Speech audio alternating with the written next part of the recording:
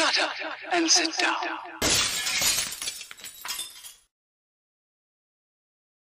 There you go. Hello, gang. Colin here, Festa 67's workshop and the GNU. And welcome. Hello. Support this channel. You can do so by heading over to patreon.com/Festa67's workshop. Or you can click the join button just there below this or any of my other video contents and become a member of the channel. Or you can click the $sign to do a super chat. Joining the channel on Patreon gives you access to the Zoom 24/7 off-air hangout. Links are in the descriptions on how to do all of that. And there's also at the top of the chat lots and lots of links for affiliations that'll save you a few quid on your bits and bobs, your tabletop gaming stuff, and I'll get a little bit of a commission out of it. So consider that as well, folks. Do it.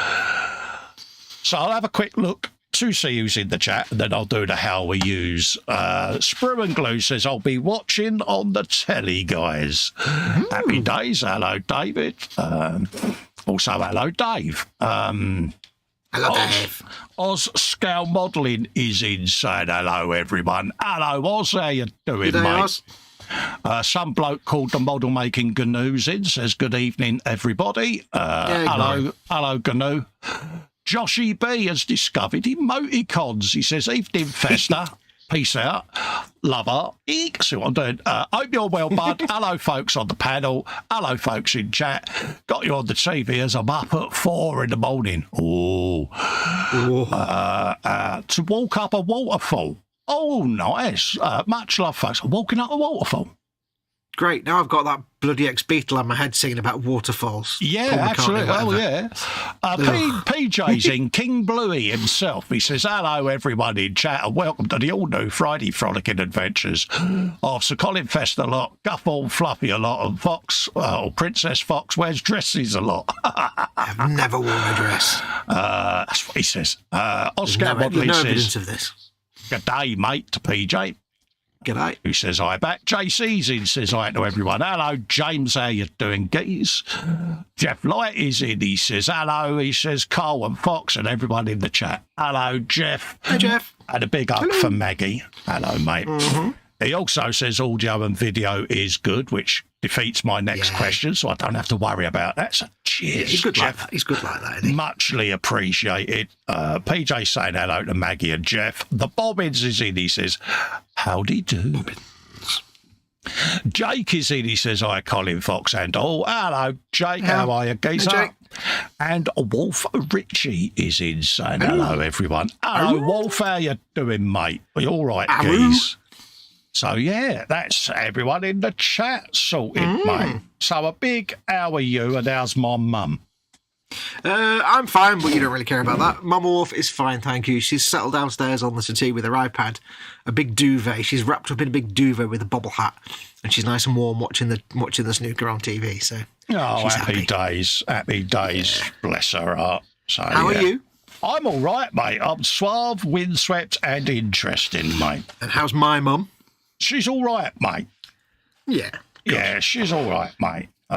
Still hard work. Still putting the world to rights, but yeah, she's all right, mate. She's in good spirits, then, should I say? Good. Probably vodka now, my mum, but hey, you know, still like a bit of vodka. I'll give her that. That does mean getting out of bed and going over to the drinks cabinet there. Yeah, she danced on tables a hell of a lot when I was a child, just saying. Oh, if she watches this, she'll slap you around the back of the head. Oh, yes. I should just say you made me do it.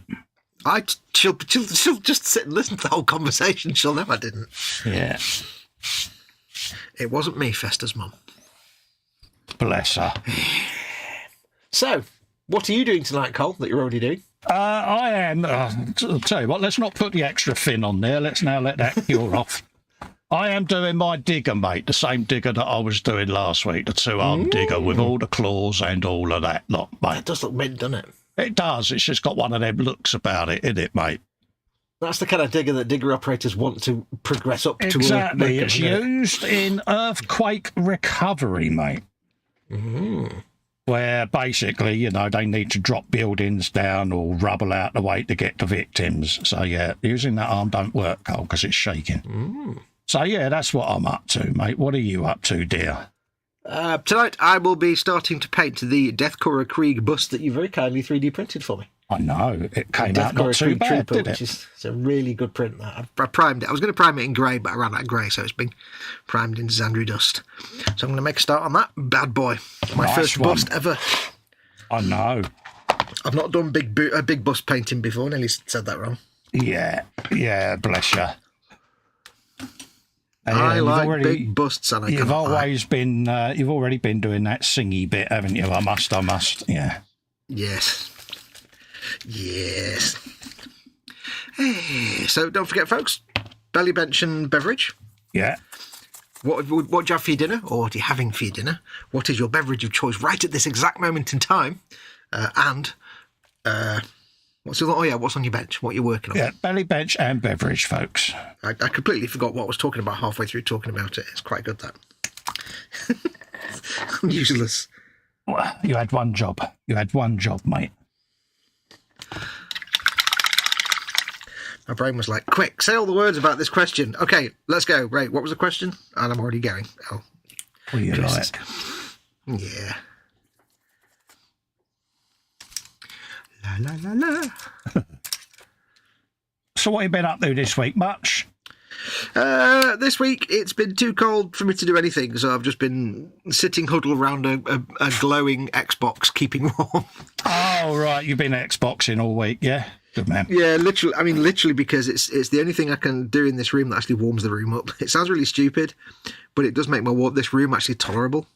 As excuses go, that has got to be the best gaming excuse I've heard, mate. Yeah, I mean, it is actually true, because I'm sitting there and I'm like, I'm really cold. I was like sitting there doing stuff, and I'm like, I've got my dressing gown on normally to keep warm. It's a big fluffy thing, and I'm all right. I've got lots of layers of clothes, but at the same time, my hands are frozen. Yeah. How can I? Why don't you turn the Xbox on? That puts out a nice bit of warmth. Let's. So I've been doing that. No, basically, I've been doing not a lot really this week.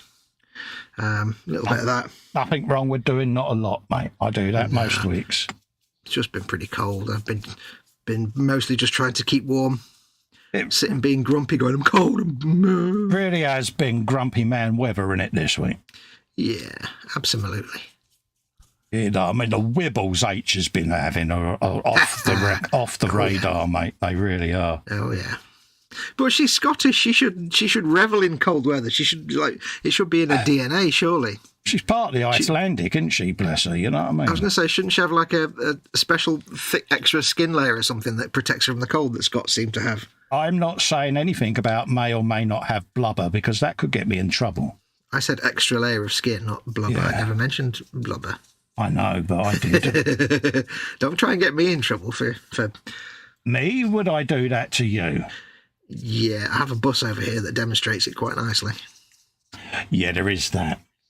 Although then again, you have a bus over there, actually. Talking to people with buses on their shelves. I know. Yeah, the bus. PJ hopes you'll forget about. Yeah. He's thinking, what? PJ, what? PJ's like, wait, what? What? Yeah, what have I forgotten? What am I forgetting? Yeah. Absolutely, mate. What have you been up to this week, the male cucumber? I've been priming my motorcycle that I wanted to do last week. So that's in the warm air curing station, whatever you want to call it. Obviously, the E-Models stream. I've got a Rogel Dawn now that's had its base layer put on, so that can start getting filmed, because I want to film that as part of my painting series that I'm going to be doing. Yes.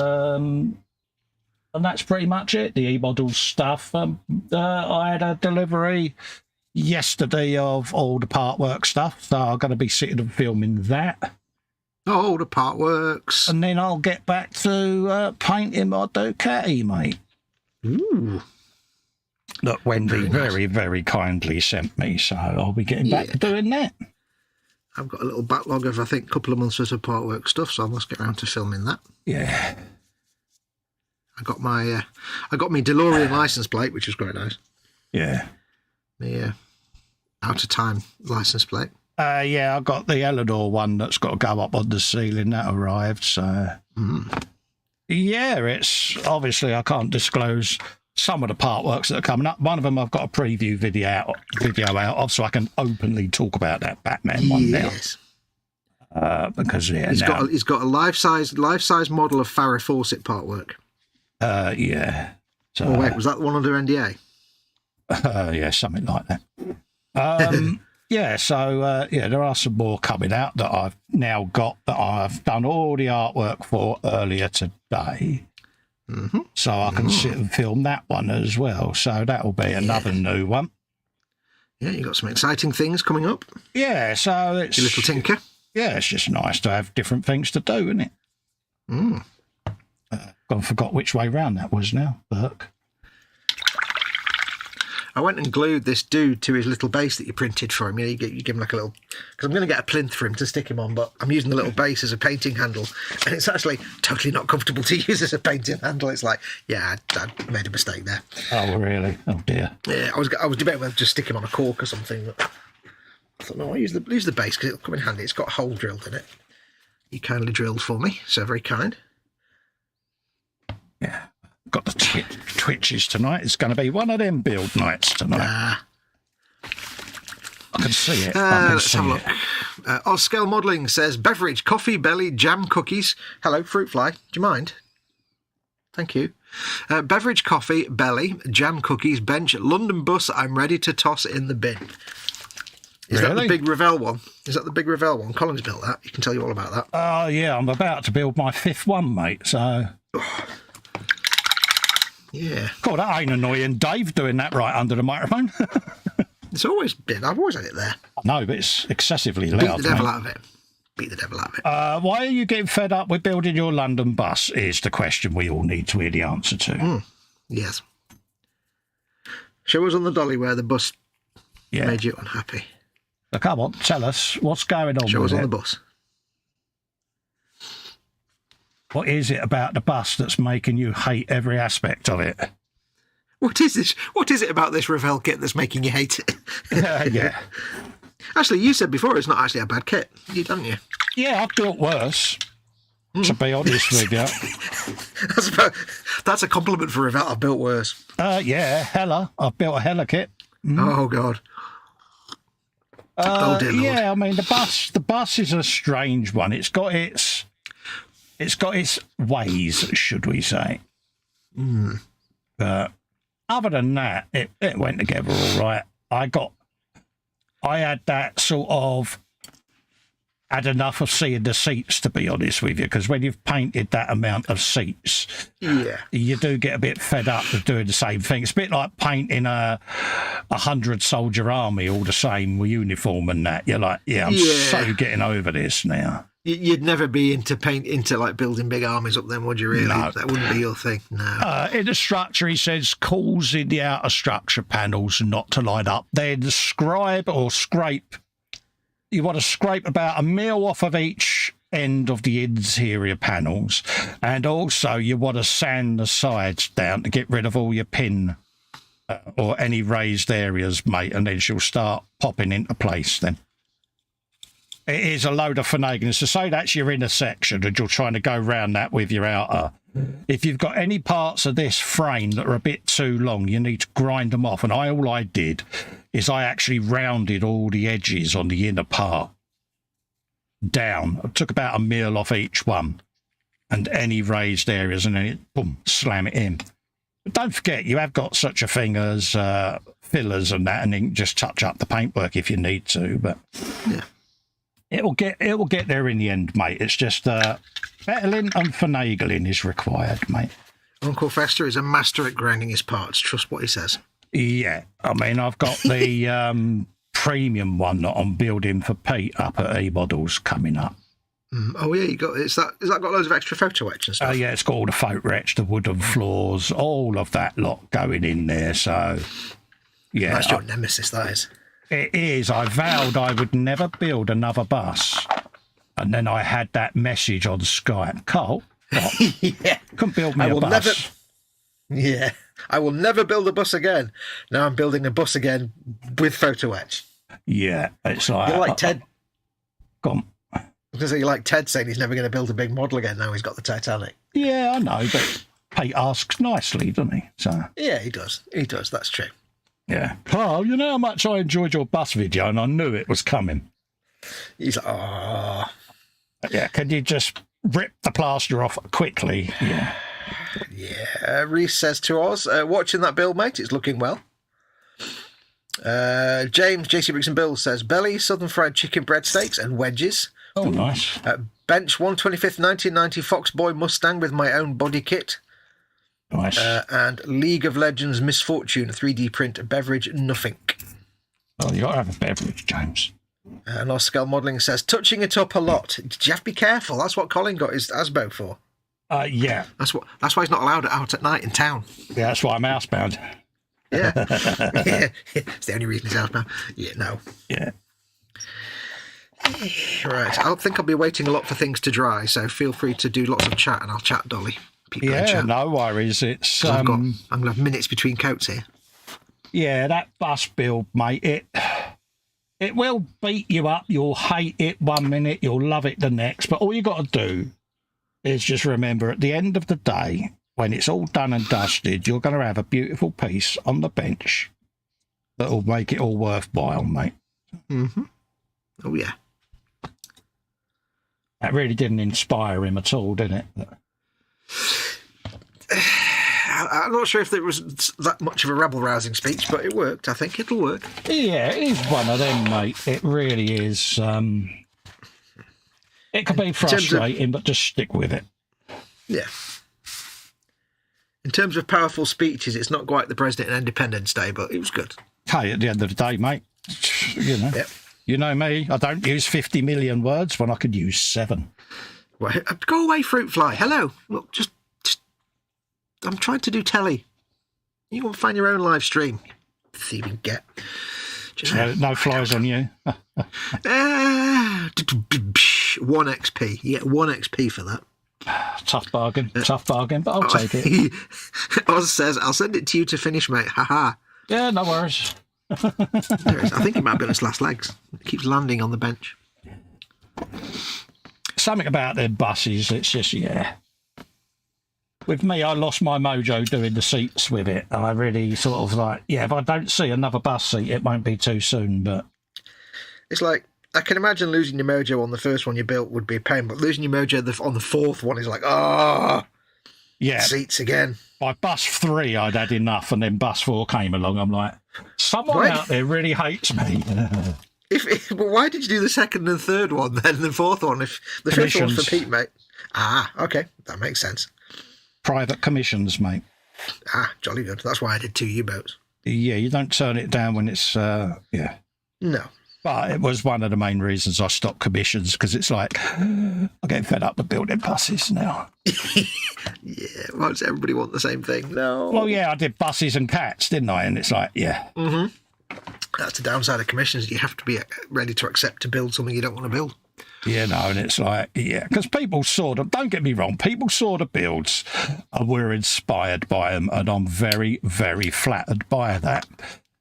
But when you've built one, you've built it, it's unique, isn't it? It's got your mark on it, it's a unique build, no one's ever seen it before, and then by the time you've done your 4th one, it's like, yeah, people are going to get fed up with seeing these, so, yeah.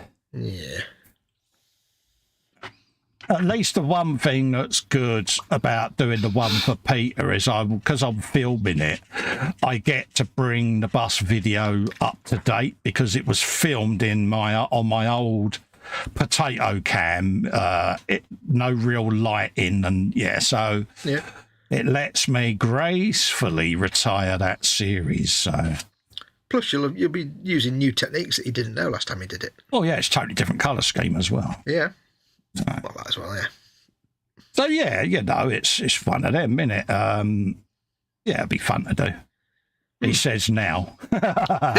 Yeah. Remember that I said this.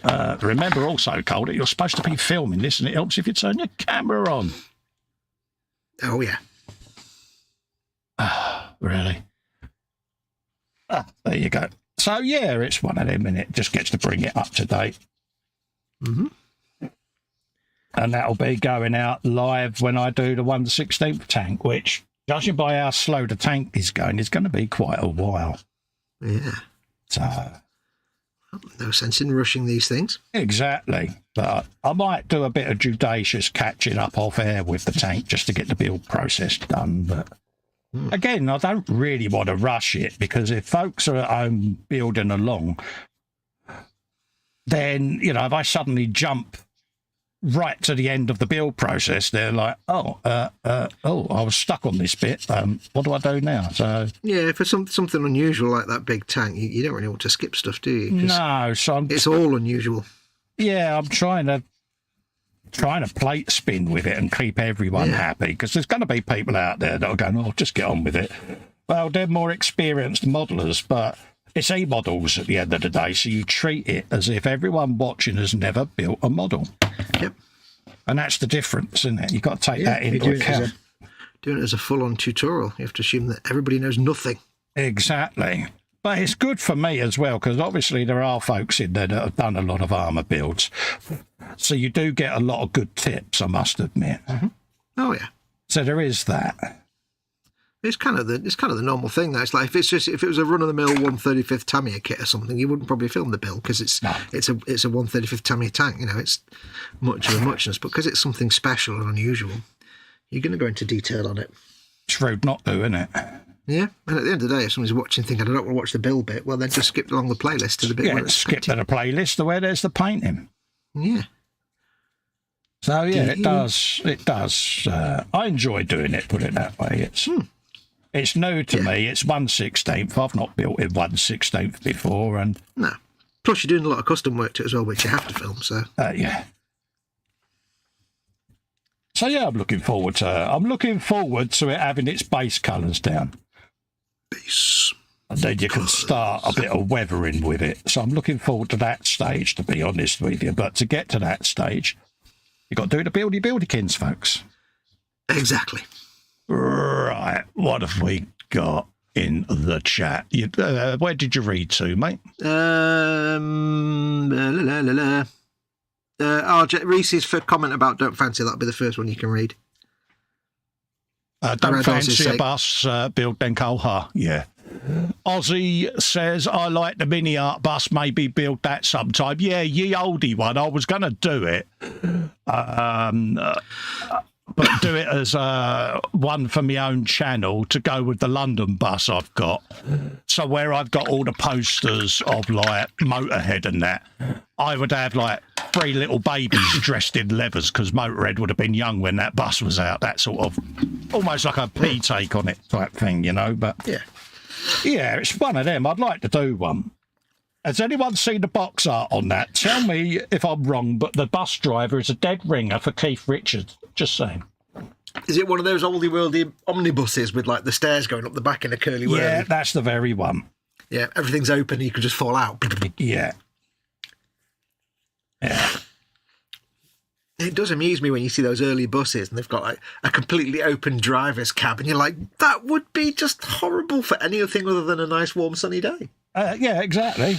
Why did they do things like that? Why did people...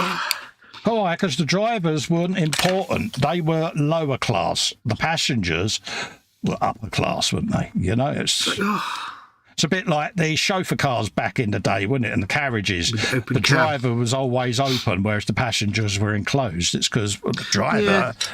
Buy a roof for the driver? Oh, what? Yes, it does seem. Well, it's like, you know, because I mean, I suppose in the old days when you had a horse and carriage, the driver had to be able to wave the horse strings around. Horse strings, that's not the real word. Wave the reins around and get off and on. But, you know, when they made cars, you think they would be like, you could give them a little bit of a roof. Come on. Yeah. Horse strings does kind of work, though. I don't know why. But... Horse strings. Yeah. Gentlemen, control your horse. Stop dropping your model. God. Yeah. Yeah, John Wayne would have been so different in films. I'm just going to go out and adjust my horse strings. Yeah. I did a bit of horsing in Far Cry 6 the other day on a live stream. I'm not sure how completely accurate it was. Good plug there for your live stream, mate. I like how you did that. It wasn't intentional as a plug. I know, but I am impressed. It wasn't. We're not talking like Ross and James level pimping here, like where it's just, you know. Yeah. Yes. Bless you. Do you know what's really funny about this, like, Deathcore helmet?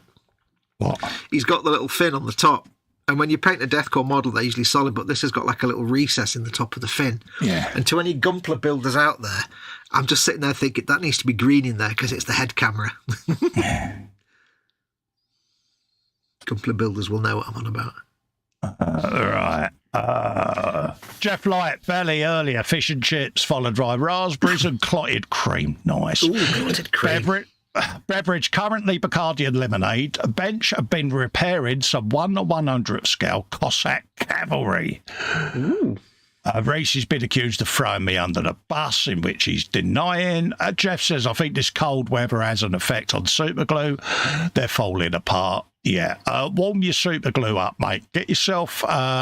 I've got a little cup warming thing that I use for my decal water, but go out and boil a kettle, fill a cup up with some water, let it cool just a fraction, and then drop the bottle in there. Warm your super glue up, mate.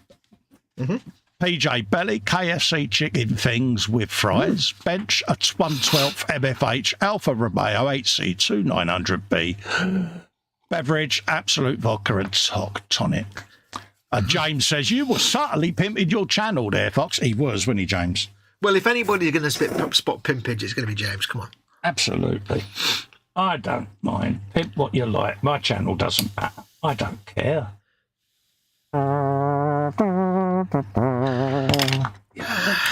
Hang on. I knew it was coming. There you go. Yeah, cheers, mate. Walking away music, please, if you don't mind. I need to write Festa's tiny violin on it.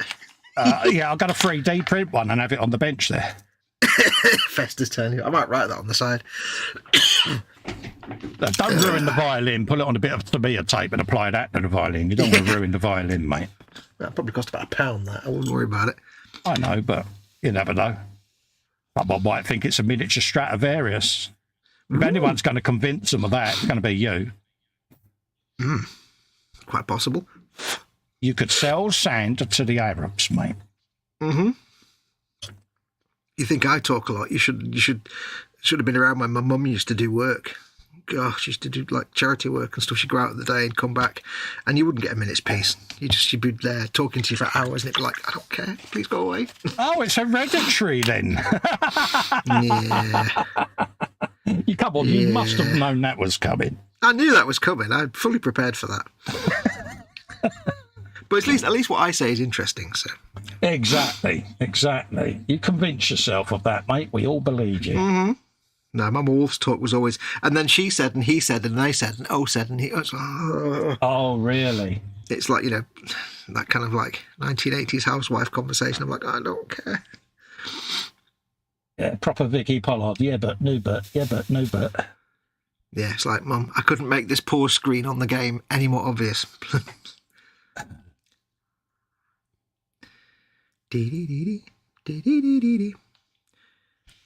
Basic, this is a slow process. Yeah, but slow processes are fun, mate. I like slow processes. World is made of slow processes. You're a slow process. I like being a slow process. I'm happy being a Jeff slow process. Thanks for the tip, Cole. Hadn't thought of doing that. That's all right, mate. I must get one of them cup warmer things. You do seem to find it quite useful for decals, so I should get one. Yeah, I've got one just under here. There you go. It's basically one of them. Yeah. Plug it into a USB, switch it on, and any decal water that you put on top will be nice and warm. And I tend to use, he says, hoping I don't drop this. But I bought a job lot of these little suet pie, steak pie pots. Because they're metal, bunging them on there, it just keeps it nice and warm. So that's what my decal water goes in. But things like your super glue, I always have a pot of warm water when I know I'm going to be doing a lot of super gluing. Yeah. Same thing goes for spray rattle cans. If you're spraying outside and it's cold, bang them in some hot or warm water for a while, keep them warm, and go outside. Yeah. I've got my paint, what I dry my builds in, my little warm air booth, as I call it, drying booth. Mm-hmm. But also, see, I can put the entire amount of paint I'm using on a build, all the different pots, in my carousel, and I just put that in the warmer. And it brings the paints up to a nice 25 degrees. Job done. Nice. Nice. You're a nice 25 degrees. I like being a nice 25 degrees. Makes my day. Right, what was we doing? I was looking at the weather report today, and tomorrow will actually be a temperature with 2 numbers in it. Oh, really? Wow. Yeah. Don't over a new leaf then, yeah? Getting it to double figures tomorrow with the temperature. It's like, oh, really? Yes.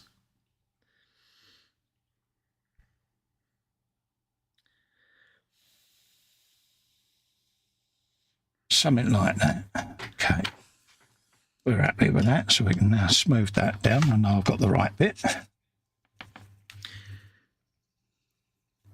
Get your bits right. It's always important. Yeah. Jeff's like, I hadn't thought we're doing that. Mate, honestly, sometimes something will be staring us in the face and you don't realise, and all of a sudden you're like, oh, why didn't I think of that?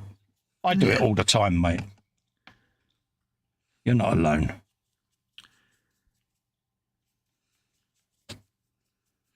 I must treat myself soon to some proper dry brushing brushes. You know, the big fluffy Artist Opus ones, type ones? Yeah.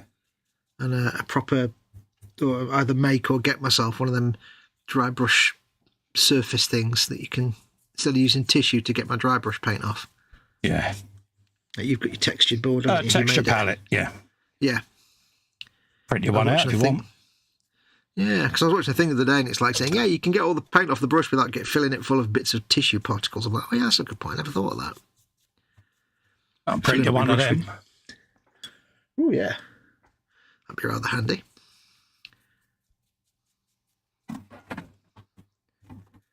Because you just get tissue particles, aren't you? Yeah, my other one, I just basically removed the brush rack from inside my Army Painter wet palette and converted it into a texture palette. With the greebles and stuff. Yeah, I just thought, why not? Well, I never thought of it before, but it's like I say, you're getting all the bits of tissue in your brush and then it's making you a rough paint finish. Yeah, so that's my Army Painter wet palette, and I just converted it with greebles. That's so cool, that, isn't it? Into a texture palette. Yeah. How many Baneblade bits can you identify? Yeah, pretty much most of them, but yeah, it's just a quick and easy way. It's like my dampening pad. Do you remember them when we got sent them chocolates? Oh, yeah. I basically made a dampening pad, see? Little foam bit, yeah. Excellent. Everything has a use.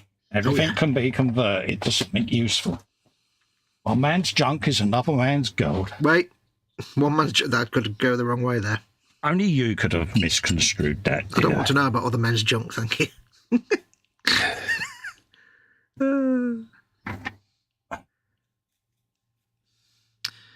Right, I think that'll do for the jacket blue base colour. Yeah, your blue base colour, yeah, $3 for £1. So now I've got to get more paint out of the pot onto the wet palette for one little tiny patch that hasn't got any paint on it. God damn it. Just so frustrating. Right, let's see what other... We've got that, and that. Let that cure. You got that? Yeah, don't want to join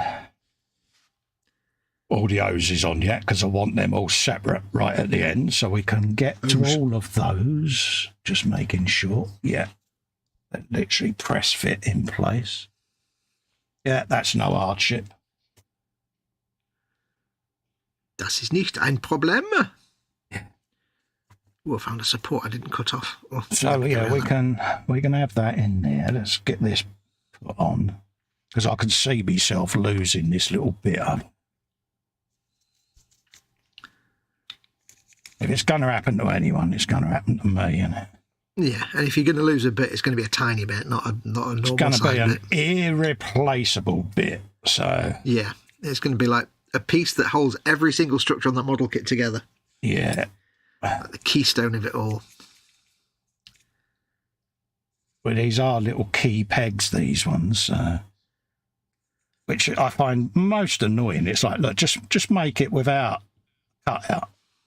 Don't need to cut out. It would work much better just as a pin. I have this unerring knack of if I drop a piece on the floor, it's always the most critical piece in a model kit that you cannot do without. Like sometimes you drop something, you think, I'll not stick that on the panel then. Yeah. It'll be like a a little greeble you can do without, but it's like, no, I always manage to drop the most important part. I always drop the bit that I've just glued. Yeah. You know, so it's got the glue on it in a crucial place, and Yeah. Nothing worse. Yeah, that's normally what I do. Do you have it down to a fine art, dear boy? Yeah, I certainly do. There you go. We can now try not to be so heavy-handed. Why do I always get shakes when I want to do stuff? It's so annoying. Told you. Our brains are always against us. Oh, mate, it drives you nuts. It really does. But it's one of them. It's meant to be. It's meant to be, isn't it, dear? Your brain's sitting there going, what would be the worst thing I could do right now? Yeah, give him the trembles, because he really didn't want to build this live on air. Yeah, Right, let's just make sure that brain looks works. right. Yeah, that's fine now. Happy days. So we got undulations, we got twisty, we got twisty, openy. All of those working, all of those working, and all of those working. And the bit that Fox enjoys the most, we got claws. Nippity nip, nippity nip. So that's one arm done. Mint. And this is the thing, this is that stage before you even get to painting anything. But luckily, these bits, most of them are all pushed together so you can disassemble it. So No disassemble. that's the theory anyway. But who's to say I'm going to paint it as the colours in there? I might do, we'll see. He might not. Exactly, you never know. He might be a gorgeous party pink colour. Might be yellow and pink stripes or neon green. Could well be, you never know. Right, we've got another bit of a boom arm. Second boom arm, is that? Oh, yeah, that's the main boom arm about to start. Boom arm. Yeah. Right. I think my wet palette's a bit too wet. It's scuzzy. Everyone's blaming James. No, it seems only fair. I don't know what PJ blame says, is for, don't but forget to shake the glue bottle once it's warmed. Yes, common sense, PJ, but yeah. I don't know what we're blaming James for, but it would seem to be a fair assessment, I think. Exactly. It's always the right answer. But, yeah. You can always guarantee to get semi-decent tips on this show. Yeah. We try. Because like I say, if we don't know the answer, somebody in chat's bound to. Yeah. You can always get excellent tips from our shows, sometimes even from us. I was going to say, don't stretch it too far, mate. Sometimes from us. You've now gone into the realms of disbelief, mate. Realms of fantasy. Yeah, they're like, oh, he was doing so well and he had to go and spoil it. He pushed it too far. Yeah, he took it just that bit too far there, geez, didn't you? Fallen and I can't get up. Yeah. I can't remember. Oh. You can't remember. What can't you remember, dear? I can't remember how the epaulets are coloured on these deathcore dudes. If it's stripe or a red bar, I shall have to investigate. I have absolutely no idea, mate. I've not done deathcore, so I shall have to look. I thought, being that you've painted so many deathcore, you would have that ingrained in your brain folds, mate. But to be honest, of teeny tiny, the ones I paint, and I think it's red epaulets. I think. this is what I was saying last week about the 30 seconds, the 16th scale even, where it's given me such a good perspective now for when I go back to do my 35th Sherman, because I'm seeing details that I would normally have missed. So, yeah. I just referred to my tiny little deathcore in my Vanquisher tank, and they've got red epaulets. There you go. So there you go. Research complete. That didn't take long, did it?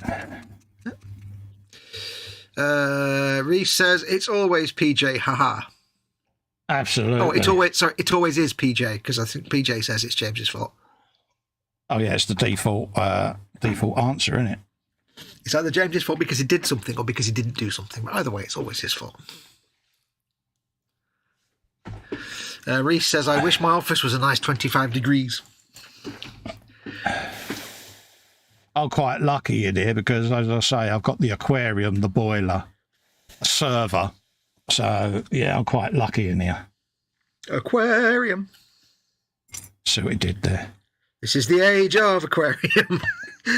What have you got in your aquarium now, anyway? How's it coming along? Snails, plants, and no fish because they died. Oh, You know, these things happen. they do. Poor fishes. Yeah. Well, Poor fishies. they lived to their lifespan, so They live their best yeah. life. Because I stocked the tank pretty much with the same batch, it's like yeah. But that's all right. Come spring, I'll restock it. So it gives me an opportunity now to drain it right down and give it a really good thorough clean out. Yeah. Yeah, because the snails are fine. They're happy. So, yeah, obviously it just gives me an opportunity to do a bit of maintenance. Snails will endure anything. Yeah, not that it needs much because, you know, it's a living, breathing tank that is, you know, looked after. But even so, you can still do a little bit.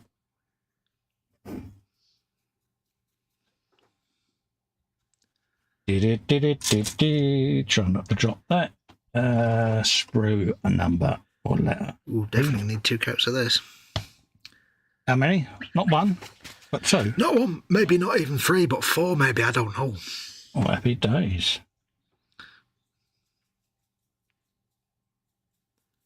Always the bottom sprue, isn't it? Always. Always the bottom sprue. It's always the last place you look. Yeah. You sit there and you think, I need this one bit, and it's like, yeah, it's going to be the one right underneath everything. The universe is there going, put it to the bottom. Yeah. I like to hide it. Yeah. If in doubt, put it down the bottom. Because the universe is modelled after the human brain. It sits there going, what's the most inconvenient thing I could do right now? Yeah. Tilt. Yeah. The human brain's there going, oi, stop nicking my ideas. Do something original. Yeah.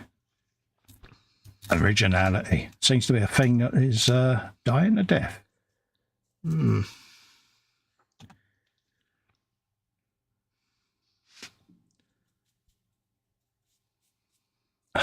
The bobbins, you don't need more fish, get a duck instead. Yeah.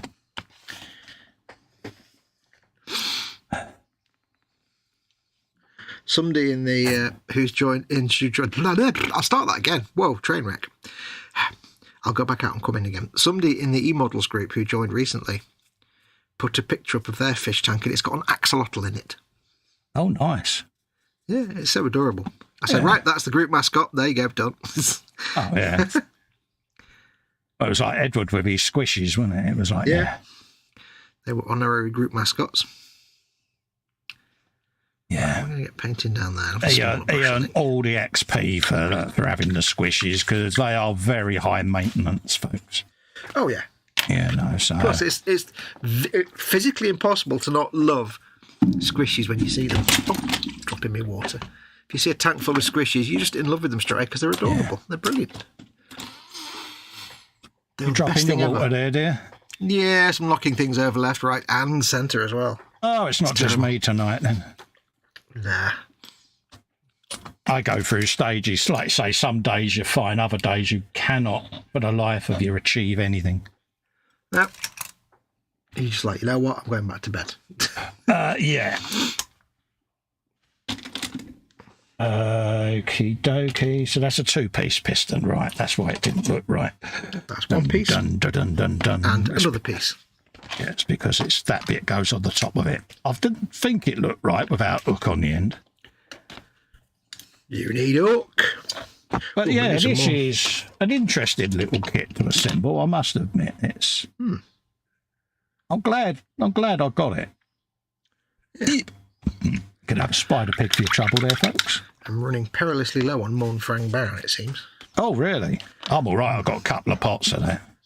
I might have some more, but I'm not sure. It's one of them colours you get through a lot of when you do rusting because yeah, it is a go-to rust colour. Oh, yeah. Oh, yeah. So much so that I might mix up a massive pot of an equivalent just so that I've got more than enough. But then I suppose it's cheap enough, isn't it? So, yeah. A minute. Other rust colors are available. But Montfang Brown just seems to nail it, doesn't it? It's a nice reddy brown. It's a nice ochre colour, isn't it? Which is always useful. It's almost like rust washes. Yeah, it's a little bit lighter than a raw umber in it, but it's that kind of umbery ochre colour to it. Part of the umber family, isn't it? Yeah, from Umberland. Yeah, see what I did. Yeah, they're from up north, Northumberland. Yeah, I see what you did there. Yeah, very good. I'm most impressed. Yeah, do I need to get me coat for that? No, I think you get an extra cookie for that one, dude. Oh, cheers, mate. I feel so happy now. Yeah. I'm still in the good books as well, mate. Of course, the cookie's made of balls, so it's not the best cookie in the world. Yeah. I got one of those, you know how much I love yous yesterday. Oh, yeah, she's after something. What does she want? You know when they look round at you and they go, I really love you a lot. Hang on a minute. That's the thing the bloke's supposed to do. I know. And I'm led there and I'm like... Your brain's going... Yeah, my brain's going, right, come on, Cole. You can't possibly conceive to cock this up in any way, shape or form. Oh, you will. And she's there. She said, no, look at you trying to think of an answer. And I went, yeah, I know. Because I'm panicking. Yeah, I can't disguise it. Well, today what turned up was a new bench man cave chair. All right. With built-in 12 massage function and heater and all of that lot. Wow. Because I've been, as you know, I've been struggling to sit at the bench for a while now, and I do me live shows and have to go and lay down. I do a couple of hours build, I've got to lower lay down, and so she's bought me this chair that's got loads of massages. I'll tell you something, I switched it on earlier. It massages you in a place that men can go. Ooh. Oh, steady, Neris. Yeah, one of those. Did it in your intimate feminine area? Yeah, it's got like 4 built into the seat cushion, and it was like, oh dear. Festa's there going, yeah, we're going to cancel the stream tonight. If you're wondering why I've got the shakes, no. But, yeah. Whoop.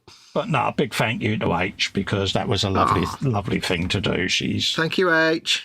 Desperately trying to help me stay in this hobby as long as possible and doing what she can to help me. So cool. Massive thanks to her. So you know what this means, don't you? What? It means she's a keeper. Well, 35th wedding anniversary in April, mate. So we ain't done bad. It's actually, what are we now? January. 6th of March will be 40 years ago that we went on our first date. Wow. This don't compute, does it? 40 years, folks. I'll have been a working man for 4 years by that point. Yeah, absolutely. PJ says, rest in peace, Festa's fish tank fishes. Yes, mate. Like I say, they normally only last a couple of years anyway, and I had quite a variety, but they'd all come into the tank roughly at the same time, and within a week they was all popping off. So it was like, yeah.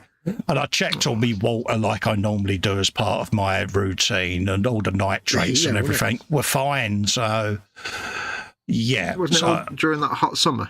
Yeah, I've changed the heat element in it so that it automatically trips on and off when it's at its right temperature. On the other one, I think the switch on it had gone a bit... Yeah, it basically just kept going and going and going, and I think that might have helped them on their way a little bit. So that's one of them. But, poor fishies. Yeah, so I'm gonna do a little bit of research and a bit of shopping. I want to get some bottom feeders, and where I had all platies before, I kind of want to get some different fish in there as well. So. I'll do a little bit of research and then we'll restock it, and then I'll do another fish cam stream because I know how much everyone really loves them.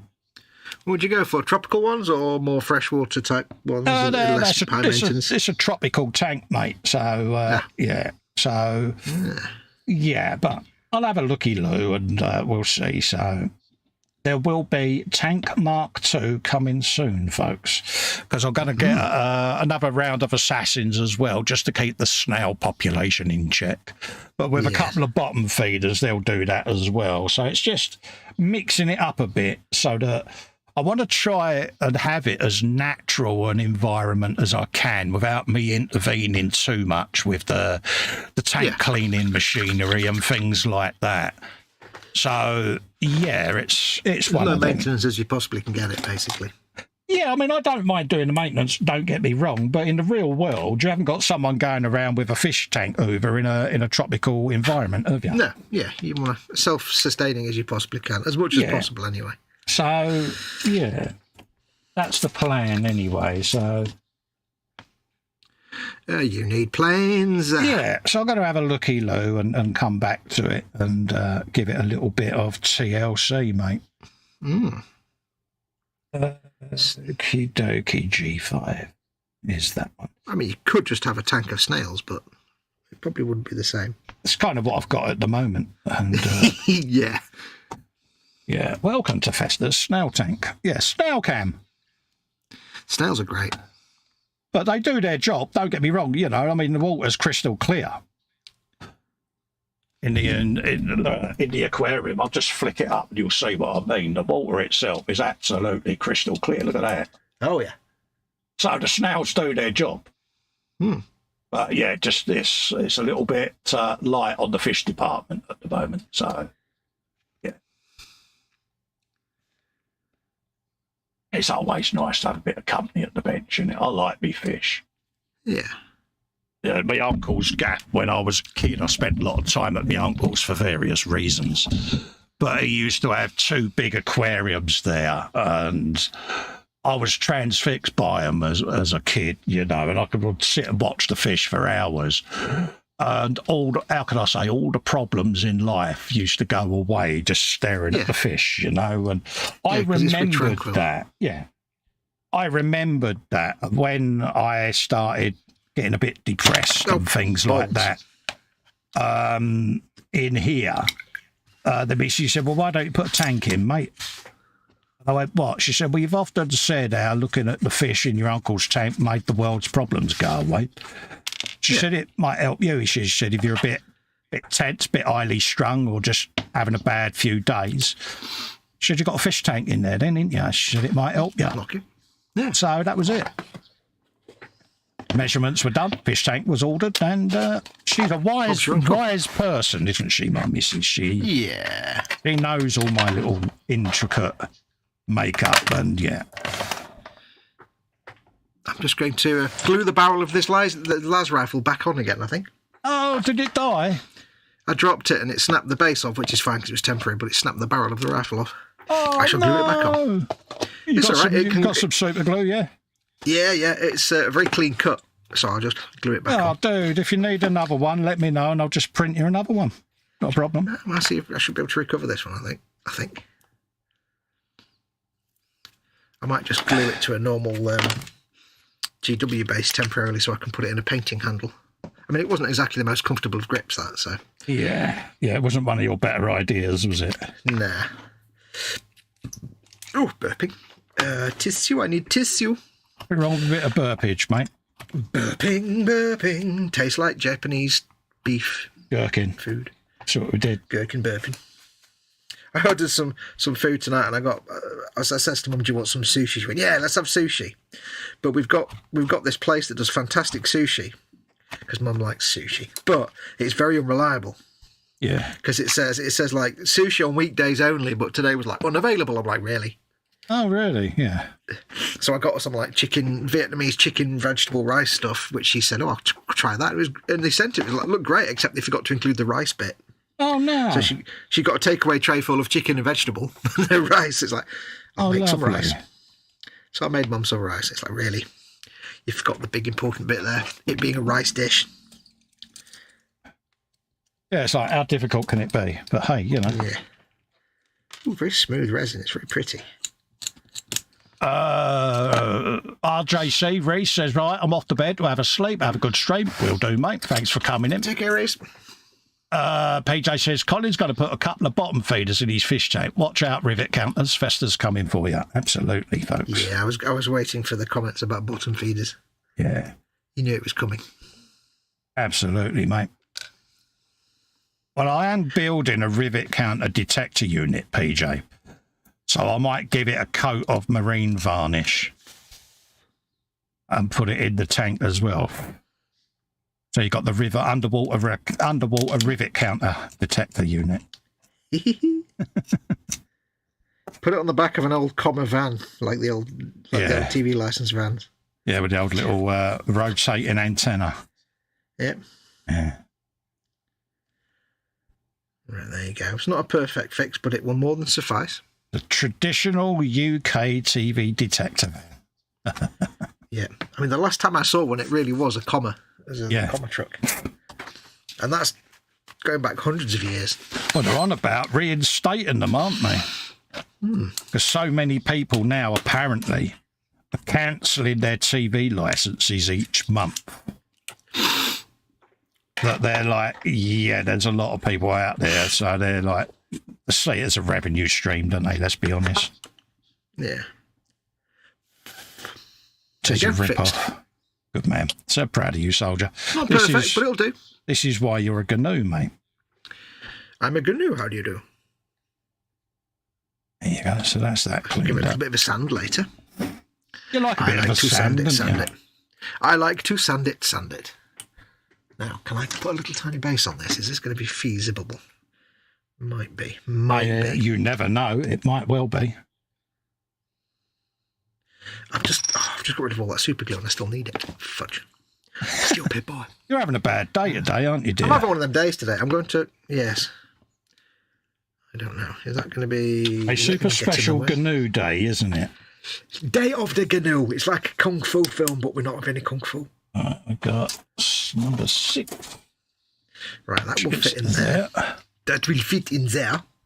Jeff Light says, watching a fish tank is very therapeutic. His late father had 5. It is, mate. Like I say, you know, I'm doing it now. I'll just sit there and I can watch the fish tank for hours. You know, it's just one of them.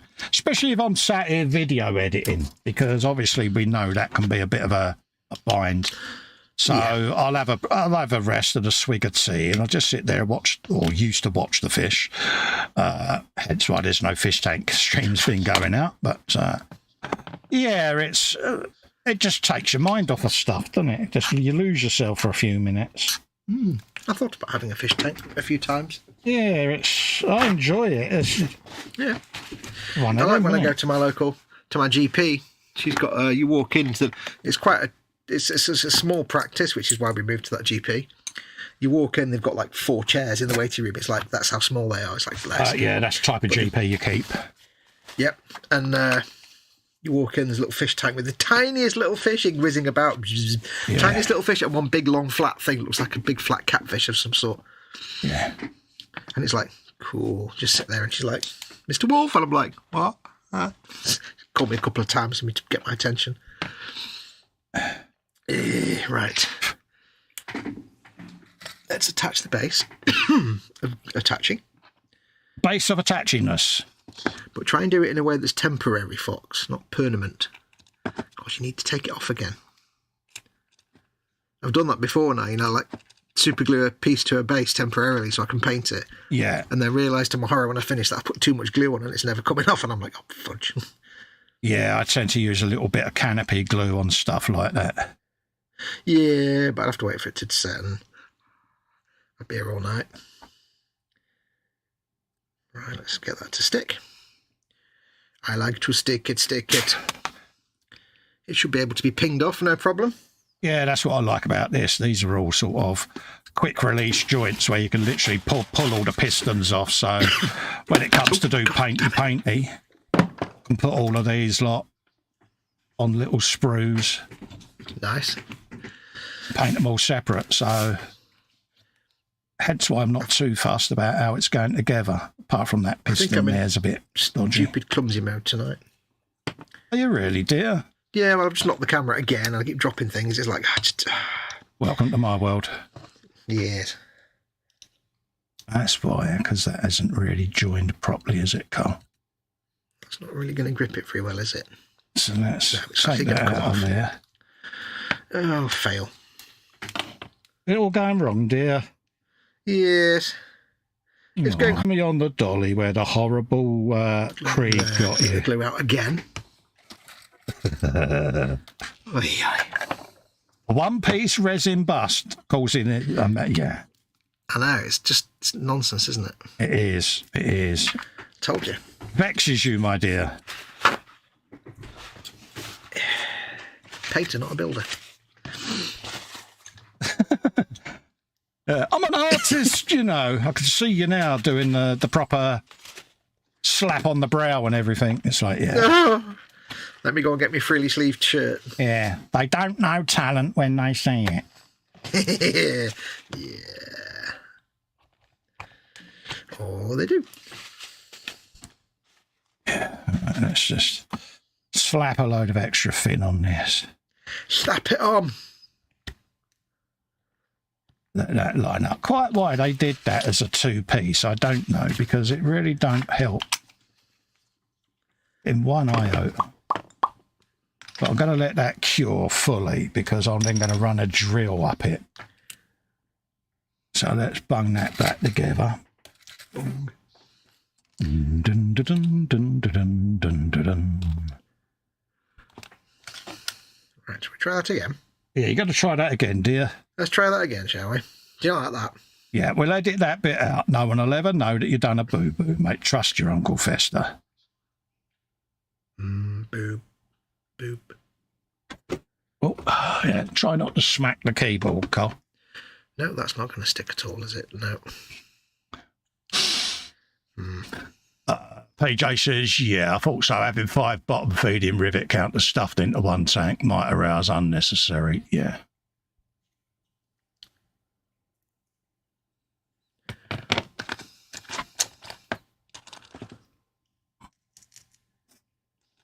Yeah, but at the end of the day, mate, if it gets rid of rivet counters, it's even better, PJ, isn't it? Yep. Have any of you been rivet counted lately in the chat? What do you deal with them? Drown them.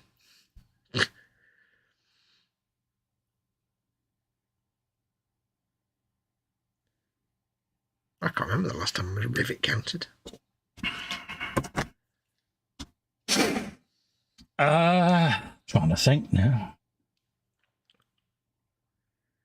Gonna stick, is it? I think the last really good rivet count I had was on the Insane Blade, wasn't it? Yeah. Which was what part of a what if build do you not written? Yeah. Yeah. This thing that doesn't actually exist in any way. Yeah, that was probably one of the best. It's up there with the cat rivet count, isn't it? Yeah. Yeah, that was another good one. Oh, yeah.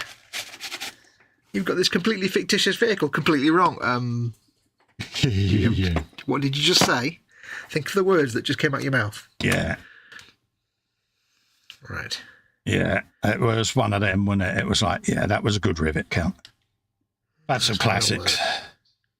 I got rivet counted on the cat build for E-Models. That was another one. It's like dirt, what if?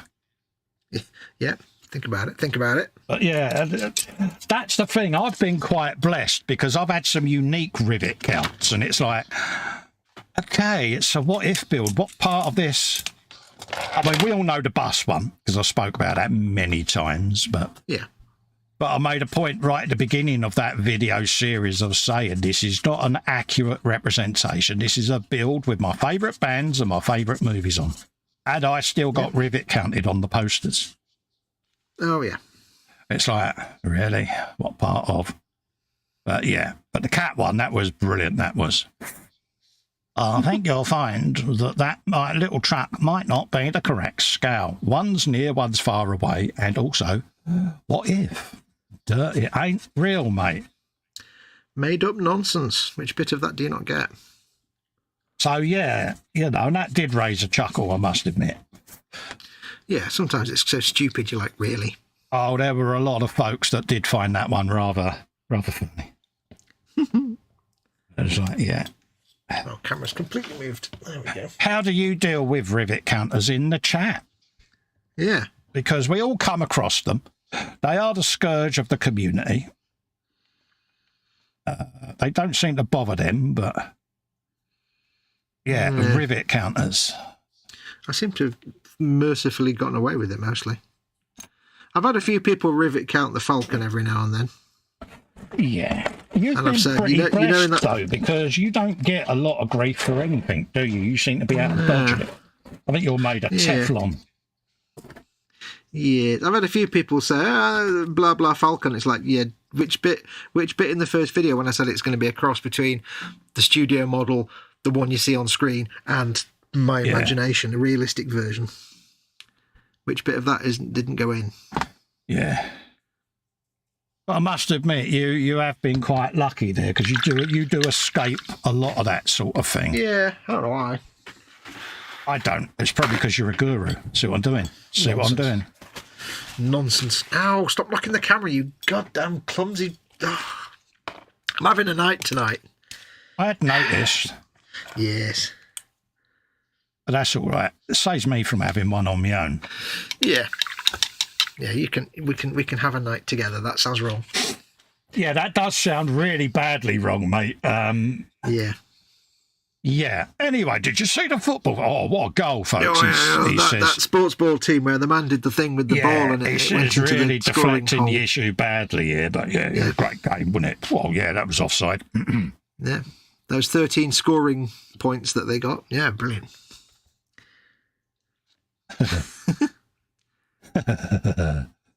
We need to get out more, don't we? I don't know if society would be able to stand us getting out more, to be perfectly honest. No, I could just imagine now my missus's reaction will be, no, please don't even think that you're going out anywhere, mate. Actually, she'd probably be glad if you went out. She'd be like, yeah, now somebody else can worry about him. Somebody else's problem for a bit. She wouldn't be able to settle, mate. True. It's weird. If she's not there with me, she panics because, yeah. It's the thought of legal action is quite stressful.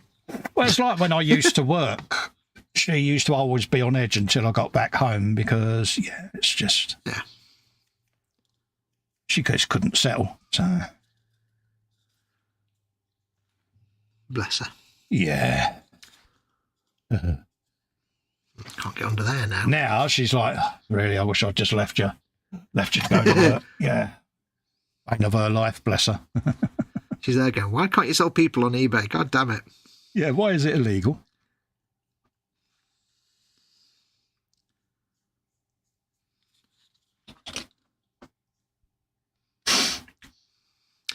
Yeah, it's funny, though. She often says, I wouldn't have you any other way, though, dear. Just make sure she doesn't directly know any Tin Pot dictatorship like leaders or anything. Yeah. Because, check her address book. Yeah. Yeah, but that's probably why she's encouraging me to speak Russian. That's what I'm doing. Yeah, that's what you did there.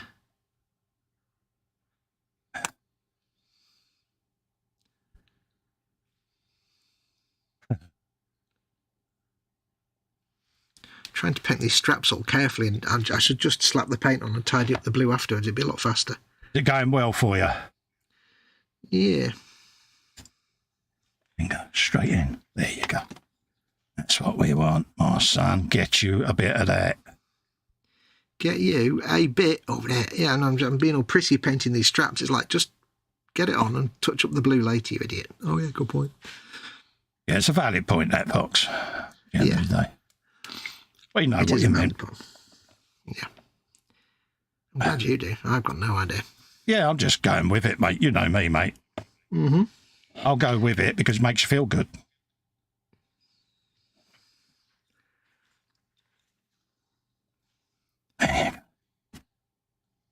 So we're happy with that. That's another boom arm getting there.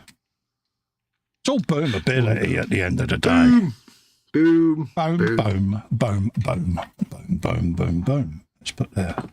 Boom, boom, boom, boom. And your piles of goodness up there. So according to that, that's that all done. Apart from all the pipes, of course. We'll come back to them. Edward Leonard is in. Squishy alert, squishy alert.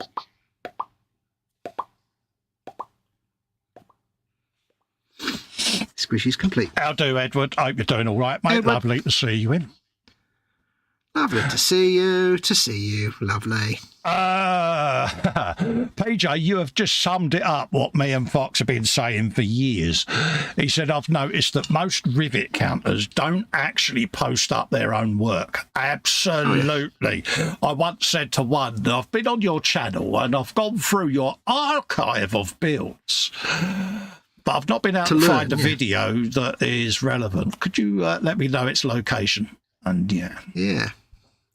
I've yet to discover the archive of work from which you gain all your intense knowledge and show off all your work. Yeah.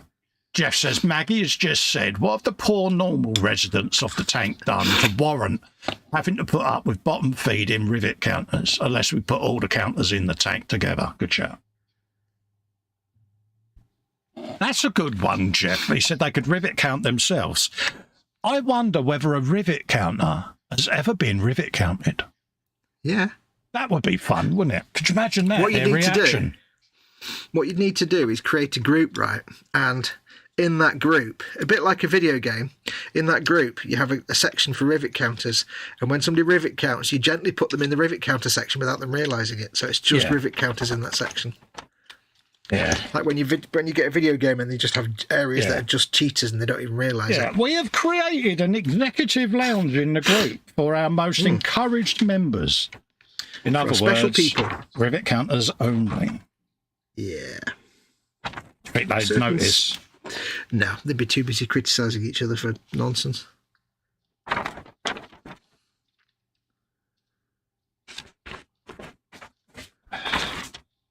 Yeah, it would have to be done, though, wouldn't it? It'd be like, it's got to be a thing, innit?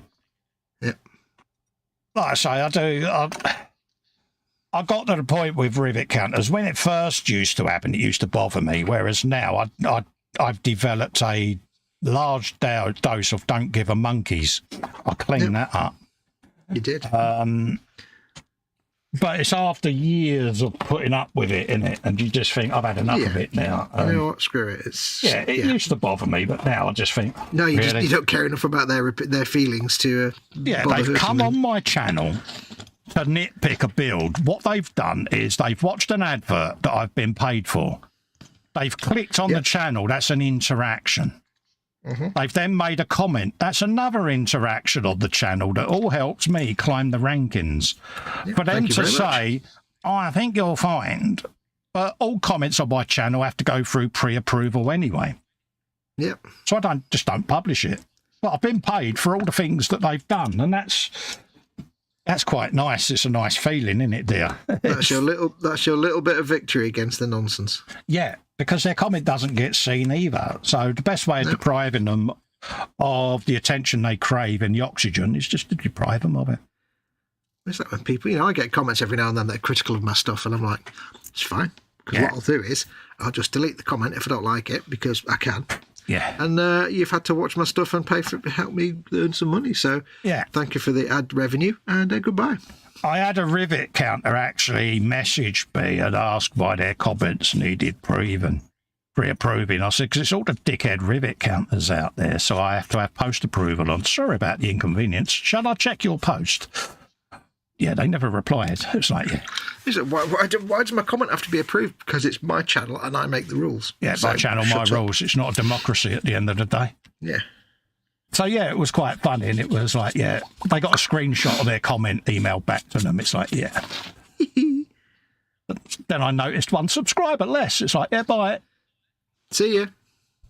It amuses me when if anybody out there runs Facebook groups or any kind of internet group, you'll know basically that, people in your group are quite surprised when you explain to them that it's not a democracy. It's actually a dictatorship. It's a good dictatorship, but it's my group. I make the rules, and I can get rid of whoever I want for whatever reason I want, and there you go. Done. Yeah, it is a strange one. Mate. I always say to people when they start a group, you're going to have the scenario. Not everyone is going to get along all of the time. Yeah. You're going to have people that pee each other off for one reason or another. Just let them get on with it. Yeah.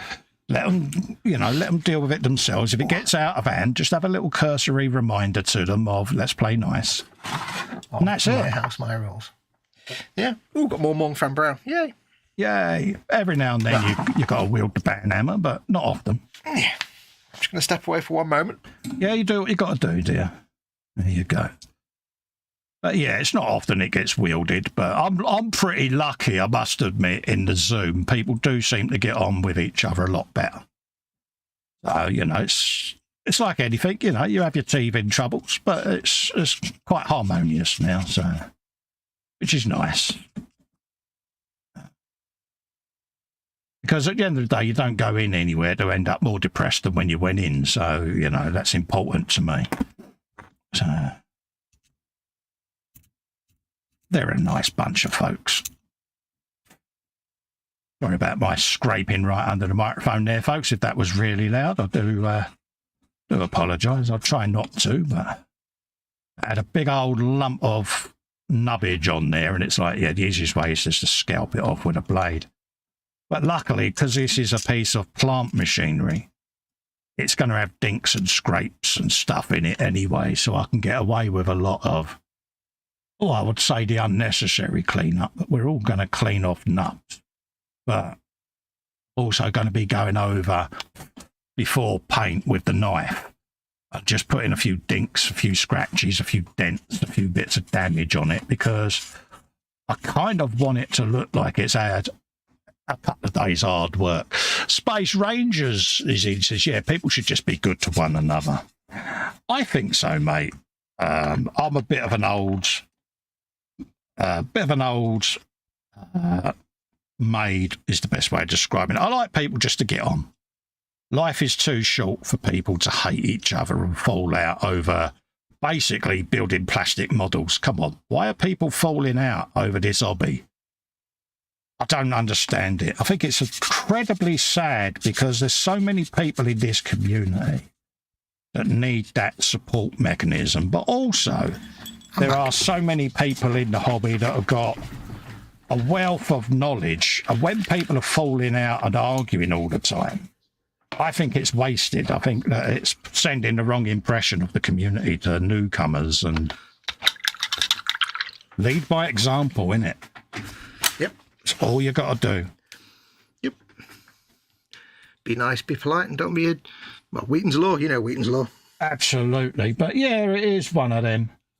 All groups get it, you know, but... Oh, yeah. We're lucky, like I say, we've gotten quite brutal over the years with it, because you have to. Because otherwise it's going to mess with you. It's going to lessen your enjoyment of your own group. Mm-hmm. And at the end of the day, that's not what it's about, is it? No. So, I mean, it's naive to run an internet group and expect happiness all the time. Yeah. Because that's not how the internet works. But it's knowing when to put the dictator's uniform on and just go, yeah, I've had enough now.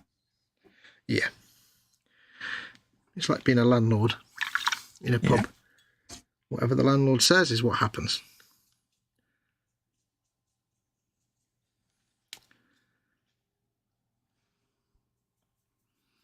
But like I say, we've been pretty lucky in the last few years. It's like the boom up. The boom up polices itself now. You know, it's just one of them. You know, it's you know, spam comment, but that's about it. Yeah, we're admins in there. You can just go in, do your thing, but a lot of it is policed itself. Because other members will just go, yeah, we don't have that in here, mate. Yeah, people do. It's quite good because people will just like ping me a report on a comment if it's out of order. Yeah, there's no concern about that. Bing, yeah, you might want to check a look at that. Oh, yeah, cheers, nice one, thank you. And that's it, you know, and it's not people just being dicks trying to get people banned. It's, you look at the comment, you think, yeah, they've got a valid point there, let's get shot at that. Yeah, when people are part of a community they value, they start policing it themselves. Yeah. Which makes our job really easy. Oh, yeah. I have to do very little in the boom. It's quite nice. Just leave it to its own devices.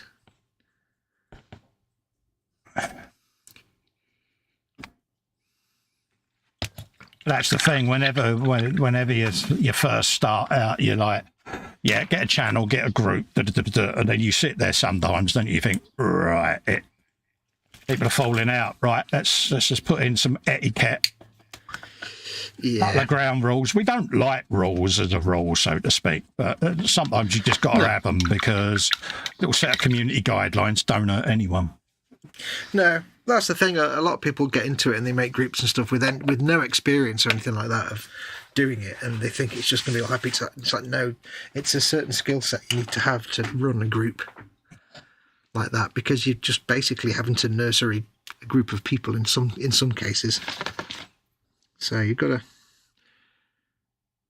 like you say, a certain skill set required. Pardon me, you've got to have a very thick skin at times. Mm-hmm. Yep. And you have to just have the mindset that these aren't my friends, they're people in the group, and if I have to kick their ass, I kick their ass. Of course, some of them might be your friends, but they tend not to be idiots.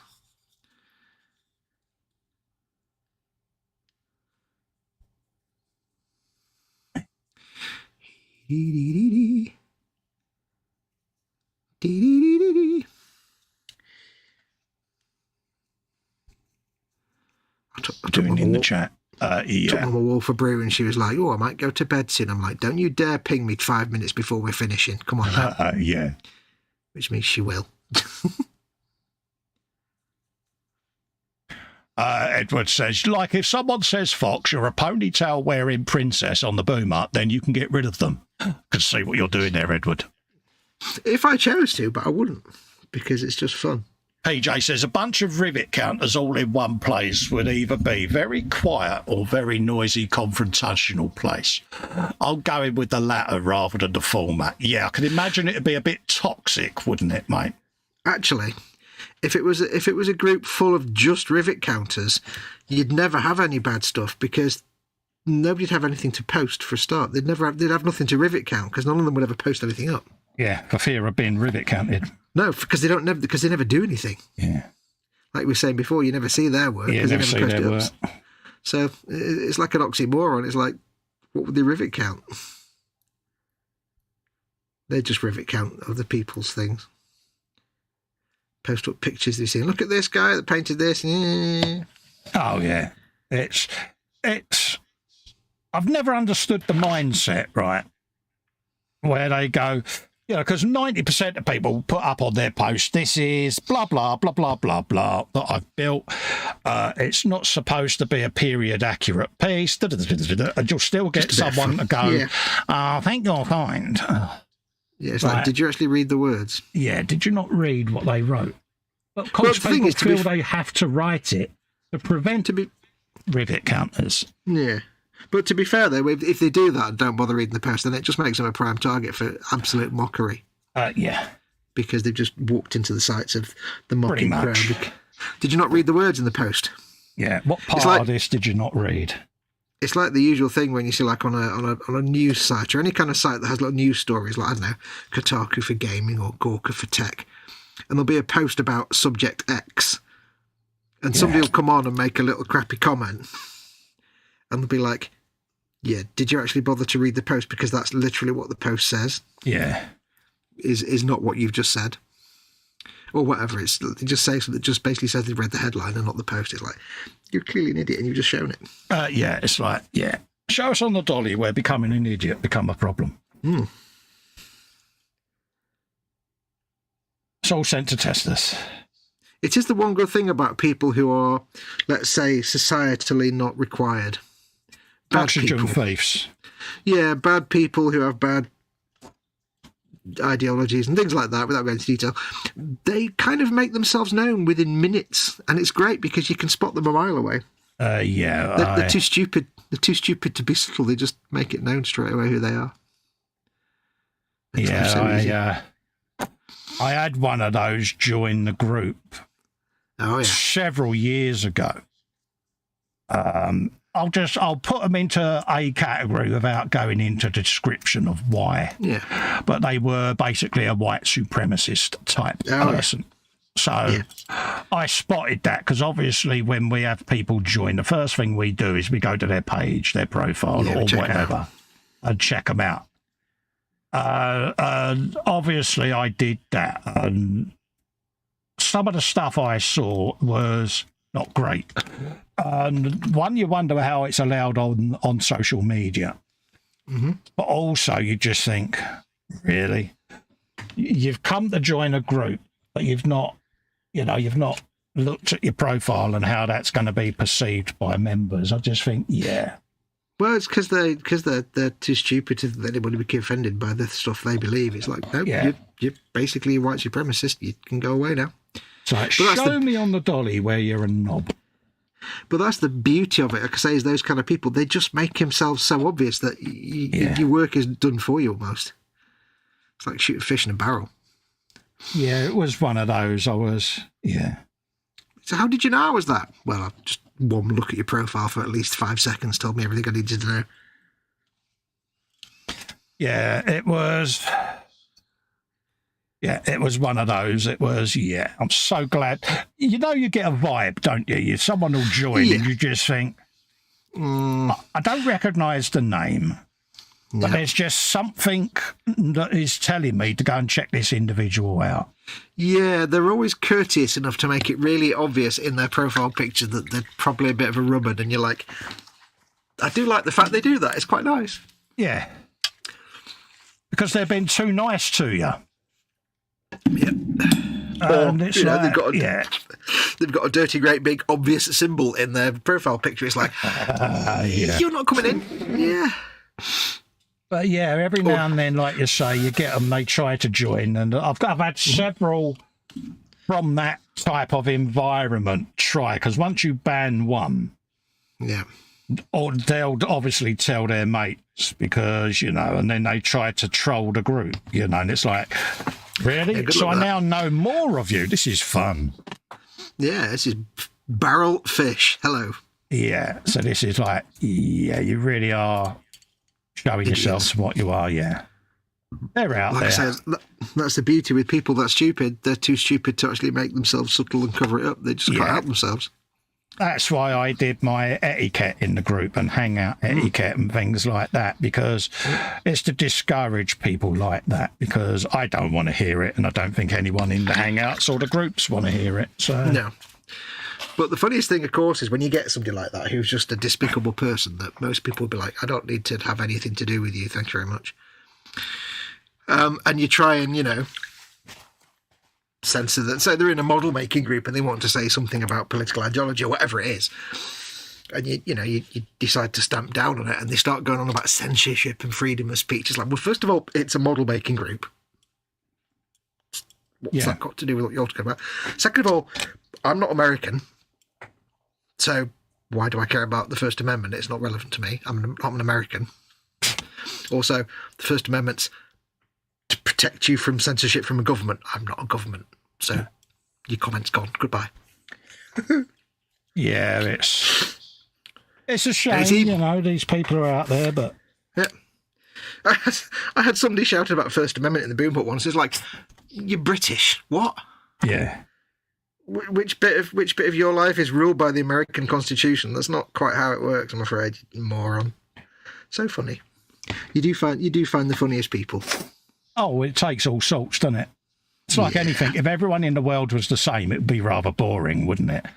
Yeah. But every now and then we do have to wield the hammer on certain undesirables because, Mm-hmm. But what amuses me about them, though, is it's like you look at a movie, right, with a bad guy, like a really obvious bad guy, like a Bond villain or Dr. Evil or whatever. Yeah. And people go, but, they telegraph all their evil intent so easily and they do the monologuing, and so it's like so unrealistic. It's like you've never met somebody in those kind of political groups, have you, like white supremacists and stuff. Yeah, it's actually how it works. That's how they work. Let's have a look at chat. Where did you get up to? Sorry, mate. I got up to Edward Leonard. PJ says a bunch of rivet count. Oh, we've done that one. Space Rangers recording studio is in, says Evening All. He says, exactly spot on. Don't waste your time with trolls or drama. Exactly. Jeff Light says, unfortunately, they more often do not read the post properly. Well, no, because reading's hard for people like that. Yeah. They're kind of challenged in many ways. Pretty much all of the ways. Now, What colour should his bedroll be? I think the deathcore would have grey or green. Oh, I would go for a khaki green or something like that. Well, that's about what I was about to say, because I'm going to go for some deathcore drab. Yeah. Which is the colour of their trousers. I'm going to make it the colour of his bedroll. Because deathcore dudes are hardcore, but they still need to sleep somewhere. Richard Thomas is in saying hello, guys. Hello, Hey, Richard. Thomas. How are you, mate? Nice to see you in, fella. Yes.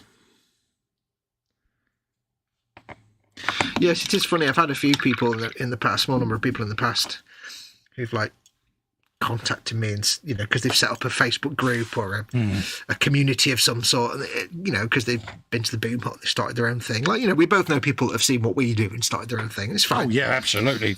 Because you know, we encourage people Copying's to find this form of flattery, mate. Yeah, and but the number of people that come to me and said, "Wow, I didn't think it'd be this much hard work," and it's like, yeah, what did you think it was going to be like? Yeah. Oh yeah. Because they'll all say, "Yeah, we're going to start up our own group." And it's like, "Yeah, no worries. You know, Yeah, if you good need luck with any that, come back. support." Oh yeah, I don't need any support. Thanks anyway. And then a week later, yeah, can I ask you a question? Well, you didn't need my support. Yeah. It's like, yeah, we did kind of try to pre-warn you. Yeah, it is kind of herding cats. It's just, Yeah. never mind. Sometimes it could be quite funny, because especially if it's someone that is, how can I say this, a bit of a know-it-all. You know, the ones that can't follow advice? Yeah. So, you know, they set up their group, and you go in and you have a looky-loo at the membership, and you're like, yeah, that's 80% of the people that we banned. Yeah. Have fun. Yeah, the people that go, how hard can it be? Well, good luck with that.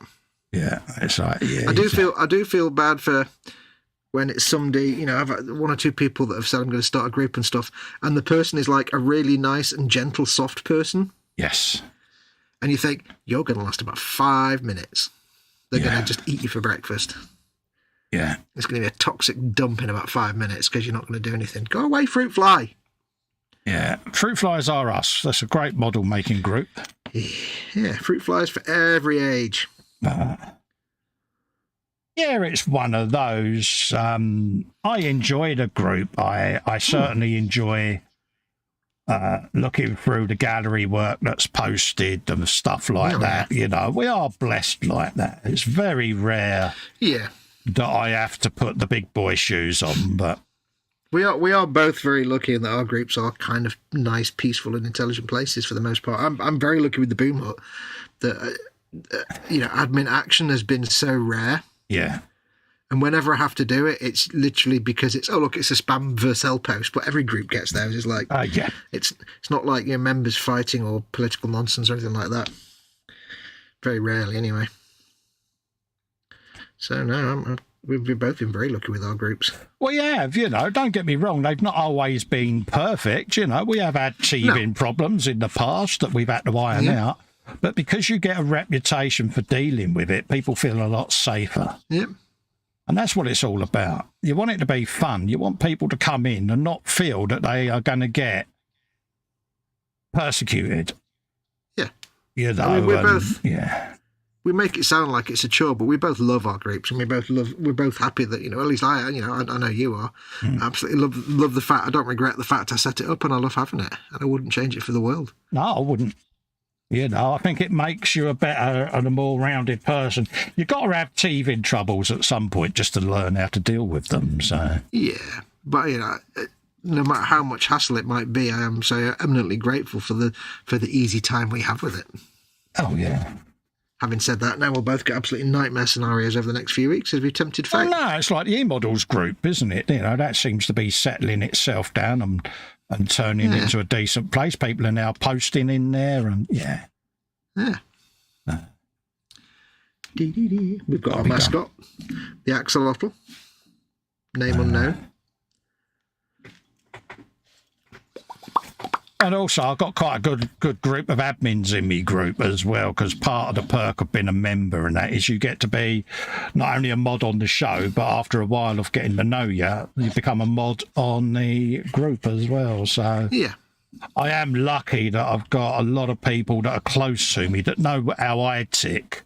I know how they tick, hence why they're moderators, because, you know, they're trusted. They're not, it's not going to go to their head. They're not going to go, I've got a ban hammer, you've got to behave yourself. It's just, you know, they know what is tolerable and what ain't, and deal with it appropriately. And then they'll just message me and go, yeah, I've dealt with this, and this. Yeah, no worries. Yeah, sorted. You know, and it's like, you don't have to explain to me, you're an admin. If you've deemed it inappropriate, then it is. Yeah, the last thing you want to do is to have to override a mod, because that's never good for them. Exactly. For you. And it's like, you know, you've policed it, you've done what, you know, you felt was right, and I will always back my admins and moderators. Because at the end of the day, if they deem something inappropriate, they've obviously thought about it. They're not spur of the moment reactionists. They're going to sit and think about it and go, actually, yeah, that's a little bit. I mean, you can make mistakes from time to time, but that's just part of being, you know, part of the job. It's fine. It's all part of the fun. Oh, yeah. Oh, yes. I think that's where our groups work, to be honest with you, because, you know, if we do get something wrong, we'll post up to the individual. Yeah, we've dealt with that. Yeah. Don't worry, mate. All's good. Blah, blah, blah. Decision reversed. You know, the person on the other end, 9 times out of 10, they get it. They go, yeah, no worries, not a problem. They didn't know your checks payable too, and they're happy. They don't know your humour like we do, but we've had a chat, and they now know that you're part of our inner circle, and yeah. They won't bother you again.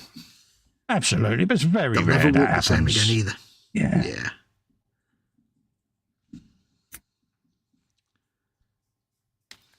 I don't think I've actually had anyone ever banned or anything by one of my mods or anything like that.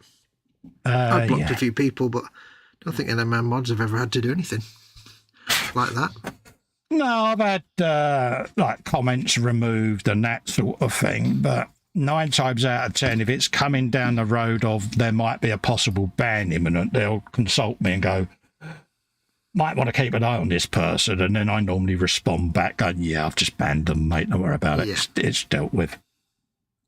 Didn't know whether I should or shouldn't. I said, it's all right, don't worry about it. That's a sign that you've got good moderators, that they're like, should I do this, rather than just doing it, because they're not power crazed at that point. They're just like, that's well, right. I think I should ban him, but I'm going to check with you. It's like, yep, that's the right thing to do. You know, it's one of those, you know, don't get me wrong, you know, it's an offence that is deemed banned-worthy. I would have no problem if they had have done.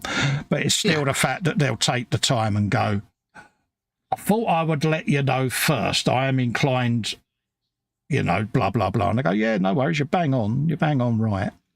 Yep.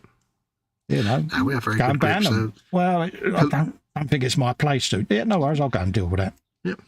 Yeah, look, I mean, we are so lucky that our groups require almost no policing at all. So we have some good people out there. Yeah, we don't like banning people, but well, for most people, we don't like banning them. Yeah. For the people who deserve to be banned, like they were talking about earlier, yeah, we like banning them. Yeah. Talking of good people, yes. Don't forget, folks, if you want to be an awesome person and be really awesome and have the love of Festa on your list of qualifications, you can support his channel.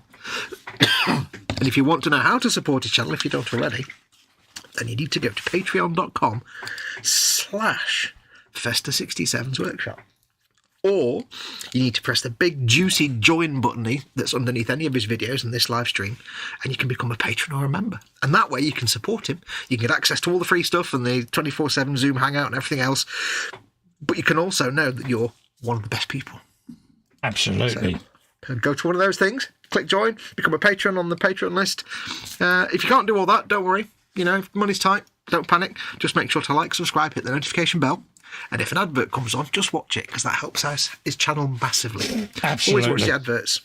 Always watch the adverts of the content creators that you love, because it makes them happy and helps them pay the bills. It all helps at the end of the day. Yeah. If you want them to keep creating, Richard Thomas, Scale Model World, has put in a £2 super chat. Ooh. Thank you very, very much, Richard. Your on-screen air guitar will be on screen when YouTube catches up because, that's another way you can support his channel. Exactly. You all know it. We all know it. Festa is lovely. Come on. You can't deny that Festa is indeed lovely. I try to deserves your support and love. And every time you support Festa in some way, a kitten gets its wings. I see what he did there. And every time you don't support him, a kitten dies. Oh, poor little kitty. Yeah, you don't want to be responsible for the death of all those kittens. No. Oh, poor little kitty. You're sitting there and you're thinking, should I support Festa? Nah. Kitten's died. It's too late. It's blood on your hands. That was a really, really good kitten dying noise, that was, mate. I'm so impressed. Think, should I support Festa? Yeah. Ah, kitten has its wings. Oh. And who doesn't like kittens? Apart from evil people. Evil people don't like kittens. Evil people. Evil, dirty, evil people. Evil people. We know all about them little evil buggers. We know all about them. Yes. It all helps. I haven't heard I don't know why I'm doing that really bad Irish accent. I have no idea.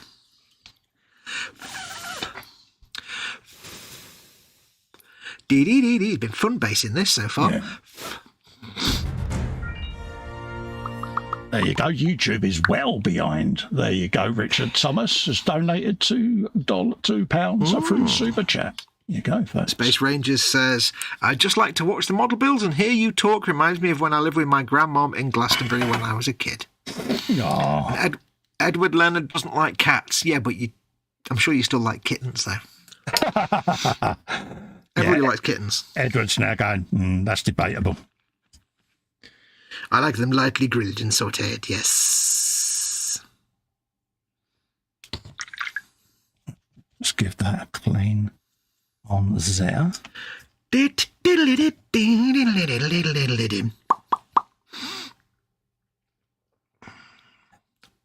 Yeah, my eldest boy, he wants cats. When he moves out, he's like, I'm going to get cats. I said, do what you like. See, I'm a dog kind of person. Yeah, I like dog. I'd love a dog. But the thing is, I've grown to like cats as I got older. But the problem I have is that I love dogs. I'd like a cat because cats are kind of cool in a lot of ways. Yeah. But at the same time, I'm far too lazy and selfish to actually be anything but an irresponsible pet owner.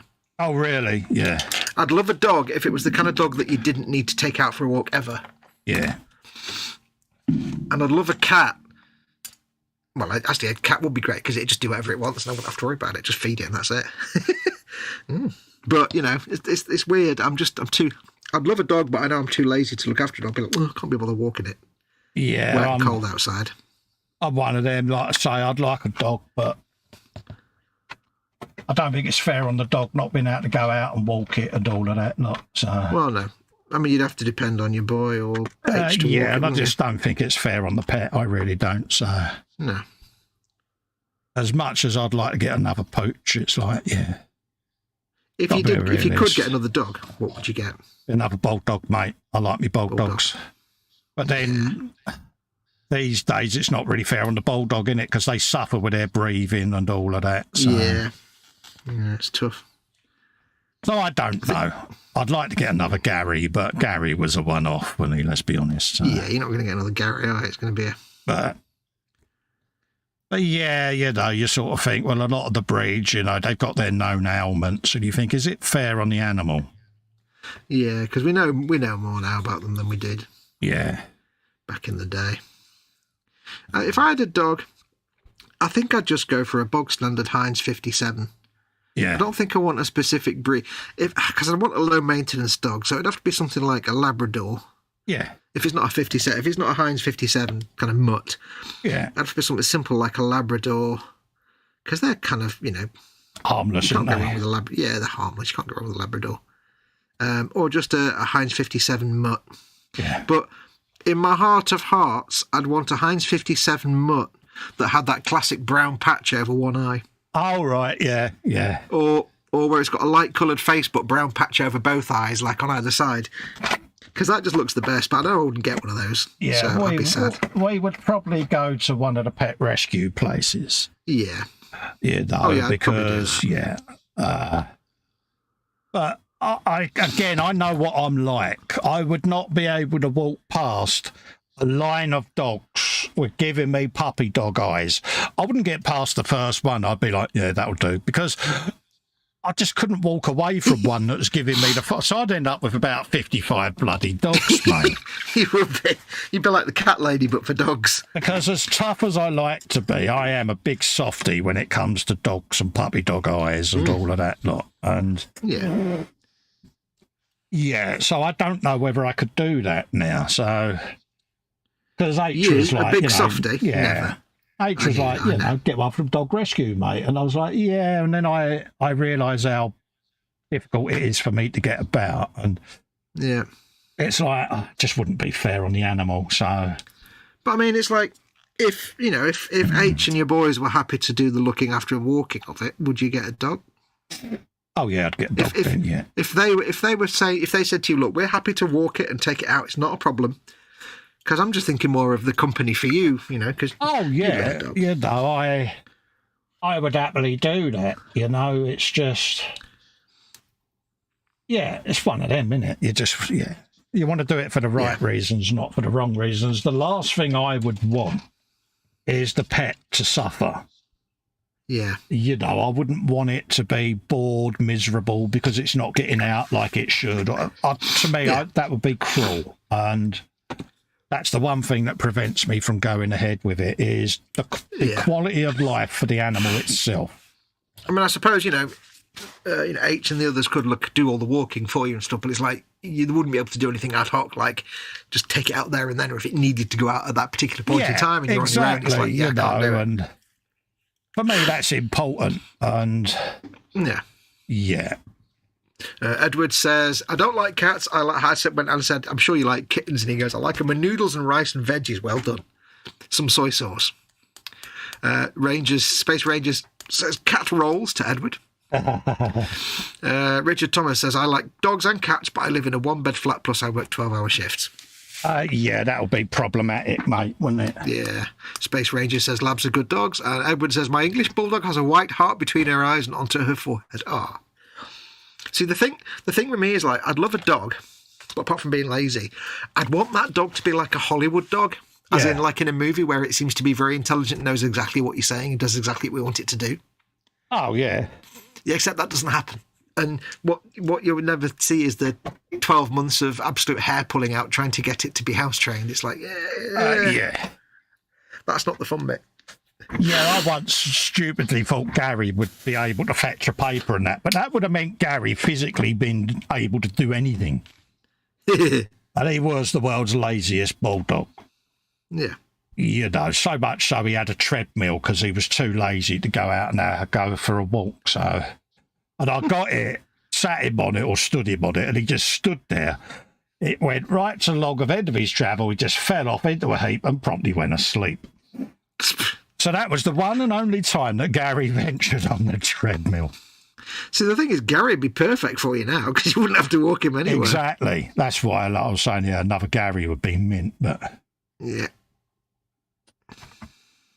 Again, when you read up on the breed now, like vets now are trying to dissuade people from buying certain dogs like pugs, bulldogs and things because of all the breeding problems they have.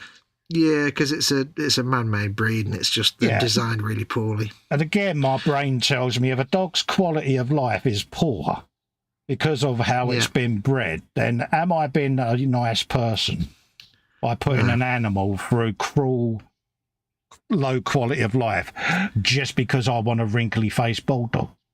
Yep. And that's when my inner hippie comes out then and goes, you're doing it for yourself, not for the animal. And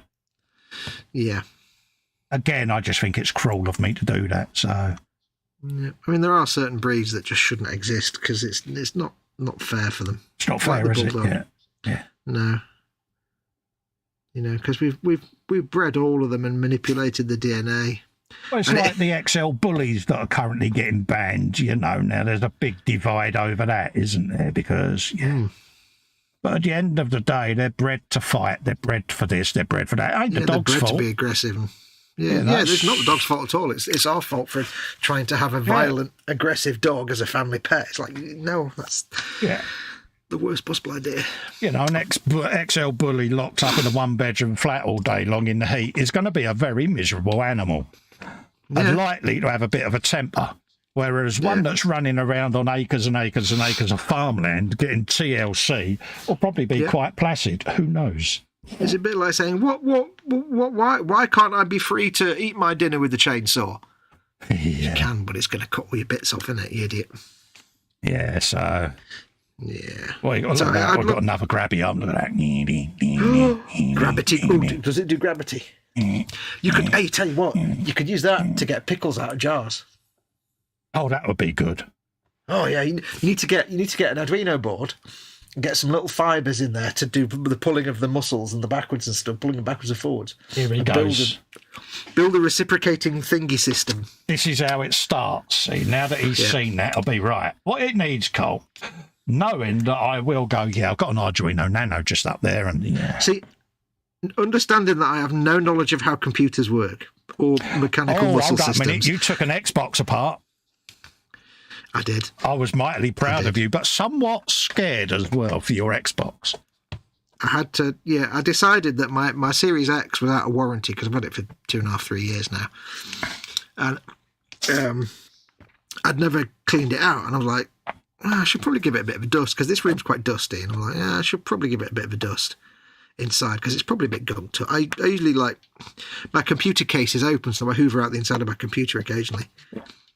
And I thought I'll sort that out. So I took the back panel off, and it was actually remarkably clean inside. It wasn't too bad. A thin layer of sort of particles on the fan, and I just got an alcohol wipe and wiped them off, and that was it really. But it was dead simple to take apart. 4 screws, done. Absolutely. Jeff says, since we lost Timmy, a golden retriever, Maggie has refused having another dog. The bond between them was something to behold. Yeah, that's like H. She used to have a little wiry-haired Jack Russell. Yeah. Proper little angry ankle biter. But he was almost like her protector when she was a teenager, and she's never had another dog herself since then. Yeah. And obviously when we met, Gary was only a little pup, so she got used to me having the dog, but she never really, I wouldn't say never bonded with him because she did, but she didn't have a deep bond like she did with Patch, her little wiry dog. She didn't grow up with that dog. Yeah, exactly. It's different when you grow up with a dog. My mum used to say, that dog is so you, he's nuts. I go, yeah, I know, it's brilliant, isn't he? Yeah, I mean, we had cats when I was a kid. It's different if you grow up and your parents get a dog. Because your parents do all the hard work and you're just a kid with a dog. It's great. Yeah. But, I think I'm too lazy to have a dog. Yeah, I mean, we had a dog when we was kids, but my mum put him in pet rescue because my dad was not a real pet lover and... got a bit heavy-handed with the dog, should I say, and that's not fair. And my mum, she was a real animal lover, so when he was away working, she put the dog in a rescue home. She told us why, and we respected it. But as a child, hearing a dog yelp because the owner's giving him a slap is, to me, just not right. So, some people don't deserve their pets. Yeah, another tick in the box as to why that bloke was a dick. Yep. So, yeah. I think if I had pets, they'd have to be real low maintenance pets, like, I don't know, stick insects or ants or something, something that doesn't require me to go outside. Keeps tarantulas. Ooh. And honestly, that is so exotic and up my street. And it's like, imagine me, right, trying to explain to H, who has come in and just fainted on my floor.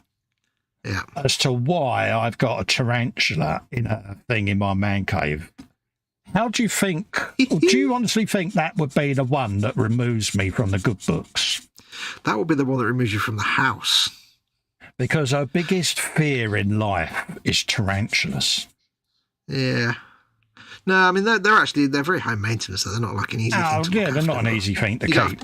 You don't have to take them for a walk, that's the good thing. But... And of course, Kipper was showing me these, so my eyes lit up, and he was like, you seem so... I said, but trying to explain to my missus why I've got one, and she'd go mental. Yeah, you wouldn't. You'd be sleeping on the couch forever. Yeah, because I had a piranha years and years and years ago. This was. Just the one, Mrs. Wembley. Yeah, and I had that for about a year, and then my cousin bought it off me because he wanted him, and which was perfect for me because I was just setting up with H, and kind of life changes, and yeah, but I think a tarantula might get me in the naughty books. Yeah. And also, I'm looking around going, where would I put his unless I converted me fish tank. But it would, of course, have to permanently stay in the man cave. Yeah, it'd never be. What about some kind of like lizardy thing? Yeah, iguanas or anything like iguanas that. or bearded dragon type things. They're quite cool. Yeah. Get a snack. But yeah, danger noodle. It's one of them, innit? I like exotic stuff like that. It interests me, and it's not. Yeah. It's off the beaten track, innit? Not many people keep them sort of pets, do they? And it's like when Edward had his squishies. You know, I had the utmost admiration for him because you know how much maintenance goes into looking after them, and we both were like, the guy's a legend for it. But you need to get like some lizards and a tarantula, and then just embrace your inner 18-year-old goth girl. Yeah, basically, is what you're doing there. But could you imagine it? Things like a stick insect colony or something like that would just be so cool to sit and look at. Would it be like this? I used to have one. Yeah, they're sticks. They're insects. Yeah, when I was a kid at school, they used to when you got to like the third year. Yeah. The biology teacher. I don't know why it was only when you got to third year. He'd basically take you into the back room as a group and say, right, these are all the creatures we've got. And they had like snakes and stick insects. Yeah. They had like rats and I don't know why. They had rats, obviously, because we used to do dissections. Yes. I don't know why they had snakes. They had snakes. Yeah. And then they had stick insects. And again, I don't know why they had this big tank of stick insects because we never did anything with them. And they used to give them all away to all the kids. So I had a big thing full of stick insects, and I think I hear going to bed noises from downstairs. Yeah, we used to have slow worms, things like that, you know. Ooh, yeah, slow worms. I like slow worms. But yeah, you know, something like a little wormery or something like that. Ooh, anything like that, it's just different, isn't it? A worm farm. Right, I think I can hear going to bed noises. Yeah, I heard you the first time, Fox. Go and deal with it, mate. So I shall go and deal with that. Yeah. There you go. Let's put that on there. So that's going to bed noises dealt with. But yeah, it's something different, isn't it? Exotic pets. Do any of you in the chat have exotic pets? Space Rangers goes, one guy raised kimono dragons for pets. They turned on him and ate him. Did they really? Oh, wow. Okay, so let's rule out kimono dragons then. Yeah, exotic pets. Would you consider having exotic pets yourself in the chat? PJ says, Festa, this is your 2-hour standy uppy. Cheers, PJ. I'd lost track of the time there, mate. I will do that imminently, mate. Let's just sound this and then I'll use my grippiness to get me up, mate. Thanks for the heads up, mate, because I had literally lost track of time, bud. Let's just grab your bench and get up. There you go, mate. I'm upright. Thank you, PJ. What else is going on? Edward says, I've had 2 English bulldogs. I won't be getting another. The one I have now gets cherry eyes 20 times a day that I have to put back in. Yeah, it's a job and a half. Problem is people interbred. They do, mate. You know, Gary had the... It's going to sound really strange, this, right? But back then I paid... It was about 1,100 quid. He had a couple of facelifts done on a bulldog, but it was to help his breathing because he was so heavy skinned around that muzzle area.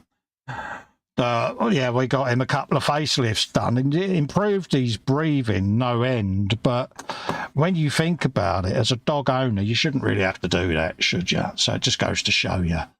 Scrolling up there, I've just noticed Ross is in. Hello, Ross, how are you doing? He says, long time no see. Hope you're doing all right, mate. Not seen you about. You've not been streaming. You said something about not streaming for 50 odd days, mate. I was a bit worried, mate.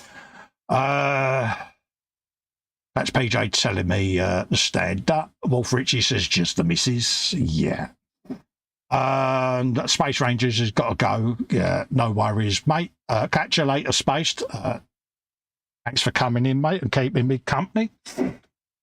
Or keeping us company, should I say, because it's not just me on the stream, it's Fox as well. Right, let's start gluing some of these bits and bobs together. We want C14, so yeah, we'll find that sprue. Happily, in the spring, get them acclimatised in the tank during the springtime. Fair enough, though, but I suppose it'd be easier to acclimatise them this time of year, wouldn't it? Come to think of it, before the warm weather comes. Let me think. Oh, thank you. PJ has put in a £10 super chat. He says, have some coinage, Colin. Buy yourself something pretty. A ribbon for your hair, perhaps. Ah, hang on, never mind. I could get some for me back hair, mate, and get Ellen to braid it. Would that be all right for you, PJ? Get that image out your head now, mate. But thank you very kindly again for your generosity, PJ. It does mean the earth. And it is all gratefully received, mate. And it is put to good use, mate. So, yeah, thank you very much for your kindness. I think deep down he wants me to buy some hair extensions to go with the boob tube and hot pants, but...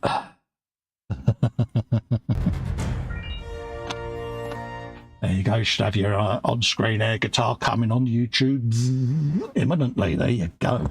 PJ's donated some of that. Edward says, I bought my wife a squirrel monkey years ago.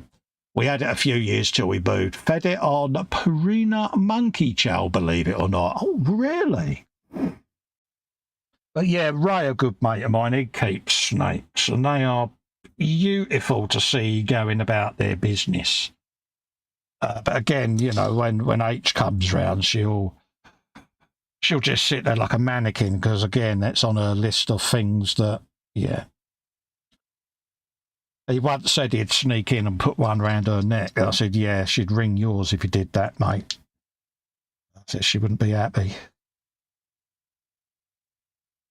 Because I offered to take her to one of these reptile or whatever petting places to try to see whether we could get rid of her phobia, but it was like, nah. She said, I'm happy that other people like them. You know, I don't need to interact with them. So I took that as a don't you even think about it, slaphead, it ain't happening moment. So I knew my place and never mentioned it again. Apparently that goes in like that. Just check. Actually, it doesn't, Cole. It goes in the other way round, just as well you checked. That way with them facing forward. There you go, because they then hold the pistons in there. That's what they do. Allegedly, like that. So we can dry fit that for the minute and then look to see whether the ones that go in have got rings on the end or not. Yeah, they have, so we should be able to expand them out again. So I'll just rest that there and find the appropriate pistons, 12 and 13. Now, but yeah, exotic pets are always fun. But definitely, if I have a bit more room in here, I would certainly be looking at some different little pets. Mind you, I could put some on me shelf, just on me left there. So we'll see. We'll see what happens. You never know, PJ. We could be getting something different.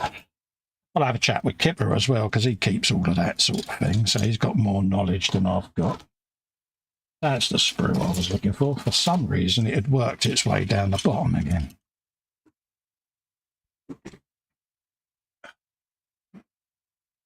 Yeah, it's different pets in it, so why not?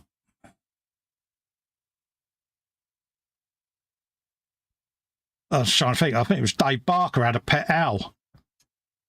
You know, and it's like, okay, so, you know, how often do you take it out to let it have a fly around? Would it come back? I don't know. One of them, isn't it? Trying to remember his name now, what he called it, but yeah.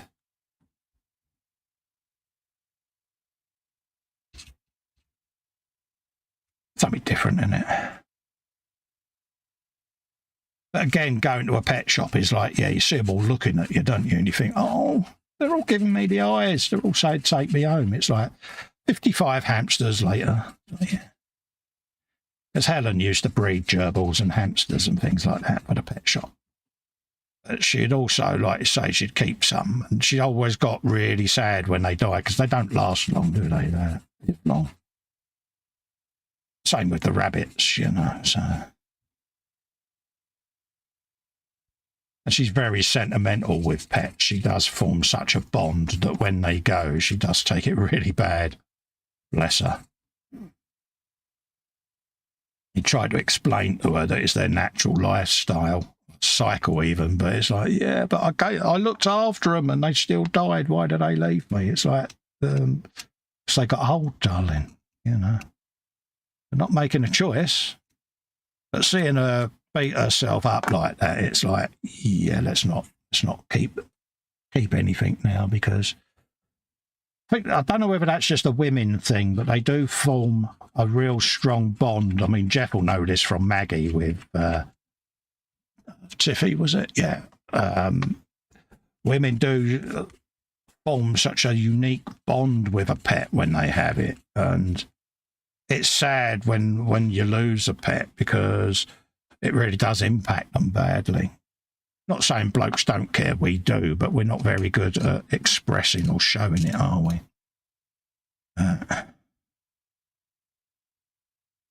It's a shame. I mean, my mum, she's had dogs all her life, but now when she lost her last one, she said, I'm 84 now, barely get about. And she was worried that, yeah, she would get a pet and then she turns her toes up. Who's going to look after the pet? The pet's got to know her. The pet's got to love her. And suddenly she's gone, you know. And so she decided not to get any more, bless her. Which I understand.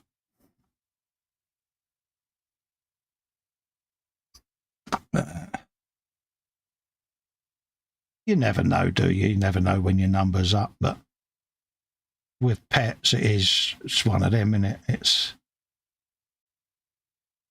quality of life for them, and also are you going to be able to get out and about with them and all of that. So let's just put a little bit of extra fin around there to bond that. Don't know why they went for these two-piece hydraulics like this. They're a bit fish, to be honest with you, but I obviously chose that for a reason. Edward says in the States it is illegal to keep an owl. Yeah, I actually thought it was here, to be honest with you, but yeah.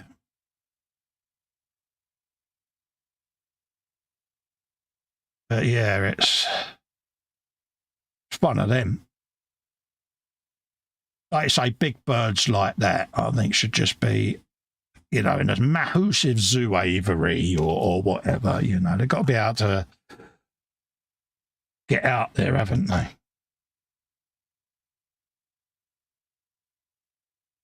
Just a personal thought, but you do sit there, don't you, and you think, well, how's that going to get out, fly about, etc., etc., etc. So apparently that's got pistons that go in that, so let's find them.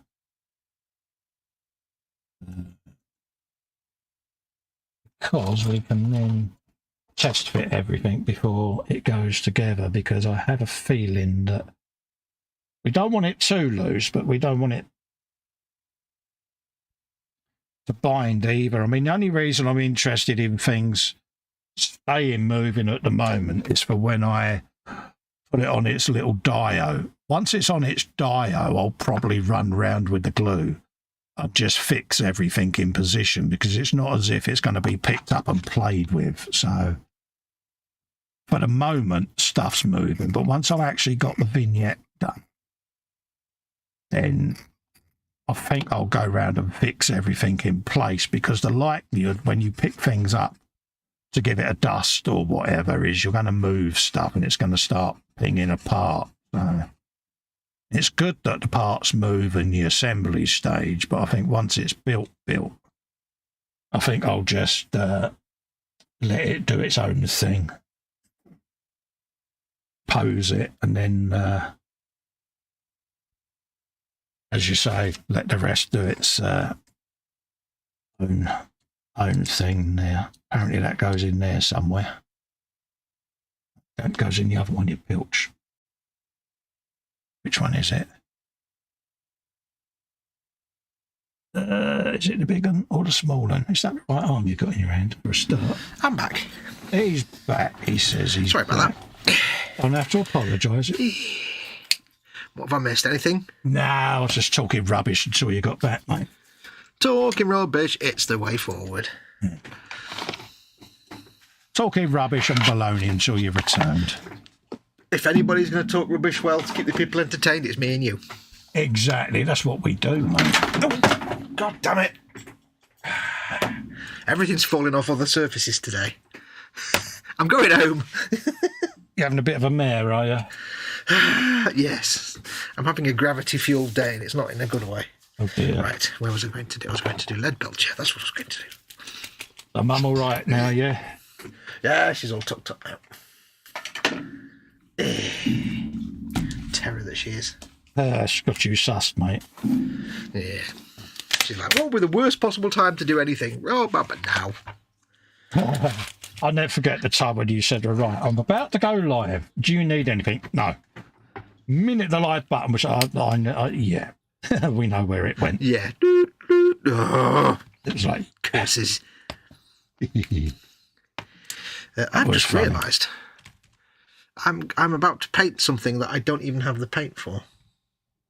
Well, that was logical. Yeah, I was going to use, for once, I was actually going to use a contrast paint, and I don't actually have it. I meant to get one. Of course, you know, I can sit here and say I have them all because I'm sad. Curses. Tell you what, I shall not do it that way then. I shall do it a different way. Or shall I do it that way? Oh, I can do it with washes, screw it. You can do it with washes. You're guru. You can do what you like. The helmet and the shoulder things are like a black metal painted black, and what you best way to do it is like paint it silver and then do a wash with whatever that black contrast paint is. But I haven't got that, so I'll have to do it with normal oil. It won't look the same, but it'll be just as good. It'll be good. At the end of the day, it's effective. It'll do the job. Yep. It's a paracetamol/aspirin scenario. It'll all come good. Oh, sorry, that was a bit loud. I keep forgetting not to do that. Right. Bless you. Let's do some. He doesn't get out much. How's your didgeridoo coming along? All right, mate. It's coming along lovely. Absolutely lovely, he says. Would Fred Dibner approve? Yeah.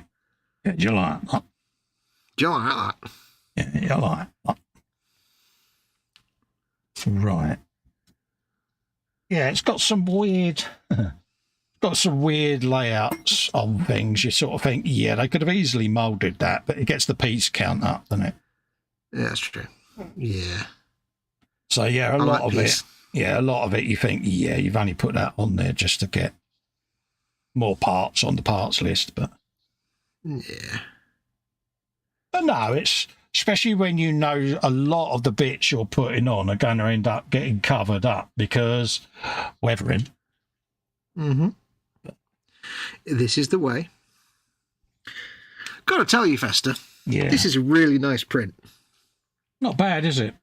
This is a really, really nice print. I was saying to Colin before we went live, it's like there was like a tiny bit of cleanup I had to do, but like so minimal it was almost nothing. And other than that, this is a really nice, beautiful, crisp. Exactly. Like these little pauldrons on the shoulders, like the edge of it there is just so crisp 90 degrees and smooth as a baby's butt. I just tend to cut the print off of its supports, do all the curing, obviously, and then I leave it to the customer to do the little sanding, finagling, because everyone likes to do their fettling their own way. So rather than me do all of that, and you know, not that you would, but you know, I had to sand this or I had to sand that. It's like I just leave it to the end user. They can do everything then. But it's like these little pauldrons on the shoulder. They're so crisp that I would. It's the kind of quality I would expect of an actual model kit. Yeah. If I didn't know, I'd say you just cut these off a sprue and glued it on the top of the arm because it's that crisp. The edges at the top are just so crisp. I keep saying the word crisp. Yeah, but I think they should be. You know, and this is why my prints take so long, because I could print that in an hour. But I like to go for maximum resolution, maximum smoothness. You spent a long time perfecting your printing techniques. The settings have been worked on over many months to get them right. Many months, Mahoney. But, you know, I use different settings for different types of things, like busts and things. Depending on the scale, has a different settings. Because obviously if you're doing it large, you know, if you're doing a large print like that, you want it smooth as a baby's backside, don't you? I'm glad you're happy. I did one for Cy Reynolds, a Mandalorian, and that was... And he was the same. He was kind of blown away that it had come off a resin printer. Yeah. I mean, I've been given prints before, and they've been, you know, I mean, filament prints are always look a bit shonky anyway, but But you know, I've had resin prints before that are all right, but no, nothing like this. Well, it makes it easier for you, the painter, as well, because you know you can get a nice smooth surface to start with. That's half the battle, isn't it? Yeah. I think I kind of grew up with 3D prints being filament, so I'm used to having lots of lines and things. And just, to me, it was generally like, 3D printing, no thanks. But no, this is nice and smooth. Yeah, I mean, when I started, I had filament, and it's like anything, you know, if I want to print a glue holder or like that KA.Models thing behind me there. Yeah, just filament. That's filament because it's structural, it's plastic. But when you want detail, crisp, precise detail, it's resin all the way. You can't beat it. And then it's like, all right, most people get a resin printer, they keep it on its default settings. It's like, no, let's have a play. It is amazing to think, you know, that you can get resin printers now for, I mean, how much what are they, about £1,000, £2,000, something like that, really? £3,000? My printer cost me 210 quid. Wow. So it's amazing to think that for that kind of money now, you can get resin printers that if you set them up right. Yeah. A tough competition for proper, like, you know, industrial resin printers. Oh, yeah. I mean, mine's quite an early 5 years ago. You know, it's a Mark 1 Mars Pro, but it's compact and tiny because I've got it in a very tiny space. Would I like to get the latest 12K Saturn? Of course I would. But I would have to find somewhere to put it. And at the moment, I don't have a spare shelf big enough to put that type of printer on. So such a place does not exist. Yeah, and you sit there and you think, okay, it's going to enable me to do a really large print in one piece. But what I tend to do is I separate the head, the arms, the legs, the torso. Anyway, so for me, would I want a 5 pound in weight print hanging off of a tray upside down? No, I wouldn't. So no, I'll stick with my little Mars Pro because, as you can see, Fox is amazingly happy with his little print. Yeah, it's nice. So I think it's more just me having expectations from 3D printing as it was 10 years ago when it was kind of garbage, and I'm just realising actually now it's really good. It's changed quite a bit, mate, isn't it? Yeah, I mean, I've ordered things off Shapeways before, and they're always really nice because they're professionally printed on a proper industrial machine. Yes. That costs many billions of thousands of 12 pounds. Yeah. So the fact that, like, your homeboy 300 quid printer now is kind of along those lines is pretty impressive. Oh, yeah.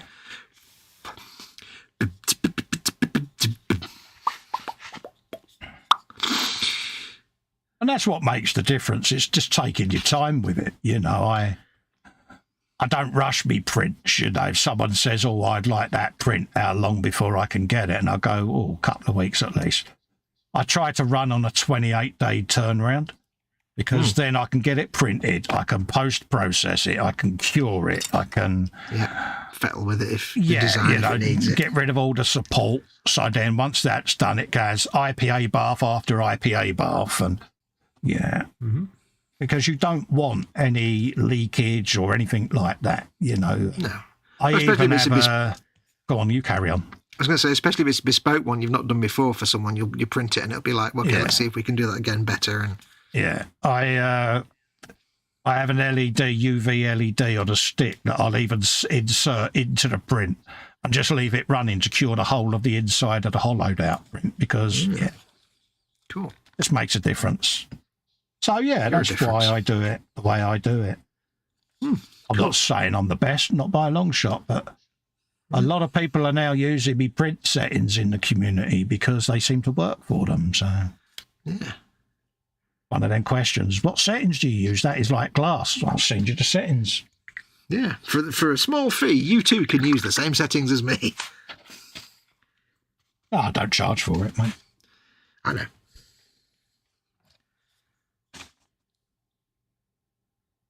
Right.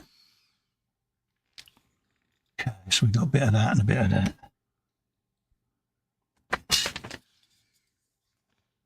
Okay. It's got a tit on the end.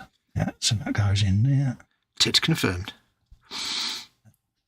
As that. I did not like going over that base coat.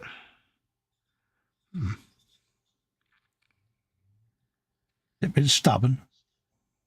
No, I think either I thinned it a little bit too much on the paper or I just did not like going over that slightly smooth Xandri dust base coat.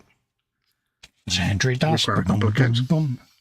Xandri dust. It's made of particles. Now containing 50% more particles than ever before.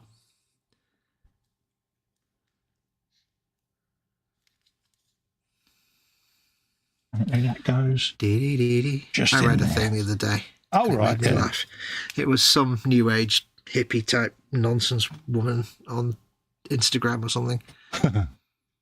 Trying to tell people how to live a good life and, nutritious and all this kind of rubbish.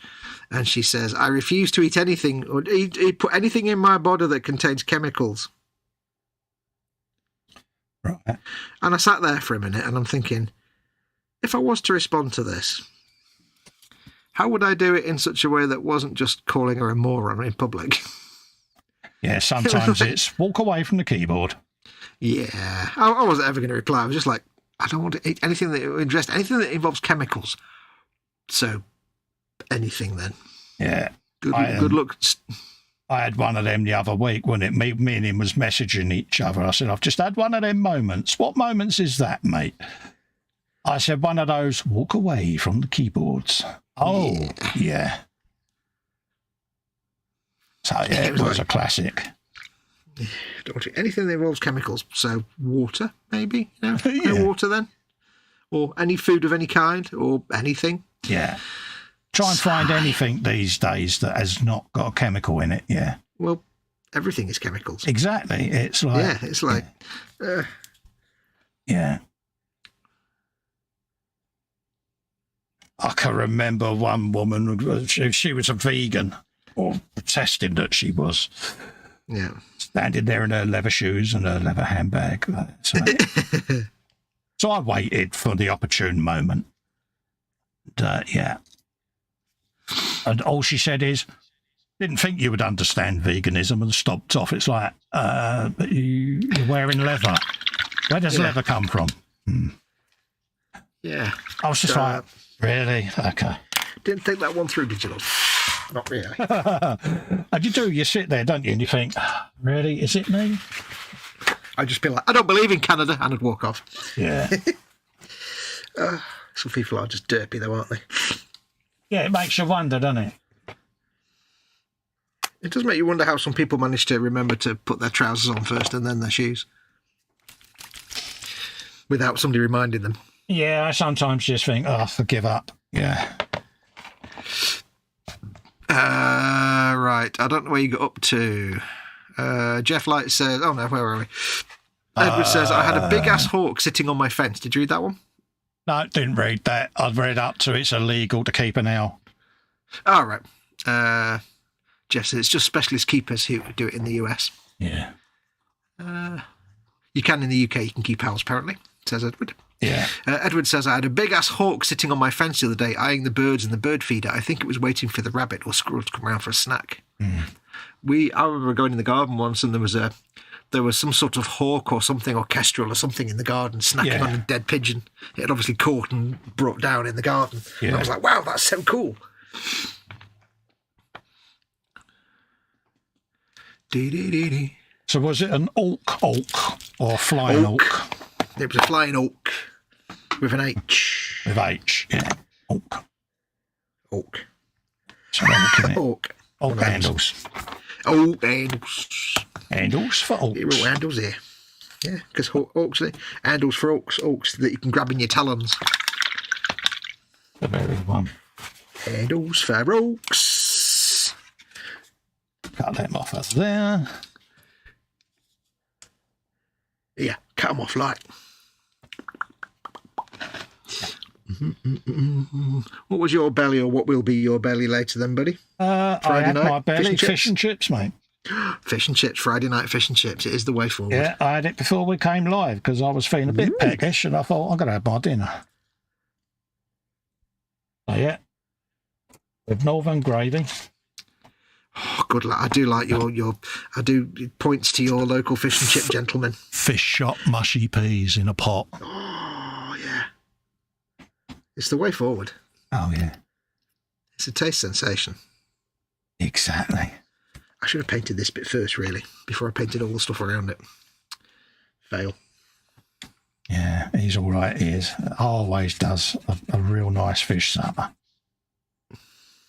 See, the fact that you're even saying fish supper is so northern, I give you points for that as well. He's taught you well. Oh, yeah. Have you ever told him that your northern friend is impressed? How the old git was. She said, so I told him you're doing fine.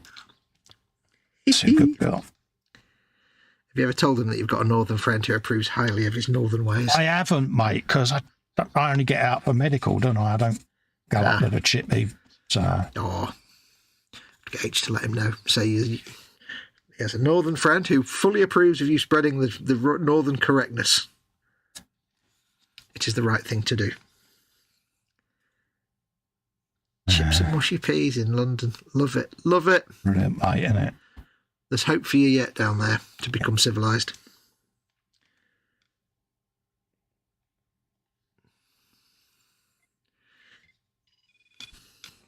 Get out of bed. Why have I got the Rupert music in my head? I really don't know, but if it's any consolation, I've still got Amazing Grace in mine, you git. How long's that now? Yeah. You're welcome.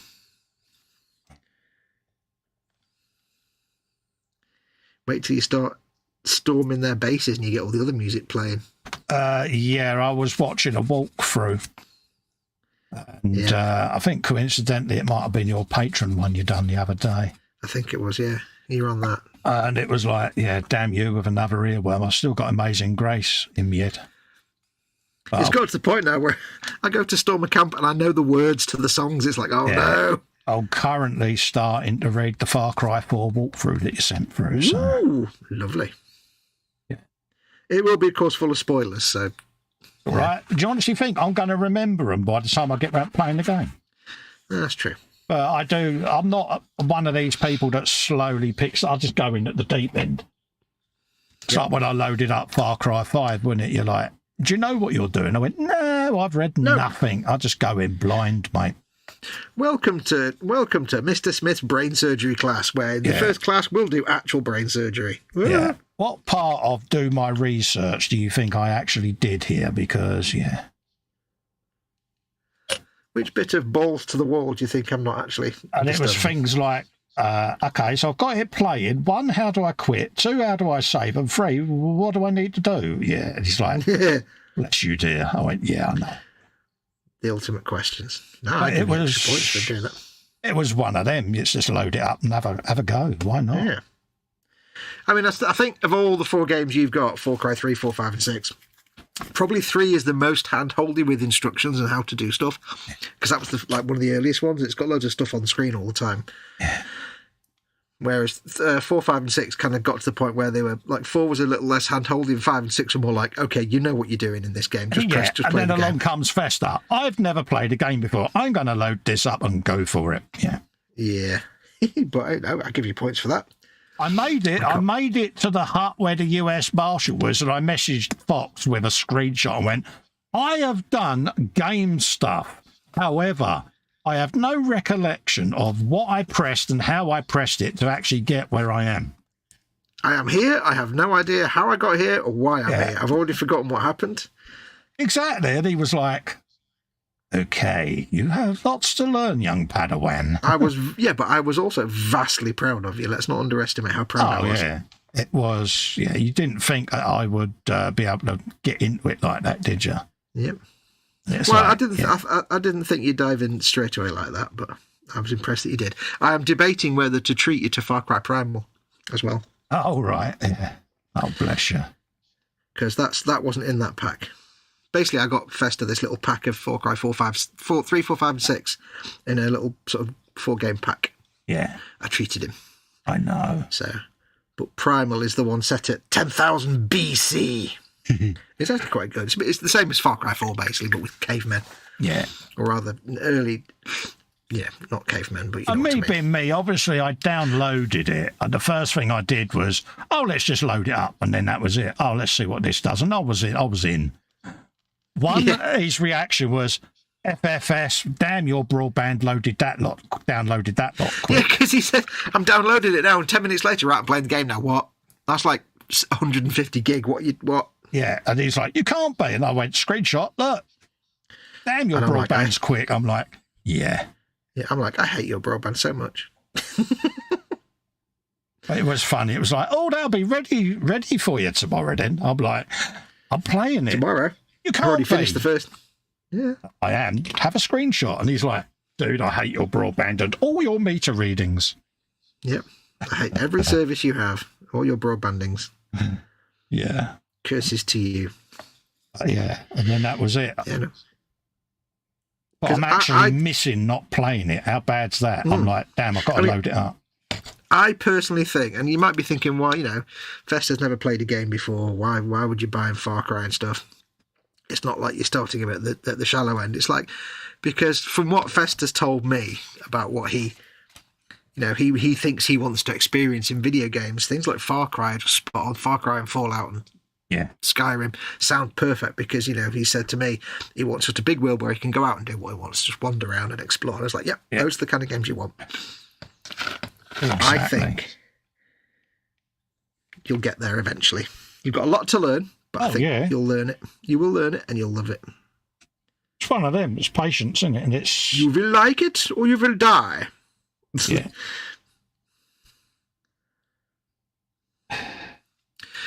It's just something different, isn't it? Yeah, I might treat you to Far Cry Primal. Oh, bless you. It's actually really good. My missus always says I'm a caveman. Yep. She went to the Natural History Museum and sent me a picture of the cabinet with the Homo erectus in it. Yes, they're saying, And found your grandpa. That's you getting out of the shower, that is. I'm like, really?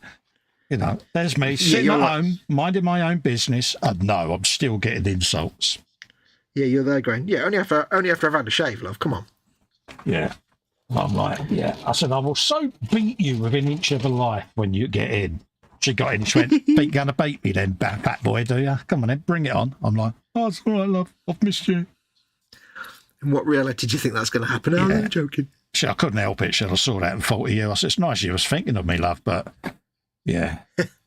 In compared to an extinct prehistoric man, my world is complete. Yeah, I mean, it could be worse. Could be worse, couldn't it? I don't know how it could be worse. Yeah. The good thing about Far Cry Primal is because it's set at 10,000 BC. Yeah. They actually made up an entire language. Oh, right. Based on like Proto-Indo-European languages that are believed to have existed around about the time. Yeah. So it's all subtitled because everybody is talking in this made-up prehistoric language. It's quite good. Yeah, I'm looking forward to it. Like I say, it's a big reward thing for me, and that's how I'm treating it. He was saying to me the other day, "Oh, have you played this yet? Have you played that yet?" And I went, "No, because I've not achieved nothing at the bench that I think I'm worthy of a reward for." Yeah. However, you know, when I get the bike built, painted, filmed, and up on the channel, to me, then I've achieved something because I put content up. Yeah, then I can have an Xbox evening. See, so yeah. You've earned your reward. It's my incentive to kick my own backside into getting on and doing stuff. Where are we up to in chat? Talking about owls again. Owls. Muse is in, says Cole. Heart, hug. And Foxy hug. Welcome, Muse. Hello. Big hug to you, Marcy, as I knock the microphone and make a god awful noise. Absolutely massive hugs to Marcy, because Marcy needs and deserves all of the hugs. Yep. And they have suitably and very stealthily, I think, been added, because... Good lad. I am scared. At the bottom of the profile, it says, all your hugs are belong to me. No. Old video game joke there. Yeah, notice how I went, like I knew what he was on about. Yeah, I don't think most people would know what I was on about. But no, I'm really looking forward to experiencing them games, because they are right up my street. Yeah. Yep. So, I was playing Far Cry 4 last night, and it's like you get used to the slightly out-of-date crunchy graphics. Yeah. Am I right that they're bringing out 7? It's not been confirmed yet, but they will be, of course. Yeah. There are rumours, though, that are putting me right off it, because the rumour is that the story will be something like your family's been kidnapped by some group or others of something, and you'll have, like, do you need to call H? I will do in a minute, mate. Yeah, you have like 72 hours in game, which equates to about 24 hours in real life to save your family. It's like working against the clock. Instant not buying that game. Yeah. Don't give me a timer. Yeah, no, you want to do it in your own time, don't you? Well, those games are all about exploring the game world. And it's like, if you put a timer on it, I'm just not going to play it. I'm not going to buy it because I don't want to race against the clock. No, thank you. How are you going to do real slows if you're on a timer? Yeah, how am I going to explore the world that you're going to create? There's only a rumour, though. It might not actually be the case. Nobody knows. Don't get me wrong. If people want to play it that way, fine. But at least have a toggle where you can turn that feature off. Yeah, because the thing is, one thing that divides gamers more than anything is timers. And there's not a lot of gamers that will ever say, I love having a timer on a game. It's like, no. Nobody likes... It's quite funny. There's 2 things that universally unite all gamers. And that is hatred of escort missions, where you have to get a person from A to B without them dying. Okay. And hatred of timed missions. All gamers, apart from like racing games where you get on the clock, because that's different. But like, it's totally different. Yeah. But like anything else, all gamers would unite and say, no, we hate all of those. And yet developers seem to keep forgetting that and keep making games with timers and escort missions. It's like, stop, just no. Nobody wants escort missions. Nobody wants timers. No, I mean, at the end of the day, if people are saying they don't want it, they're saying it for a reason, aren't they? Mm. Listen to your customers at the end of the day, because it's your customers that are buying your games. Escort missions and timed missions is like, no, just don't. Stop now, please. D.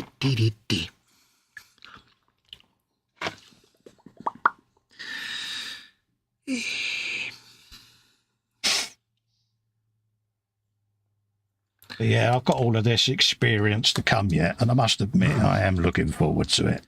Part of me wants to sit there and watch you do it, but then part of me wants you just to leave you to it and say nothing and let you. Oh, it's going to come off the stand, isn't it? Oh, God damn it! Oh, there it goes again. He's having a good night tonight, isn't he? I'm having a nightmare with this. That's going to all the paint chipped off. Yeah, this paint's not sticking very much. It keeps going off all the time. There it is. Having some real paint adhesion issues tonight as well. So that's a complete nonsense. It's probably an issue with the print there, then. No, it's got primer and stuff on it. Oh, right, so it's not the primer coming off then. No, it's the paint coming off. Oh, right, I know what I'm going to do. I'm just going to screw this base in. I'm going to screw him, but I need to find a screw. Cool, happy with that. Need to find a pointy screw. Right, give Gonna me 2 mute seconds. for a sec so that I can ring a ladyship. I'll talk to the crowd for a bit. That's what killed Dead Rising for me, says Orton. Yeah, I never played it, but I know they were time missions. But no, I remember playing GTA 5. No, 4. GTA 4? GTA 5 when it came out. And it wasn't really my kind of game, but I was kind of into it. It was all right. And then they had the mission where you had to do a race and get from A to B in a certain time, and I kept failing it because the driving in those games isn't great. And I tried it so many times, got fed up with the timing, and thought, you know what, it's going back in the box. And I stopped the game, uninstalled it, never played it again after that. Because time missions are just meh. Now, you get things like time missions in some games, like the last level of the original Halo, where you're on a time limit to get off the ship before it blows up, and it's like, that's kind of good. That kind of worked, because it's doable, but nah. If you're saying to me that you've got this first-person shooter with a big, expansive world, but you've only got 24 hours of real time to play it before you fail, I assume then what would it just restart at the beginning? I don't know. It's like, it might not even be true, though. It might be a complete fake rumour. I hope it is, because that removes everything that makes the Far Cry game so good. The exploration of the world, the pootling about doing side jobs. Signs of life? Yes, there is now, mate. There is now. Right, I'm just going to go and see if I can find a pointy screw. Back in 1 sec. No worries. Yeah. I've rung her up and it's like, are you up? Oh, I'm thinking about it. I said, okay. Bless. We've just had one of our amber warning messages. I don't know whether other people in the chat get this, but we get the amber warning texts coming through. Or yellow warning for bad weather. Storm Aisha. So they're letting us know, because as I'm registered for the priority service, because I'm classed as a VC basically, which in the UK is a vulnerable customer. So they message you to let you know that it's looming, and that if you do get cut off, I can ring a number and they'll get engineers out pretty rapidly. So it's a good thing. I have here a large thing full of screws and nails and stuff. Let me see if I can find a pointy screw. Apparently this goes on here somehow. So yeah, the way round Cole would help. Yeah, and it goes right up along down there like that, which is what we want. So we can line that up the other side. On said boomage of the boom arms. And it goes something like that. Happy days. So we're happy with how that goes. So we can bung a bit of glue in there now. Have you found what you're looking for, dear? Oh, that was really good. Bless him, he's having a bad day today. Keeps dropping everything. We'll come off here and it'll be, really? I had to drop everything I picked up. It's like, yeah. We're all the same. We all have bad dropsy days. There you go. So I want that to bind. I'm not worried about any glue oozing out, because it fills the seam up, but also dust of detritus and bits of debris will be blown all over this. So weathering can hide a maturity of build errors, should we say. I'm not putting on any of the hydraulic hoses yet until this is all painted and finagled, and then they'll go on last but least, because all these claws, they're all put on with poly caps, so I can remove all of these and disassemble all of the pistons out of this, because when you move it back on itself, these will then extend long enough for you to pop the pins out. So Pop your pins out. yeah, so this is pretty much mock-up stage, and then I can go around and paint everything, and yeah. But again, the beauty of this as well is if you do paint the joint and you move it and the paint rubs off, that's kind of what happens to the digger in the real life anyway. So bear that in mind, folks. It's not always a disaster when that happens. No. There you go. But look, I get to do that. Look. That's so cool. isn't it? That's a rather flexible arm. But again, once it's on its base, it is going to be posed. So, yeah, it'll be picking up big, large rocks and detritus and moving it from there to there. From there to there. And I get to make concrete slabs with bent and buckled rebar in, folks, for you. Oh, yeah. So, all of that lot. So, That's the best diorama nonsense, that is. So you'll get to see all sort of like where there's been an earthquake and the building is imploded on itself. You'll have all of those broken bits of concrete hanging there above the digger, suspended just by the bent and rusty old rebar. So, yeah. Yeah. I thought it might just make something interesting, wouldn't it? Yeah. All right, we got boom arm done. Don't worry about the hoses, Cole, because you're not worried about that. We've got this bit to build in the corner, the upper rotary body assembly. Ooh. Big wordage there, mate, wasn't it? That sounds like a lot of words to me, that. Yeah, not the lower, but the upper. So we got the boom arms done. So let's move them sprues off of there and we'll put the boom arms to one side because I know what'll happen. Already rung her. Phone will go, yeah, all right, slap it. Don't tell me off. What? I'm the only bloke I know, right, that can open Siri, ask it a question and lose an argument to Siri.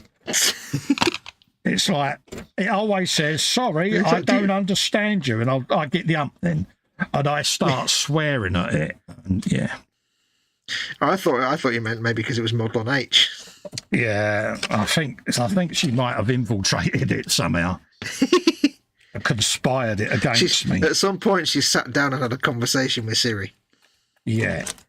Pretty much ignore everything old slaphead over there tells you and asks you. I used to be able to crash my old iPhone 6 because there was a bug in the software back then that if you asked Siri what the meaning of life was, it would crash. It would crash your iPhone, basically. Oh, yeah? Nah. Yeah, and I used to wait until people in work were doing it, and then I would start sort of going, here, try this on your Siri. And all their phones would start crashing. They're like, really? And I went, yeah. Yeah, they changed that. Now it just talks about the number 42, which is quite funny in and of itself. But it used to be great fun back in the days of the iPhone 6. I remember when my mate got his iPhone, it was the first ever iPhone. And he was really proud of it. And it was like in the days before it had any kind of like SMS messaging and stuff. Yeah, it didn't do MMS. No, it was like, you're going to get one? I'm like, well, no, because everything I do is text message and that's just garbage. Yeah, I bought the iPhone 3G when it came out and it was like, yeah. But like you say, so I would say, oh, send us a screenshot or a photo of the trike you're building. I can't do that on this phone. It doesn't do MMS. So then you had to download an app that did it. And eventually they did. But it was like, come on, Apple, why release a phone that has got less features than my old Motorola Razr? Yeah, it did seem a bit of a... So for a period of time, I used to carry the two phones round because the iPhone didn't do the things that the Razr did. And it was like... Yeah, this phone doesn't do all the basic stuff that I need it to do. But like the typical Apple nerd, you just carry on with it, don't you? Yeah, it doesn't put you off. You still buy the next one. The only reason I don't use a Samsung is because I've always used Apple on a smartphone and I'm brand...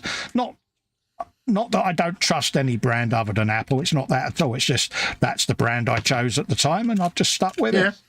Well, for me, it's like I could get a different phone, of course, but I know how to use an iPhone, and all my stuff is on the iPhone. Yeah. So if I get a new iPhone, what I do is I just put the new one next to the old one, and all my stuff moves over. Yeah. I don't have to manually do anything. It's like, why would I want to? Yeah. Why would I want to do anything other than just say, send all my stuff to this other phone? Okay, done. Thanks. Yeah, that's it. No fuss, no muss. Right, I'm now attempting to screw a base to this figure so that it can not fall off the base every 5 minutes.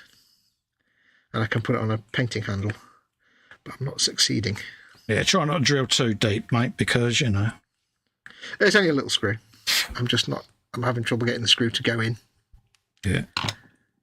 No. because the base will be covered up when I glue it to a plinth anyway, but yeah. Just trying to get a screw to go in. They're not long enough. Doodle doodle doodle. And that is a C. That is the beauty of gas. I was saying to the viewers, I just had my yellow warning come through from my electrical and gas people, because being classed as a vulnerable customer, they're obligated, aren't they, to message you to let you know there might be service outages and things like that. Oh, yeah. Oh, yeah.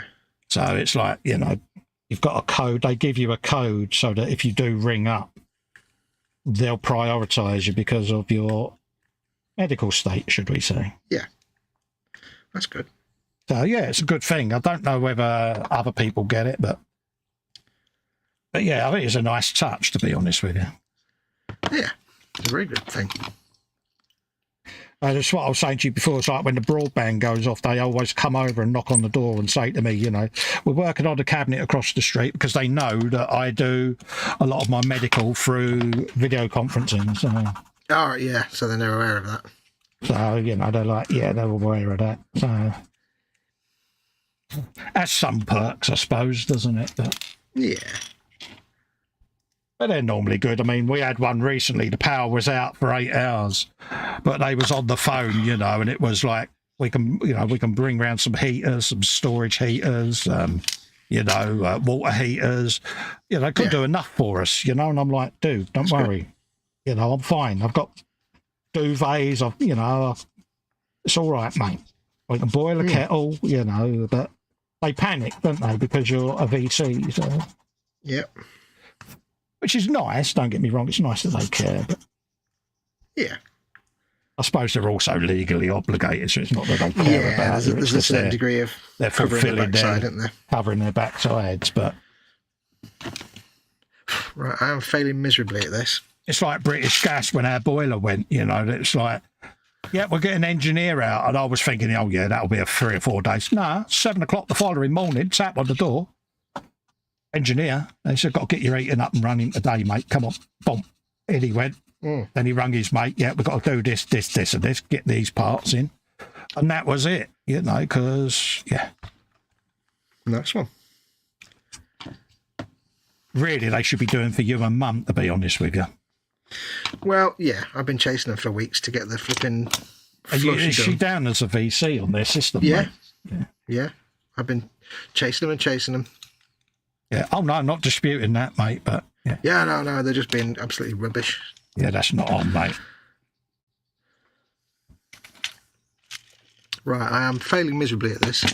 I can't get a screw to go into the base of this figure to screw the base to it. What part of the Krieg itself, or the? No, I'm just trying to get a screw in there because I want to screw the base to that so I can put that on the painting handle. Yeah. Because it won't stay on if I glue it. But I haven't got any pointy screws. I've only got non-self-tapping screws. Yeah, it's a very solid print, mate. Yeah. But like any 3D print, don't go and drill a 6-inch deep hole in it, because if there is any uncured resin deep in the core, you'll expose it.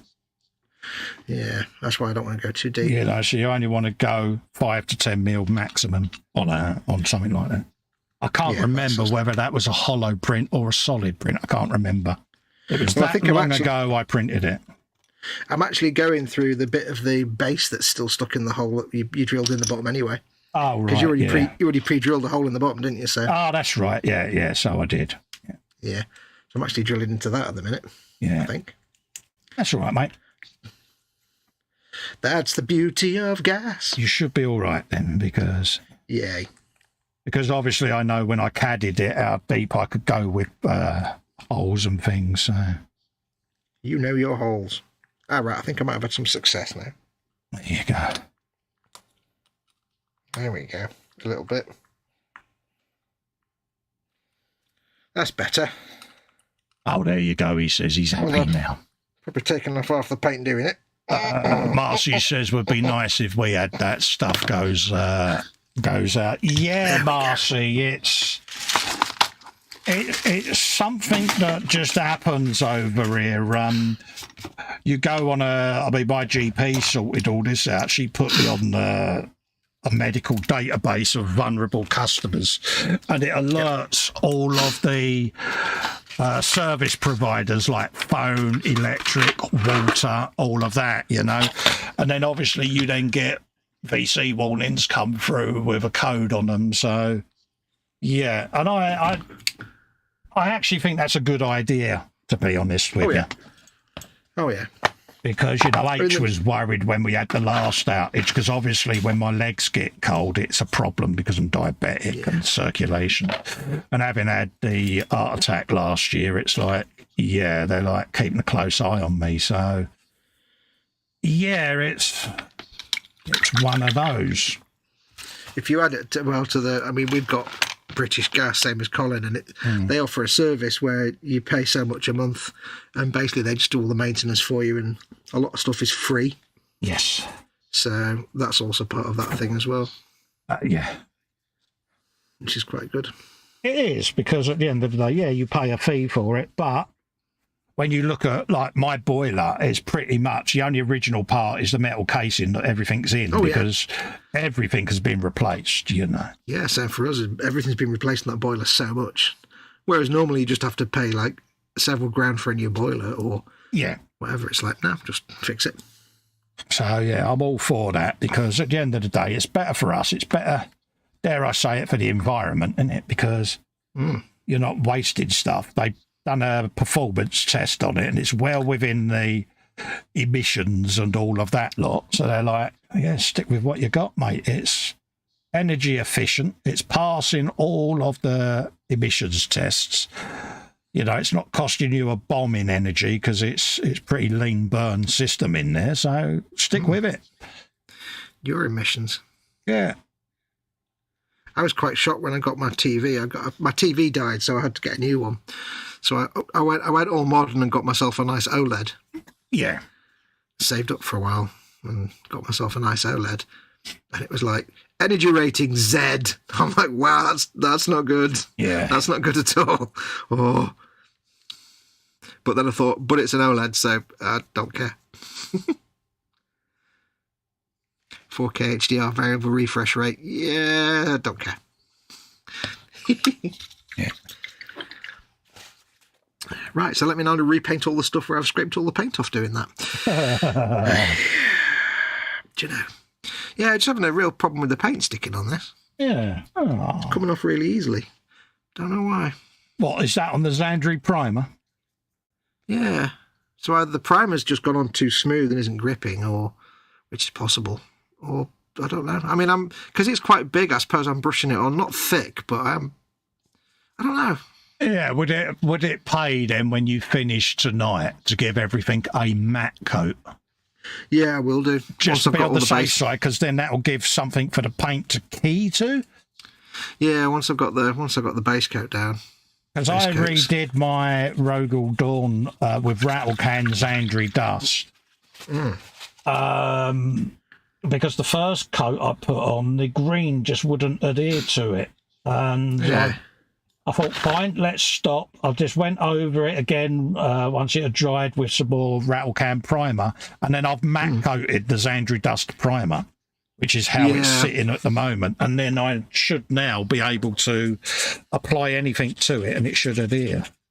Yeah, I mean, the other thing I'm thinking is it might be that I'm thinking my wet palette might be just too wet. I might be putting on the paint thinner than I think I am. Yeah, do you have your wet palette solution then? Because I don't. I have it damp to the touch.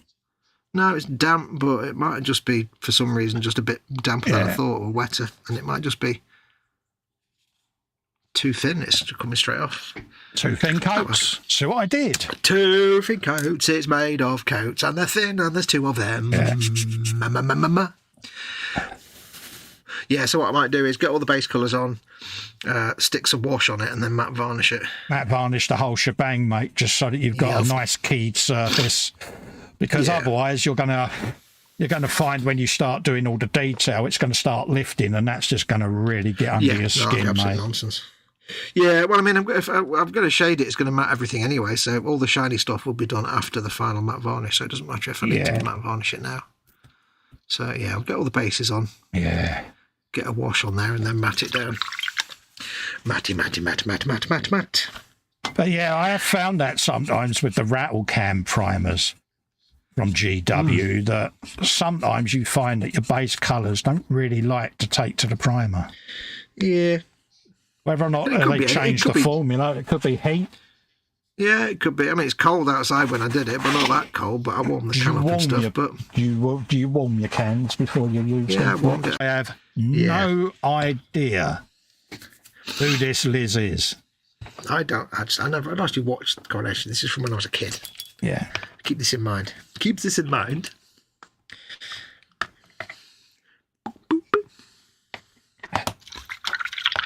Last time I watched Coronation Street, Annie Walker run the pub and Fred G was a barman.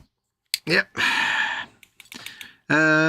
Skill Model Muse says, I swear at Googling it says it won't listen to rude language. I love my droids. They're tough. I abuse electronics.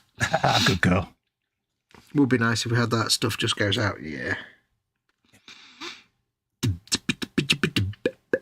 Yeah, we are pretty lucky with that. We had a big thing, didn't we, where there were several high-profile cases in the UK where vulnerable people during power outages were later found deceased, and it caused a lot of dodgy headlines, didn't it, basically? And I think the agencies and the providers all rallied around and said, look, wouldn't it be a good idea if... And, and that was it. And it changed radically everything, didn't it? Yep. I honestly think, especially in the modern age, it is a good thing, personally. Yeah, we do have quite a few provisions in law for things like that, which is quite nice. Yeah. So, a lot of people say, the UK is a very nanny state and big brother. But every now and then, something like this gets set up and you think, actually, that is a really good idea.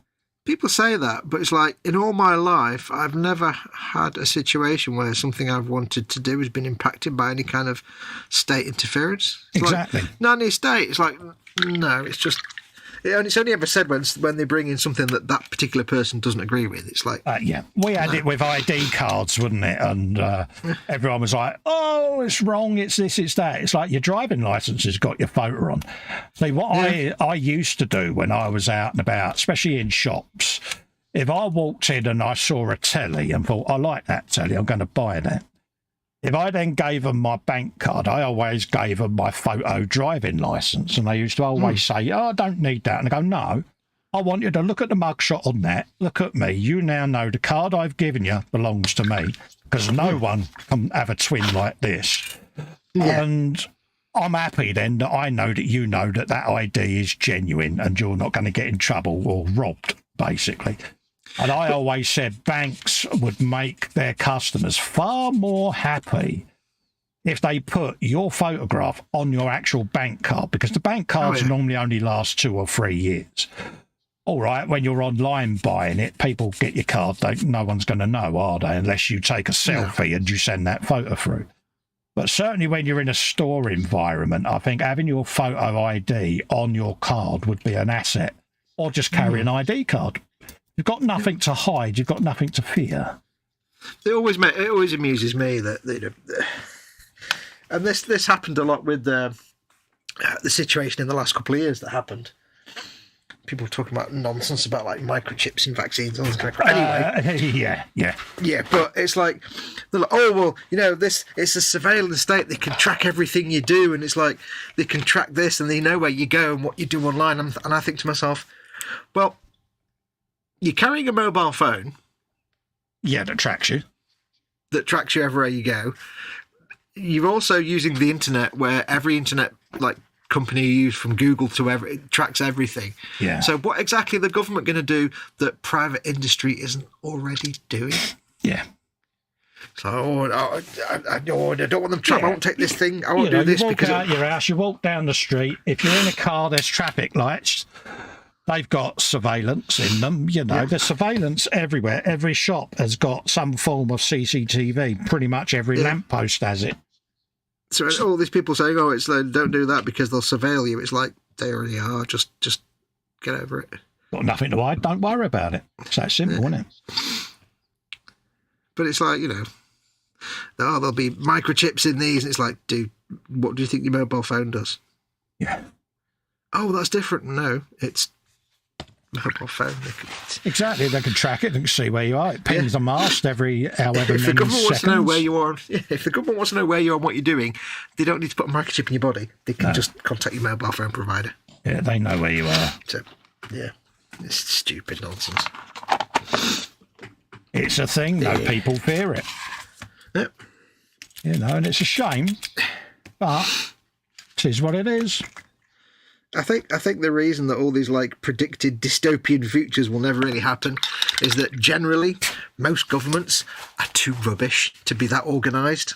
Yeah. Certainly any government we've ever had is far too disorganised and chaotic to be anywhere, have the skill level to carry out anything of that level. It's just like, Yeah. Well, It's for like a start, people that- they wouldn't be able to keep it under wraps, would they? Because, No. It's like the people that go on about the moon landing hoaxes, even still today. And it's like, do you really think that a government department will be that able to keep any kind of secret for that long? Yeah. Where, you know, they can barely keep a secret about anything now. They couldn't even...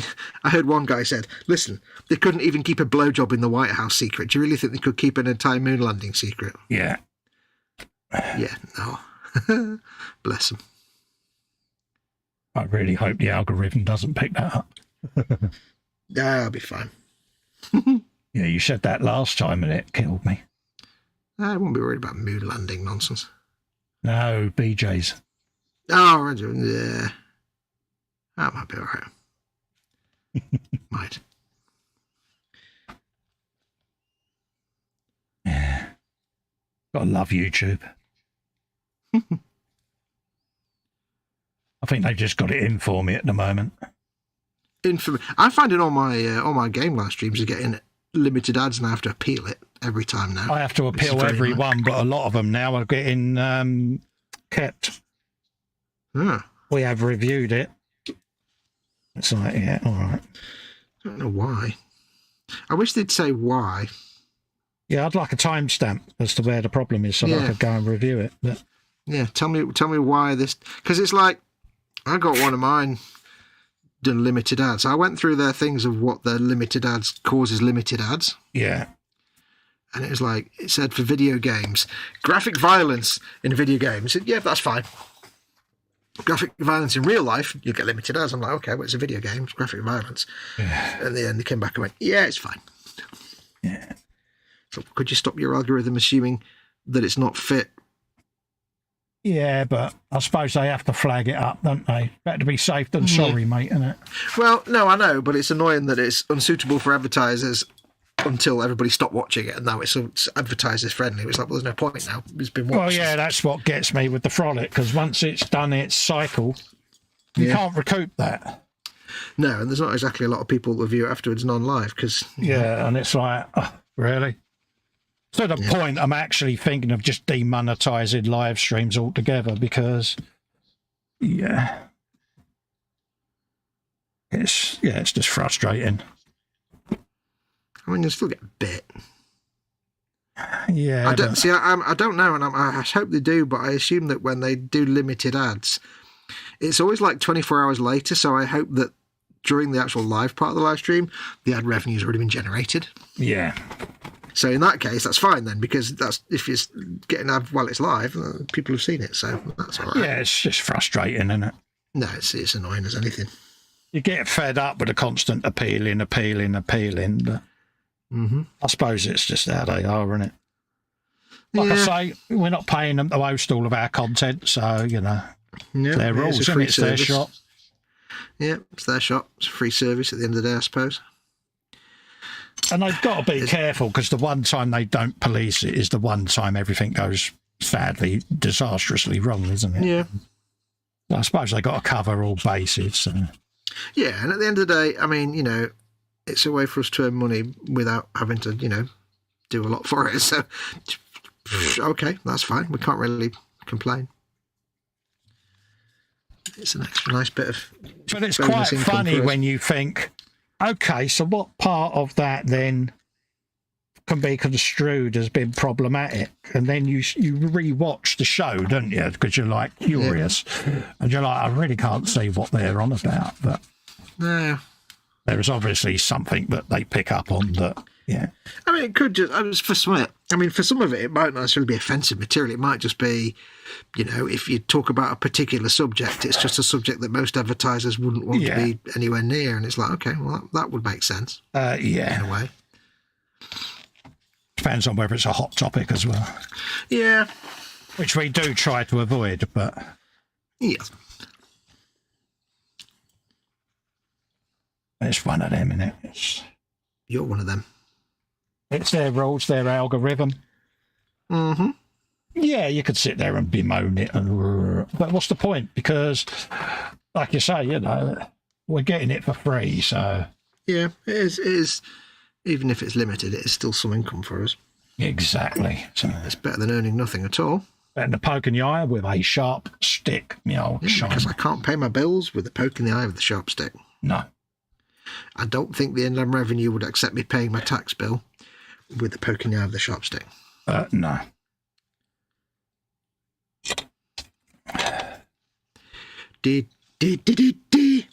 So that'll go in there.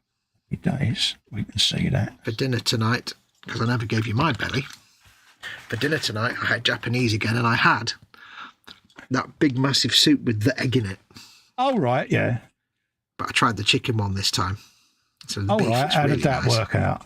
It's nice. It's a totally different flavour. The beef one is quite a dark flavour. This one's quite a light flavour. Yeah. It's basically just like big fat ramen noodles, chunks of pak choy and mushroom and bits of chicken, and it's in like a cup that tall, foam cup about that tall. Oh, right, yeah. It's like 3 litres and full of ramen noodles. It's like the best soup ever. It's just fantastic. With half a boiled egg just floating on the top that nice. you mash it up with your chopsticks, and then you just dead nice.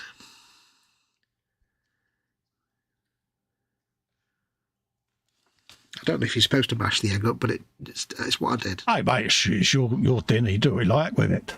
Edward says it's a world of censorship these days, unfortunately, yeah.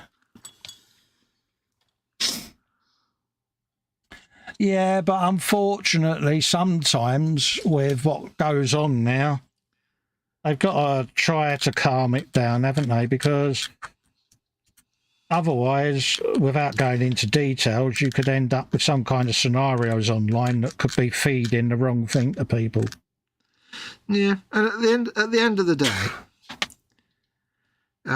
it's in a way kind of naive to think of YouTube as anything, or any company like that, as anything but a business making money. And all they're interested in is making money from the advertisers. That's all they care about. So if they wouldn't want to host stuff on their service that would put advertisers off, so that makes perfect sense. It's not necessarily censorship, it's just people running a business. Business model, isn't it? At the end of the day, yeah. So, you know, it's like, well, yeah, they're just trying to make a business work. And their business is to sell advertising time to the advertisers, so that's how it's going to work. Well, they've got to do what they've got to do at the end of the day, haven't they? Yep. It always amuses me when you get a game like Xbox or Sony or something announce something, and you get all these fans reacting, and it's like blah blah blah, and it's like they don't care about you. No, Sony doesn't care about you. Sony is there for profit, same as Microsoft. They're there to make a profit because they're a business. They don't care that you don't want that or that you don't like it. It's not important to them. Stop pretending, or people that white knight for companies. It's like, they don't care about you. Yeah, you they're not interested, yeah. Yeah, you don't have to be loyal to them and do all that because they don't care. They're a business. It's the As Bill Gates once said, we're not in it to make friends, we are in it to make money. It's when people go like, oh, Sony / Microsoft / whichever game company it is they're talking about should make this game because it's what the fans want. It's like, no, they're going to make the game that's going to make the money. That's what they're there for. They're in it for profit. That's what business is, mate. Shh. Bless them. Yeah, bless them and all who walk in them. Yeah. God bless them and all who sail in her.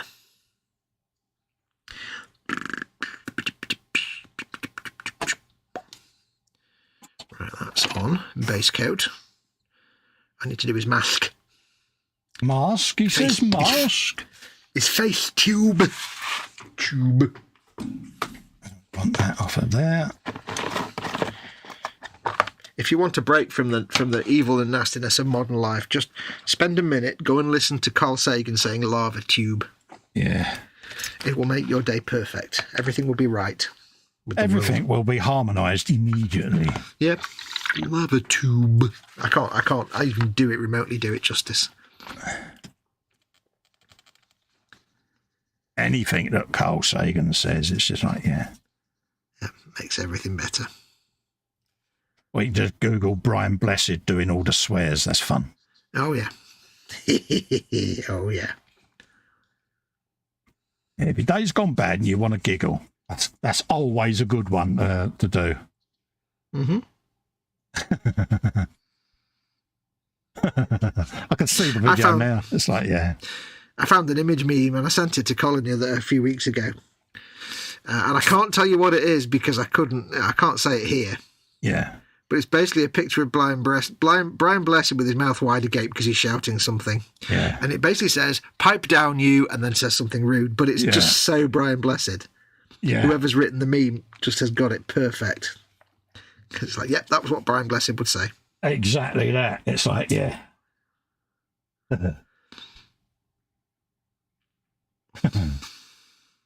Legend. The man is a legend. A legend in his own entire lifetime. Exactly.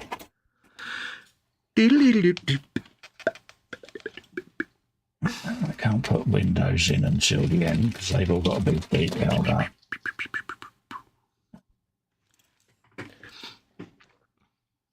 Yeah, that's the one. As usual, the one right. Did anybody watch the Xbox developer showcase thing on yesterday? No. I know you didn't because we talked about it earlier. But did anybody watch it in chat? And if you did, what did you think about the new Indiana Jones game? Oh, you're now going to have everyone going, the Indiana Jones game?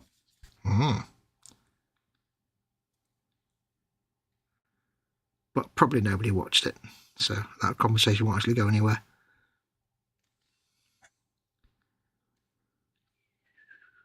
You never know. Perhaps Indiana Jones doesn't float their boat. Who knows? Perhaps video games, maybe don't. I'm painting a tube. You're painting your tubes, are you, dear? Tube. Lava tube. Edward Lerner says, no, didn't see it, but feel free to discuss it. There you go. I was just going to see if anybody had any thoughts on it, that's all. If not to worry. Is this where I say, did you have any thoughts on it, young fox? No, I'm not going to start talking about it. I was just curious if anybody else had seen it. If not, it's fine. If they had, we'd have a conversation. Yeah. I'd say something, but if not, no, that's not a problem.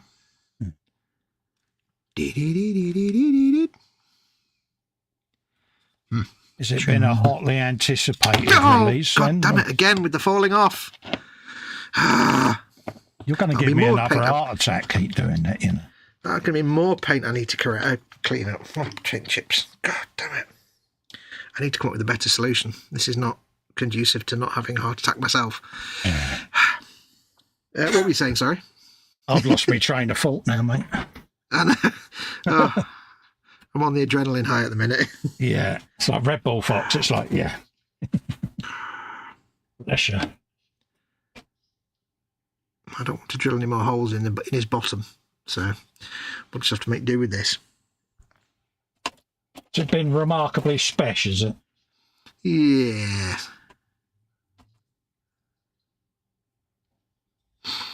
Dee. Yeah, it's a bit Did it look annoying good? when What's your something opinion? Go on. Everybody says, did it look good? What's your opinion? Oh, no, it looks great. I just wonder what everybody else thought. I think it looks absolutely fantastic. They've almost nailed Harrison Ford, almost. Yeah. But I wonder what anybody else thought. Quite looking forward to it. It's Machine Games who made Wolfenstein, and I love those games. So it's right, yeah. So is it got the Wolfenstein gameplay then? A bit like Bethesda? No, because Wolfenstein is guns. It's all that, basically. It's first-person shooter extreme. So yeah, it's a bit more thoughtful than that. It looks like it'll be... You don't have to use weapons. You can use fists, or you can use your whip, or you can solve puzzles. Yeah. But it looks quite good. Oh, nice one. Yeah. As long as it looks the part, that's what matters, isn't it? I'm kind of hyped for it. Didn't look quite as eye candy popping as I thought it would.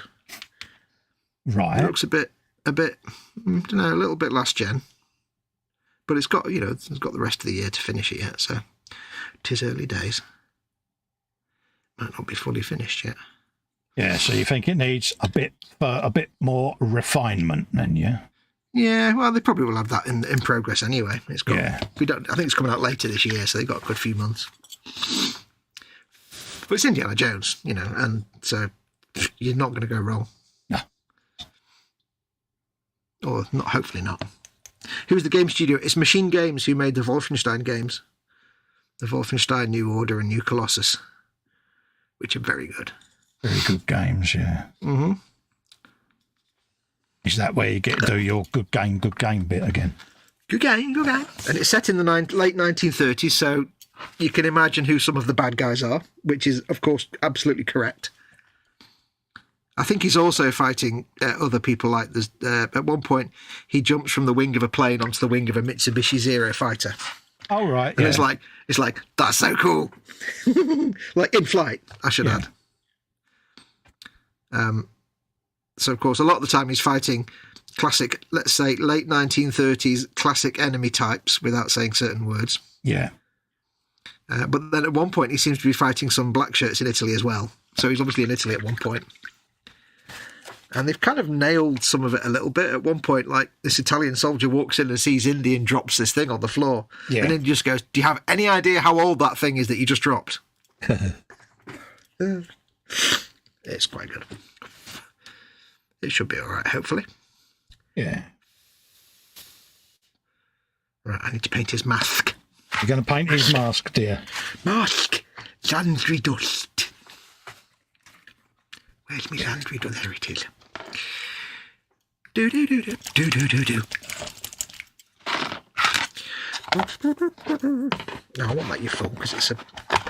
I think what I might do is I might throw this bit of paper away and start with a new bit of palette paper. Actually, no, I won't because it's far too late to do that. Oh, yeah, we're getting to that point. What time do you want to go to, dear? I'm easy now. She's gone to bed, so... Okay, we'll It's see you, how we mate. get You on. call the shot. Yeah, we'll see how we get on. We'll just go for as long as we can then. Yep. Go till you need to poop. Yeah. Probably what I never say. go to 4 at the latest. Ooh. How's that sound? Sounds like a number to me. Yeah, there you go. That'll give me a chance to get this little contraption done.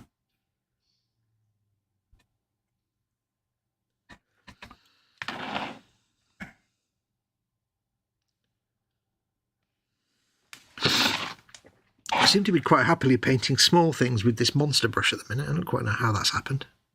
Yeah, that's new trick to your repertoire, eh?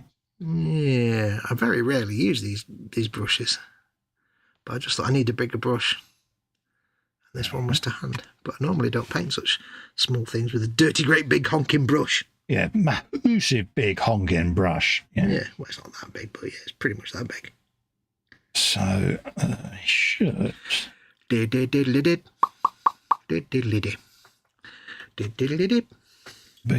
to... They'll all dry fit. That's the theory. That's the theory, Carl. Whether the practicality comes to that is another matter. That's the theory of gas. Yeah, it could be an ecumenical matter. So let's drive it and see. You're an ecumenical matter. Just realised I never actually finished Wolfenstein 2. I should probably sort that out. Yeah. So that'll go like that. Drive it. Happy days. Then that one. Nobody's about to see what I'm doing. I just keep seeing the bottom of my painting handle. Come across the way and go somewhere in there. Like that. Are you planning, my little friend? I am, mate. I am. I'm trying to just prop that up enough. See whether or not dry fitability after painting will still be relevant, and it will be, so.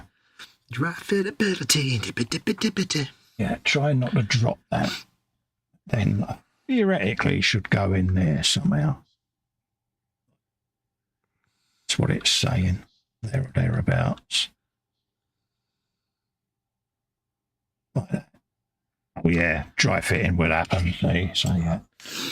Oh, it's looking like you know what it reminds me of? It reminds me of the giant emperor crab they've got at Manchester Museum. Yeah. It's like you walk up these stairs and there's this giant emperor crab with like 12-foot leg wingspan, 12-foot leg span at the top of the stairs, and it looks like that's all bright orange. Yeah, something like that. It's going to dry fit as, so yeah. I like that. So I'll be able to paint all of them lot off that truck quite happily then.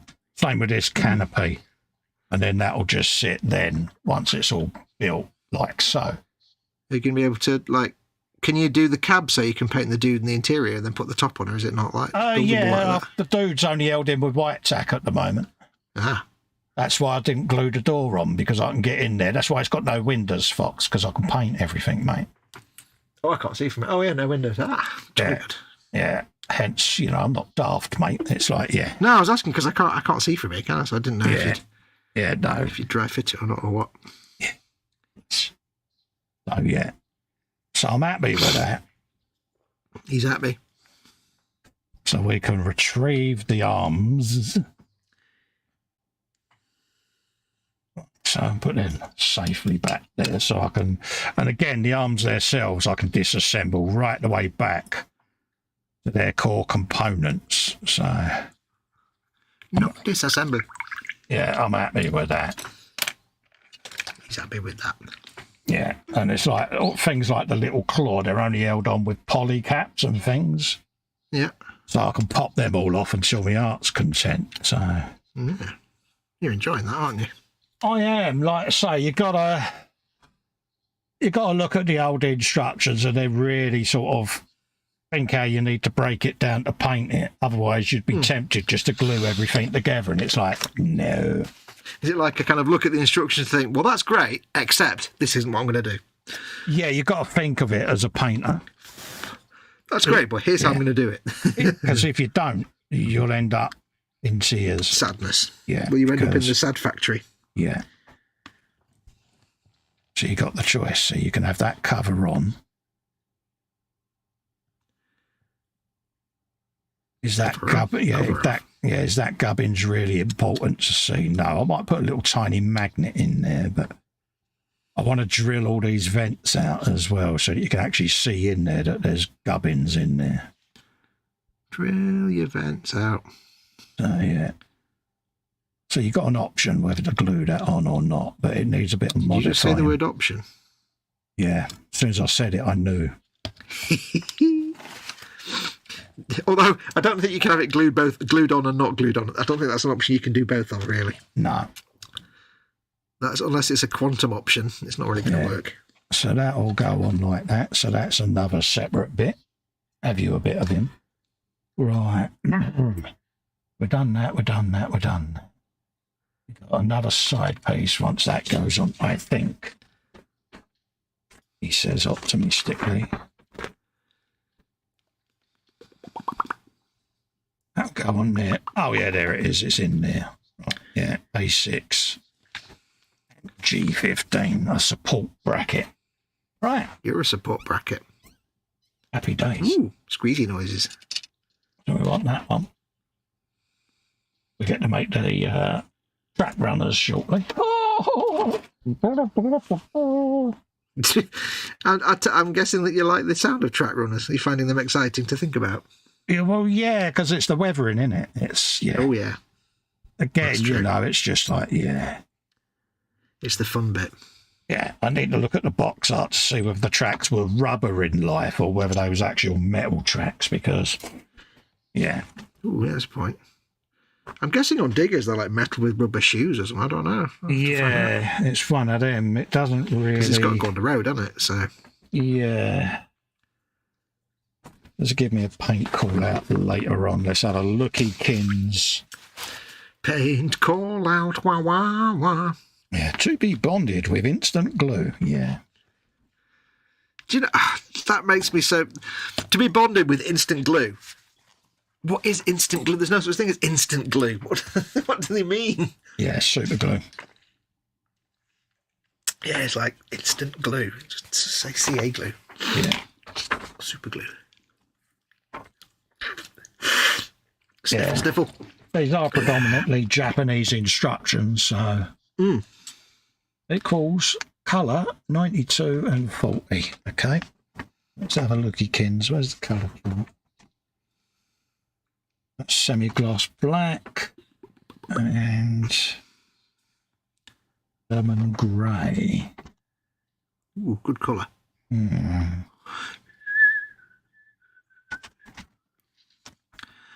Okay. The tracks are saying German grey, which leads me to think that they're metal. I don't know. Oh, really? Oh, interesting. Yeah, I'm going to have to Google it. The box art. Yeah, because a German grey could be either rubber or it could be like a dark steel, couldn't it? Oh, yeah, I'm not turned around looking at German grey at the moment, so I'm just guessing. Yeah. Interesting. It's like there's nuts and bolts in them.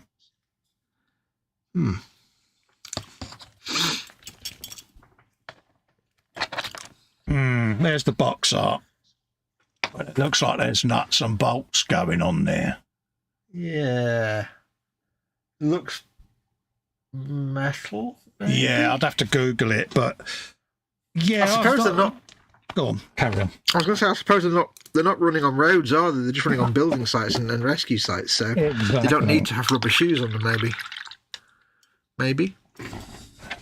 So metal tracks would make sense. Yeah, I'll Google dark it. Steel. Be on the safe side. Googling now, sir. No, not now because I'm live, but it's one of them, isn't it?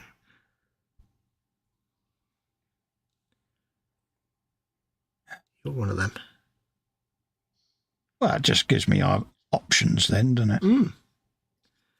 Yeah, I can guess like German grey and then a dry brush of a metallic colour would give it that kind of dark steel look, I suppose. So, yeah. Oops. We'll see. I think in my little digger, I think I'm going to go for metal tracks anyway. Sod it, I can. Yeah, it's your model. My model. But obviously not shiny metal, but dark, gold, decrepit, and yeah. Because I suppose in an earthquake zone, it's going to be going over concretes and things like that. And it's going to be quite industrious, isn't it? So yeah. Would a rubber track be a little bit too easy to snap on exposed rebar and things like that? Yeah. And the things like tracks, they don't really keep tracks clean. They keep them not falling apart, but they don't. Yeah, don't exactly polishing them every morning, are they? No, it's a utility vehicle, not a whatever, I suppose. Then again, it is the Japanese. Exactly. Yeah. I love the Japanese. Oh, they're brilliant people, aren't they? They really are. Fascinating people in a very fascinating country. I can imagine that if I learned to speak and read Japanese, a whole new world would open up to me that I haven't even begun to even conceive. Imagine me trying to speak Japanese. That'd be fun, wouldn't it? How long do you think I'd be in Japan before they try to expel me for destroying their culture? I think that you'd be coming down the gangplank from the boat and they'd be like, just turn around, mate. Yeah. Wait, you coming down yeah, turn around, mate. Coming down the ladder from the airplane, yeah, just don't even come to the bottom.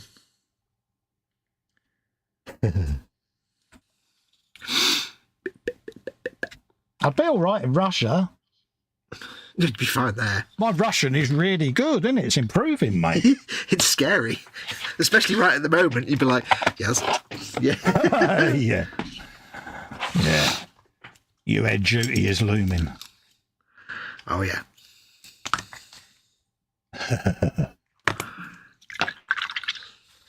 I think they should offer you the job of UN translator, but just not actually have you speak the language. Just say what you want, right? But just make it sound good.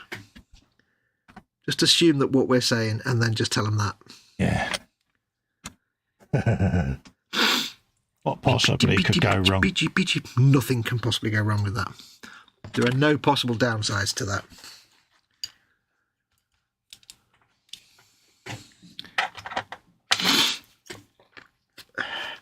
It's like, Mr. President, we have a new translator at the UN. Brilliant, it's Festa. I'll get the nuclear football.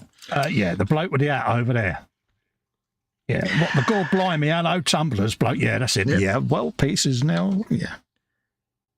I think he just said to Kim Jong Un, "Are you having a giraffe?" Yeah. Yeah.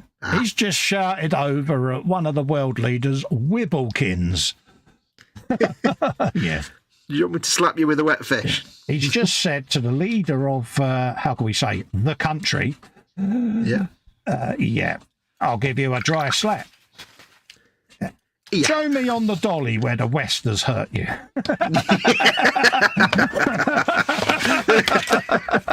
Oh, I like that. Festa for president of any country, of all the countries. It just sprung to mind there, folks. If you're offended, apologies. But hey, you know, it's only humour. But yeah. Wait, I don't think anyone will be offended. Show me on that dolly where the West of the world's yeah.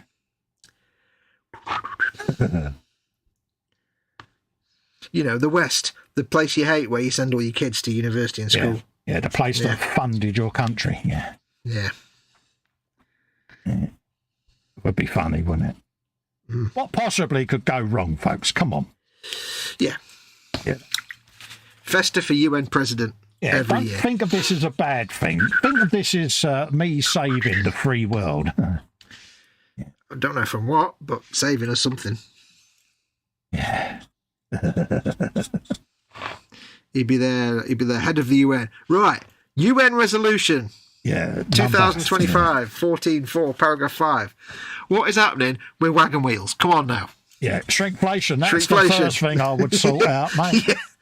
Yeah, shrinkflation. That'd be the first thing on your agenda. Mate, I'd have to. I really would, mate. You know, it'd be like, right. Yeah. Don't need to worry about any of that shenanigans.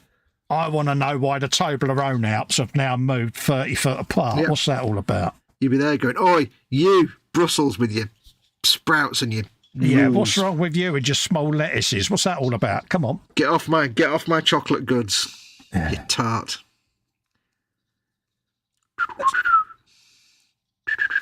I don't think I'd do too bad. I'd have a go, put it that way. You should certainly have a go. Well, he was on about something here the other day. Me and my missus, we was having a little bit of a political rant at the TV. That's all I'll say on the subject. I won't say why, because that means getting into the subject, doesn't it? But anyway, we was having a bit of a wibble. And my boy came in. My youngest lad came in. He was coming over to visit. And he said, Dad, honestly, he said, you should stand for election, he says, because it would be so funny. He said, because I'd vote for you. He said, and could you imagine you on Prime Minister's question? Oi, Sunak. You want a dry slap? And that was it. We just spent, well, him and Helen spent the rest of the afternoon going through inappropriate things that Dad and her husband, so to speak, would be saying in Parliament. We like that. And it did sound really good. So much so, I thought, do you know something? What would I have to do to stand for election? And she was like, don't think of it, love. Yeah, but the best thing is, right, if you're Prime Minister, you only have to be Prime Minister for like 5 minutes, for a month, I think, and then you can earn your lifetime pension. Exactly. You get all your perks, don't you? Yeah, so go and be Prime Minister for a month, make a right mess, or not, and then... Yeah, old Liz and her trust did, didn't she? 42 days and she's getting paid how much a year on pension? 100 grand, I think. It's like, really? Dodgy old mint. What's up here? Yeah. She still says she was persecuted. Yeah. Like, yeah, what part of this deranged little world? Yeah. Bit of a scam, isn't it? Just like become a member of parliament, get elected to prime minister, give it a month, and then say, "I don't know what I'm doing. I'm resigning now," and then you still get your pension. You know, because you don't. If you've no intention of doing the job, just say, "Yeah, I'm rubbish. I'm going to step down." Yeah. Yeah. She wanted her cake, but she couldn't eat it. Nope. Helen's reaction was she has set women's politics back a generation. Oh, yeah. Should have thought Theresa May was bad, she said, but this one took the bullet. She just looked permanently confused wherever she was. Mm. But hey-ho, we're doing politics. We need to move on. Yes. But yeah, certainly shrinkflation. That would be a thing. Desperately try not to have a wibble. You wouldn't believe the effort this is taking. I know how much effort because I know how easy it is for you to get onto that particular wibble. Oh, mate. I know what kind of saintly effort you're making right now. Absolutely does your lid, doesn't it, folks? It really does. Yeah. Does mine anyway. You see, he's failing though. You are failing at your non-wibble because you ever so slightly gently, bit by bit, getting little bits of your wibble in. I can feel it. Yeah. Coming. I just feel it, mate. You're not doing a constant. You just like every now and then you're like little bits. Yeah, bloody Toblerone. Yeah. I regret everything now that I've said. I haven't even got onto hobnobs and wagon wheels and. Oh. Hey, no, hobnobs are fine. They've not changed. Yeah. Jammy Dodgers. Look how small they are. Never liked Jammy Dodgers. Yeah. Jam? That ain't jam. No. I don't understand why people have this thing for jam. I've never liked them. They're just kind of like, it's a boring biscuit with a chewy bit in the middle that's not very pleasant. Because the biscuit itself is like, eh. Now, I'm doing well. Now, bourbons. Can you imagine, right? A bourbon biscuit, but take out the dry tasteless chocolate and put in proper Cadbury's milk chocolate. Yeah, that'll work. Like Cadbury's dairy milk. Oh, yeah. In a bourbon. Ooh. That's trouser tent time, that is. That is getting into tent mode, isn't it? Yeah. Oh, yeah. Excuse me. Oh, yeah. Just every now and then, isn't it? You sit there and you think, yeah, I could do with some of them. Painting the buckles on these straps. I'm going to have to repaint the straps again because I'm making a right mess of it. Not going well. No, it's all right. It's just tiny details. And lead belcher doesn't lend itself to being painted on tiny things very easily. No. To get that bright silver colour, you have to do a couple of coats. So I'm just going to have to touch up the leather again in a minute. Just paint it willy-nilly and carelessly and not worry about it too much. Yeah, go with the flow, mate. Have you got any iron breaker that you can dry brush over it just to highlight? Well, I'll be doing that later after I've matte varnished it, because this is going to get a wash anyway, so there's no point worrying about the shiny. Do you like his shiny helmet? Oh, yeah, very nice. It will be black. I'm only painting them silver because then I can wash black over there. I just realised I quoted a Warhammer paint colour immediately without a second thought. Yep. And even I'm not that familiar with Ironbreaker. Actually, it's a nice paint. Yeah. The less said on being down the hole, the better, because I fully deny being down the Warhammer. He said from the bottom of the hole. I'm not as far down it as Kipper. Kipper's well down the hole, mate. I'd have to send down one of those RV vehicles, thousands and thousands of metres to locate Kipper. Yeah, but you do know that saying that someone else is more down the hole doesn't get around the fact that you're deeply down the hole. Not as deep as him, mate. He got Max McGinn, mate. Now, Max McGinn has got a Warhammer library of reference material to die for, mate. Oh, yeah. Marcy says, night, it's too cold out here. I'm going to go up bed. You take care, Marcy. Wrap up warm, love. Always lovely to see you. Indeed. Yeah, Max has got, you know, a Warhammer reference library that the National Archives would love it, put it that way. Oh, cool.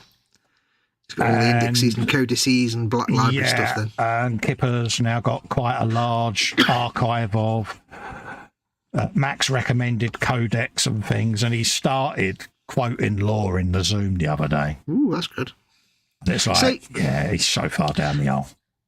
See, I haven't really read any of the lore and stuff like that, but I do love watching Lutin's YouTube channel because he goes deeply into lore and he talks about it all the time.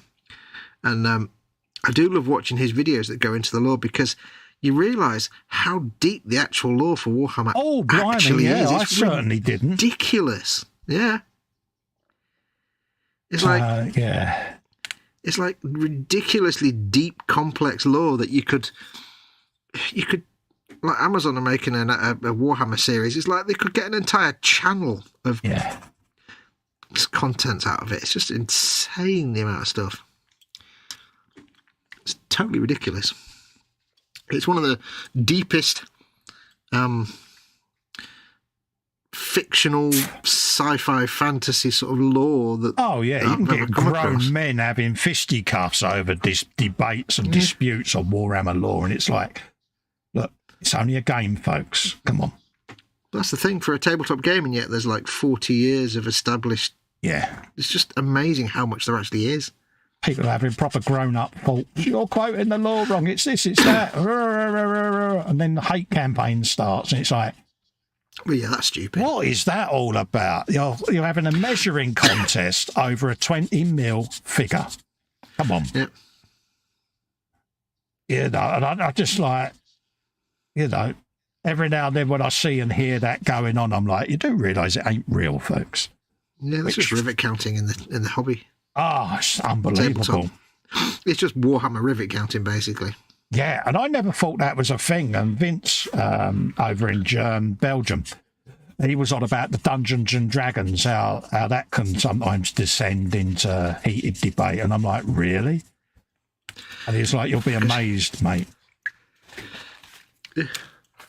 Seems such nonsense to me. It does, because all I want to do is sit here and build orcs and other little factions, don't get me wrong, but I just want to sit and have fun with it. I've got no desire to play the game, even though Fox is adamant I will end up with a gaming table. I'm not adamant. I'm just resigned to the fact you probably will at some point. You know, it's like, because it's a 6 foot by 3 foot diorama. You'd love it. So the only thing that puts me off getting too into it is that side of it where people get a bit rivet countery and a bit knobby about it, and I'm like, I mean, the thing is, it's just those kind of neck beards. You don't really come across them much unless you get into proper tournament play and stuff like that. And for typical playing with your mates or small clubs or going to your local game store, you don't really come across that much. Burpage. Yeah, it's just something that don't float my boat like that, because to me, then it's no longer fun. Yeah. You know, you've turned something that potentially was fun into a measuring contest, and it's like, I'm not in it for that. It's like, the beauty of it is, though, I mean, the whole thing with Warhammer lore is it's set over such an enormous, like, scope. It's like an entire galaxy, and the numbers in it are ridiculous. Yeah. That whatever you do in whichever faction you're playing, you can pretty much do whatever you want and paint them however you want and make it all up. Like Imperial Guard, you can make up your own units, you can make up your own battalions, because there's so many like numbers involved of like people and planets. It's like it doesn't really matter. Yeah. Just do whatever you want. You might build an Imperial Guard unit and paint it in some weird, strange colour and give it a ridiculous name, but it's like, well, why couldn't there be a planet where that's what they're called? Exactly. And that's who they've sent to fight for the Imperium. It's not implausible. And that's the part I never understand, when people really get personal vendettas with each other over it. I'm like, really? Yeah, that's just being stupid about it. School playground, isn't it? It's like, Yeah, it's just like, it's toys, and it's a hobby. It's fun. Just have fun with it. Let people enjoy their hobby. Oh, yeah. It does make me laugh. Yep. Because you sit there and you think, Are you actually listening or realising how silly you sound? Yep. There's one person that I follow on Twitter, and she's an incredible painter. Yeah.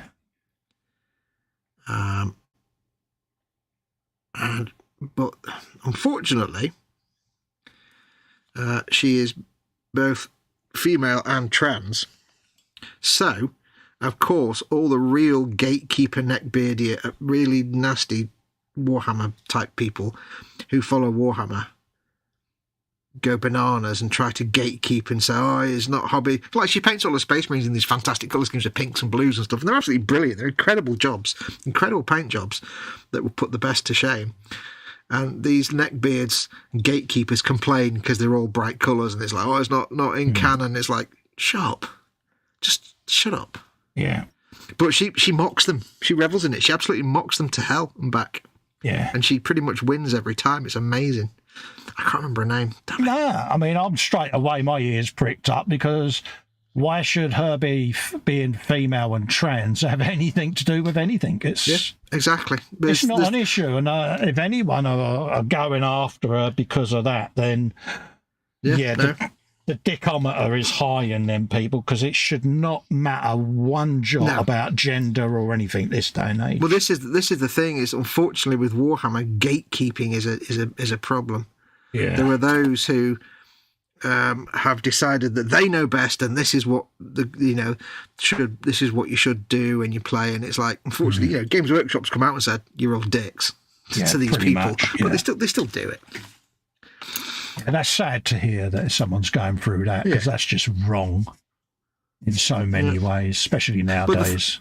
The amazing thing is, though, she just deals with it. She just baits them and makes them look like tools, which is brilliant. What a shame. She's an amazing painter. She's absolutely amazing painter. Yeah, you'd have to bat me a link to her channel, mate. It's not Lila, is it? No. She's just on. I don't know if she's on it. She's on Twitter. I don't know if she's on YouTube or anything. Yeah. I'll try and dig it out. But she painted a load of Space Marines, and they had like skirts and cat ears and stuff, and they're so beautifully painted. It was amazing. Yeah, absolutely amazing. I see it.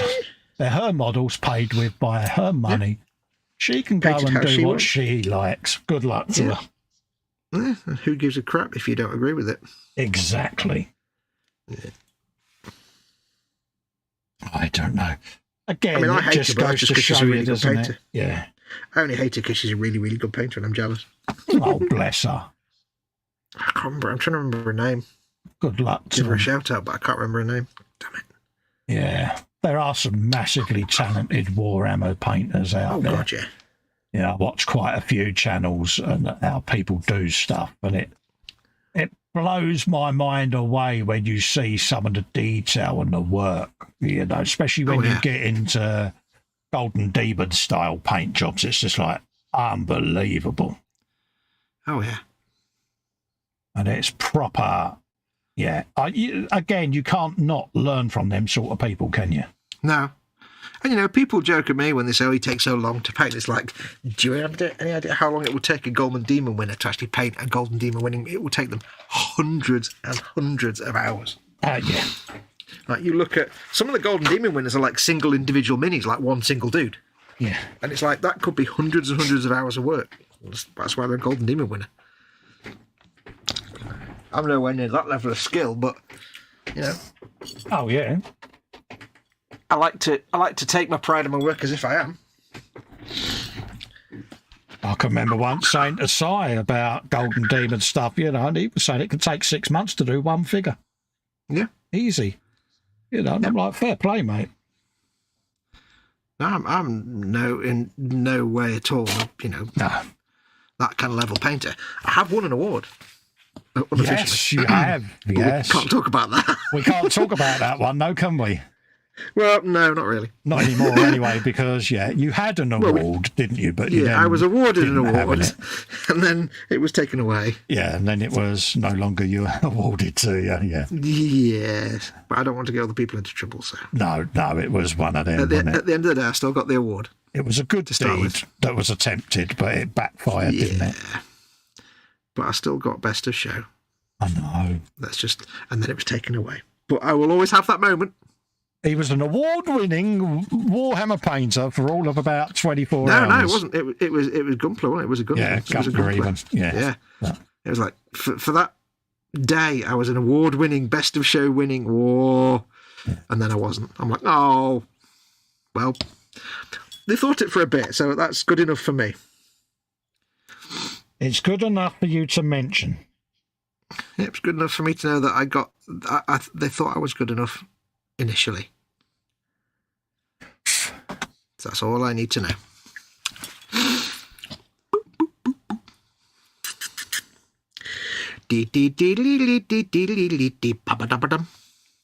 Now, Oh, very I don't want to tuneful. matte varnish this. Eh? That was very tuneful. Yes.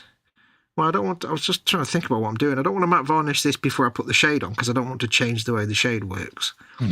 So I'm just going to have to not touch this, or very rarely touch this, because this paint is just coming off at any excuse. Oh, bless. Just you touch it and the edge just come. I've repainted the edges of this backpack about 10 times now. Getting on your nerves now. Yeah. I don't want to end up putting a whole mess of paint on it. No, because the whole idea is thin, and thin, isn't it? And Yeah. I've already had to kind of go around that a little bit, so. yeah, the minute you start having to keep redoing it, you're like, yeah. Yes. Diddly-beep. That's why the Rogel Dawn only had a thin coat of Zandri put over it, because I'm like, it will go in the dettol otherwise, and yeah. Yeah. Luckily, it seems to have saved itself, so Good. that's the key.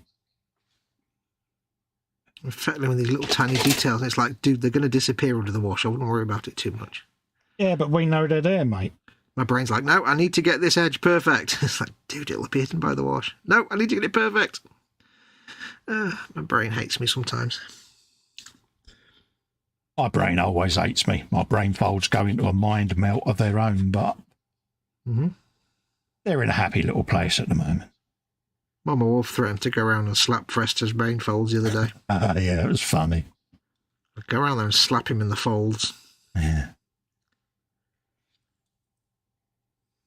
Yeah. I managed to get a quick power nap, though, since we last spoke, so. Good.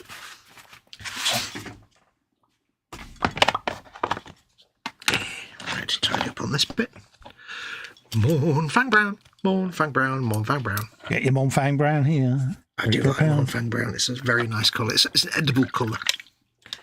It looks like it would be tasty. Yeah, it would look like it would be tasty if it was a foodstuff.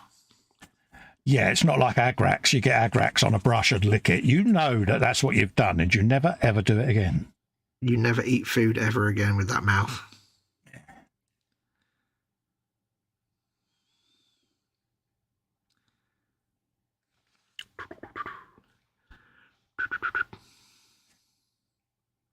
Yeah, the brush lickers out there. Yeah, no, Agrax Earthshade, that's the one. Yeah, you do it once. I'm looking forward to figuring out how I'm going to paint the leather on this, because I've got my own little technique that works when I'm doing a drawing, and I've got my own little technique when I'm painting a tiny miniature. Yeah. But for painting something big like this, I wonder how Can it'll it come out. upscale, yeah. Yeah, really interesting to find out. Only one way. Yeah. Doesn't matter if it don't work, because I can just print you another one. So yeah, this is really an experimental piece, this one. yeah, this is just one of those where you made that statement that you hadn't really done a 1/10 bust, and I'm like, Already going to bust. It's like, yeah, you will do, because I happen to have a file, and that was it. You will do. And I didn't tell him until it arrived. It was like, yeah. I think you said you were sending me something, but I didn't know this was in there. Yeah. And he was expecting something else, which was in the box, but tucked in the corner there was the Krieg. It's like, oh, I was like, was is lost? Yeah. Because when you're doing a little tiny mini, there's a lot of things you can kind of get away with because of the size.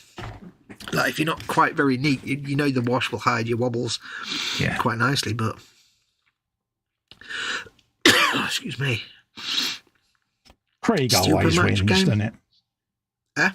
Krieg always wins. It looks good. Yeah, it's a nice simple colour scheme for Krieg as well. Yeah, it is one of them. I will do some at one point. Yeah, it will happen. Just a nice simple scheme. Blue coat, brown leather, some kind of khaki type pants, black helmet and pauldrons. There you go, done. So we've got a spring to go. Not too complicated. Plus, it's Krieg. Come on, who doesn't like Deathcore of Krieg? Just making sure that it's coming out on YouTube. Could you let us know in the chat that you can see and hear us still? Because I hadn't even realised. No, it was just StreamYard just went into one of its Special moments. Yeah. Hopefully it didn't disappear for too long. But as soon as you went quiet, I'm like, Fox is abnormally quiet. There is only one reason this will happen. Oh, I was just talking away there. Yeah. Ah. So, yeah, the minute I don't hear your dulcet tones, it's either dropped or you've muted your mic. Yeah. Same for me. If I say something and there's no response from you, I'm like, we've fallen over. Downside of having the screen behind me. Jeff Light says still live. Thank you very much, Jeff. No worries, you, mate. Doodly-ba-doo. Doodly-doo.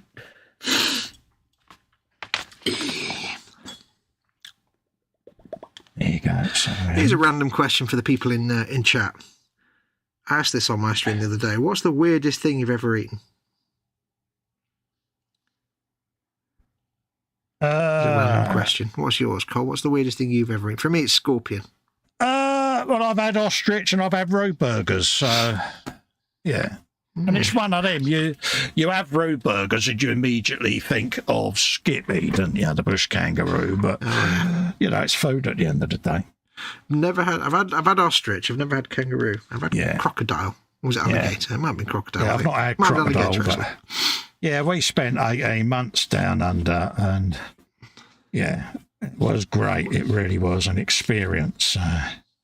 I planned to have kangaroo because there was an Australian restaurant near me, but yeah, when I went to go, it was closed. It had closed down. Yeah. So yeah, that was one of those because when he said what the burgers were, he thought we would react really, really quite badly. You know, skip it. And I was like, tastes nice, mate. He said, unusual for a POM. He said, because normally, he said, when English have something like a roe burger, he said, they react, oh, no, it's kangaroo, can't eat that. He said, but at the end of the day, it's meat. Yeah. It's nice. It's just a cow with weird legs. Yeah, it's just one of them, isn't it? You know, it's like, yeah, I'm happy. If God didn't want us to eat animals, he wouldn't make them out of meat. Exactly. So Star doesn't exist.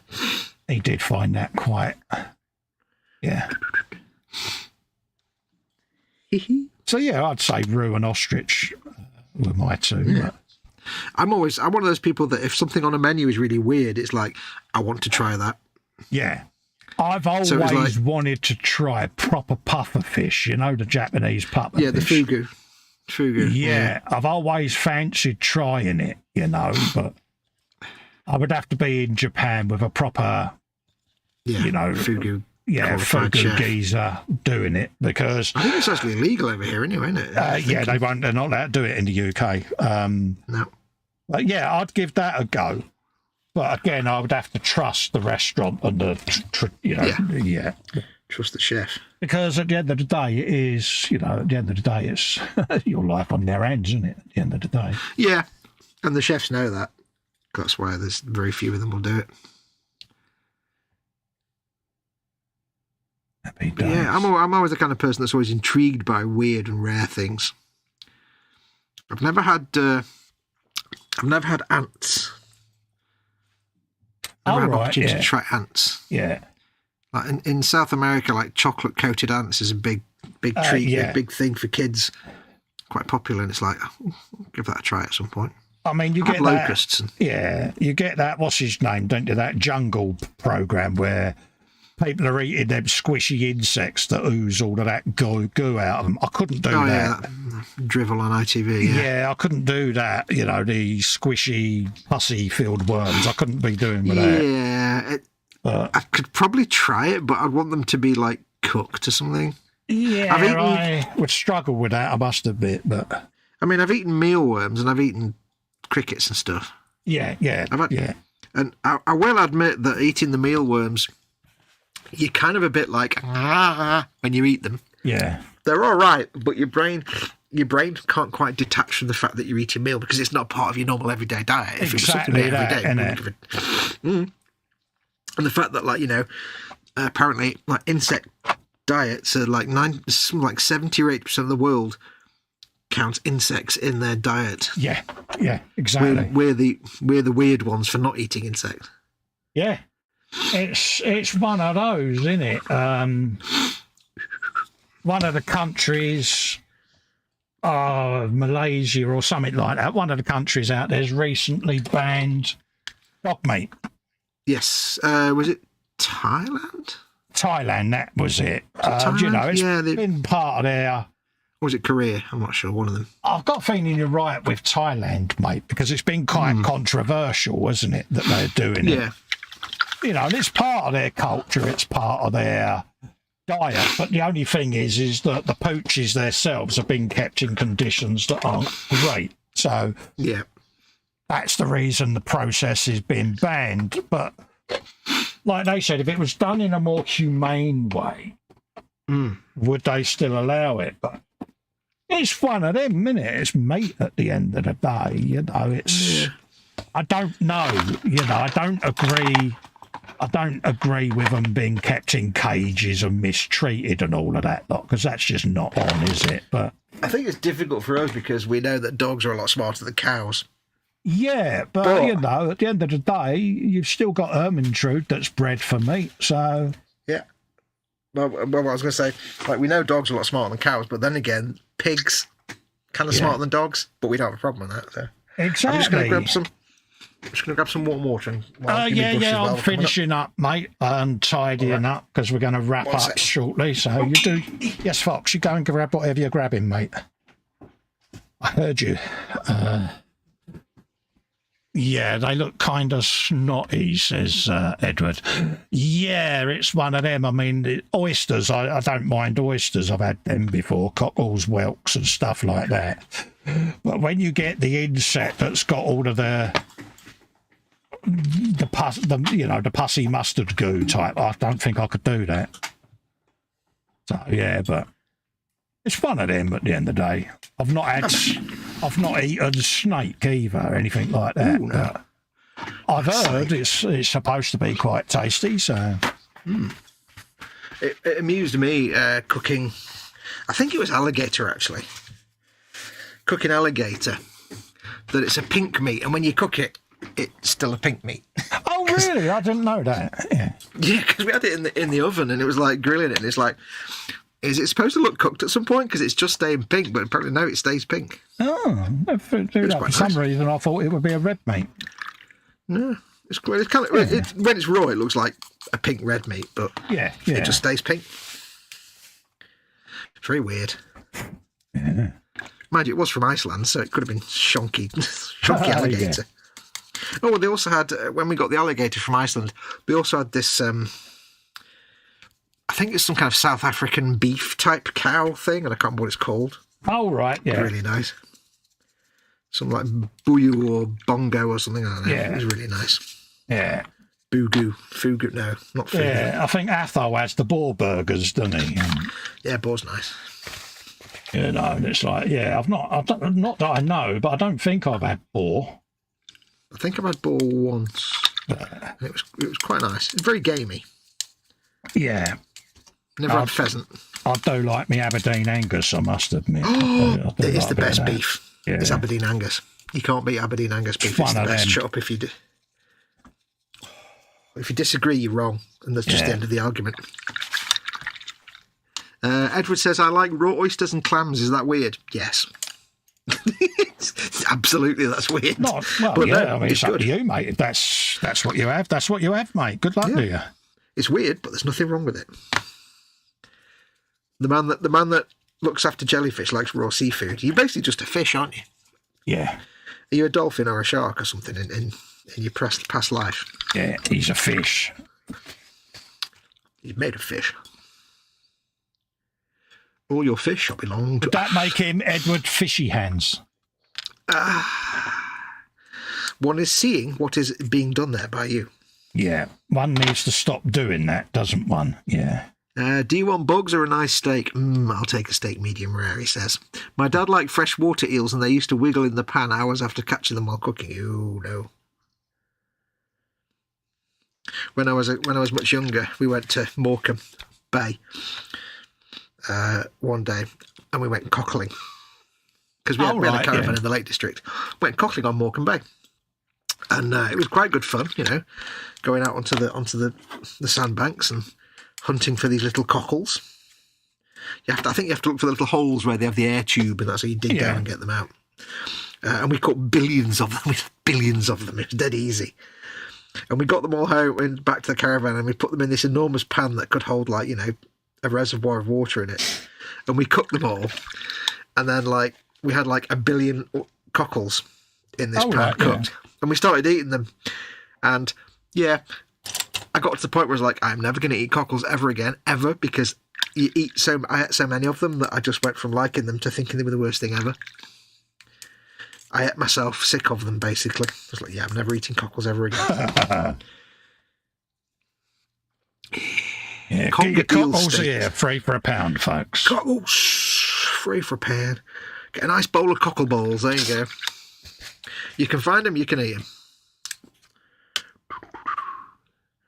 Yeah, Edward says, my dad liked freshwater eels and they used to wiggle in the pan hours after catching them while cooking. Yeah. Cooking. It's like lobster, isn't it? They say, which one do you want? So you've got to point at it. It's almost like you see it looking at you going, thanks, mate, you've really ruined my day. Yeah, I can't do that. You know, and it's like, yeah, I can't change my mind now. I don't want the lobster because it's given me that look of disappointment in me. Yeah, I mean, I will admit when we had these cockles, I felt bad because you basically dump them in the pan and boil them, and then when they're fully cooked, they open up, and it's like, you sit and watch them open up, and it's like, I'm not enjoying the fact. So I'm an omnivore. I'll happily eat meat, but I'd like to hope that the meat has been at least, you know, not cooked alive. Yeah, it's when you think as it suffered, you start thinking, don't you? It's like, yeah. I mean, I had lobster once, but unfortunately it had some sauce on it that was so overpowering that I've still got no idea what lobster tastes like. Yeah, that's sometimes the downside, in it. They give you all the sauces, and it's like, look, you know. Well, it was a lobster. It was literally cut down the middle, so it was half a lobster. Yeah. And I couldn't see anything, so I couldn't see because it was all covered in sauce. I'm like, I don't know. I was hoping I could like work out what I could eat and what I couldn't, but I couldn't taste the lobster and I couldn't see what I gave up in the end. Absolutely. I'll try it one day again. Yeah. Edward says his dad liked freshwater eels. They used to wiggle in the pan hours after catching them. Jeff says conger eel steak. And also dogfish. I probably did, mate, dogfish. But, you know, I lost my train of thought, you know, but hey, you know. Dogfish, interesting. But, yeah. He says the eel was skinned, cleaned and cut in 4-inch pieces that wiggled while frying. Oh, that's weird, isn't it? That's like there's a Japanese octopus dish where you have, like, you get the bowl of food and there's the full tentacles in there. But when they put vinegar on it, it wiggles. Oh, right, yeah. Because it's the muscles and stuff, or the fibres in the tentacle reacting to the it's not alive, but it's just reacting to the vinegar. See, I'd like to try a bit of octopus for some reason. Don't know why, but it's quite nice. Although it's a bit like squid and octopus when I eat them. It's quite nice taste, but the texture to me can sometimes make me gag a little bit. Yeah. I mean, I used to like me jelly eels and that, but I don't think I could eat them now. Never I had used jelly to, eels. but I've not had them for so long. I don't even know whether I would enjoy them now, so I've not bothered. Yeah, I mean, I'm not a big fish guy, so to be honest. Yeah, I used to like the cockles, whelks, jelly eels, all of that. But yeah, mussels alive-o. Exactly. Edward says octopus is nice. Yes. Yeah. So, yeah, it's one that's on the list, but yeah. I like squid when it's cooked, like you get squid rings and stuff. Yeah. But raw squid and raw octopus. I had a big seafood platter once that had like brightest purple octopus bits on it, and I'm like, ooh, looks really pretty. Oh, but it was right, like, yeah. it was kind of nice, but the texture sometimes on one bit you get like rubbery on one side and it's kind of foamy on the other. It'd be like, Yeah. I'm going to bung your full screen so you can show everyone your creek. Okay. Yes. Okay, so I have been doing this fella, as you know, swearing. I've got most of the base colours down. It's still at the painted with half a potato stage because it's just base colours. So I've got to do is Aquila and the gold details. So it's just the base colours. And then once that's done, I'll give it a wash of Agrax Earthshade and a wash of Null Oil on the metals.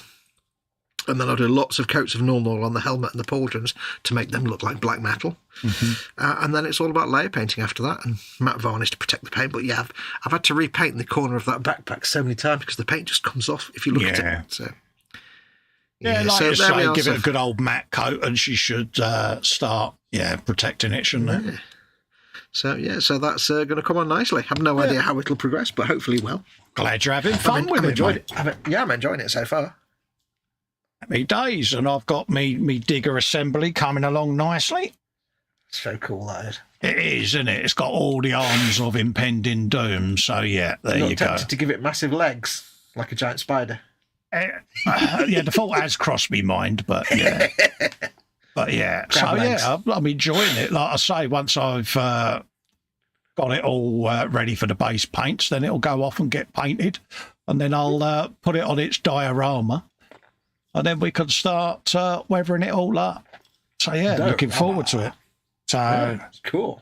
Yeah, it's just something different, isn't it? It's a digger with claws and grabby things, and there's more than one boom arm, and it's like, yeah. It is the claw. I like the piston on the little arm, though you can see on the side, so you can see when it turns to the side, the piston extends out. You can see the mechanism, how it works. It's little things like that. It's the engineering behind it, isn't it? So, I'm enjoying it, to be quite honest with you. It's one of them quirky little kits, and, You're a quirky little kit. And Jeff says, if you've ever eaten rock salmon, that was probably dogfish. Yeah, I've had rock, mate. Yeah, rock, cod, Never had that. Bit of hake, bit of skate. Oh, I do like hake. Hake's really nice. It's a bit of all of that. If I'm having fish from the fish and chip shop, it's got to be haddock, and if not haddock, I want hake. Yeah. Yeah, no, Cod's all right, but it's a bit boring compared to haddock and hake. Yeah, it's one of them, isn't it? Edward says, looking nice, gents. Thank you, Edward, for the feedback. And Jeff says, nice work, guys. Thank you very much. Yeah. So I think that's a good opportunity for us two reprobates to pack up for the night and let you all get on. Bugger off. We'll bugger off. I'll be back Sunday 2 p.m. doing the Sunday show. So tune in for that. And then this Monday, it'll be myself doing the 1/16th tank for E-Models. And then Wednesday, also on E-Models, will be me and the Canoe. Have you got any gaming stuff planned this week, Mush? I might do a game stream tomorrow, possibly. Yeah. I don't know if I'll do it, which one I'll do, but I might do one tomorrow. I'll probably do one on Sunday night. Yeah. But I don't know yet. We'll see. Exactly, it's planning, mate, innit? It's one of them, innit? Yeah, it might be a bit last minute, but we'll see if we can get one done. Happy days. So massive thanks to all of you for popping in and keeping us two idiots company. It does mean a lot. Right. Thanks for your generosity with the super chats as well, peeps. It really does help me out because, times are hard for everyone, I know, but your generosity keeps me able to do this for you. So big thank you to everyone that's done that. And we will see you on the next one, folks. So until the next one, stay safe and well in the storm. Hopefully you don't get battered by it, and we look forward to seeing you on the next streams, folks. Yeah. Bye-bye for now. Adios, amigos.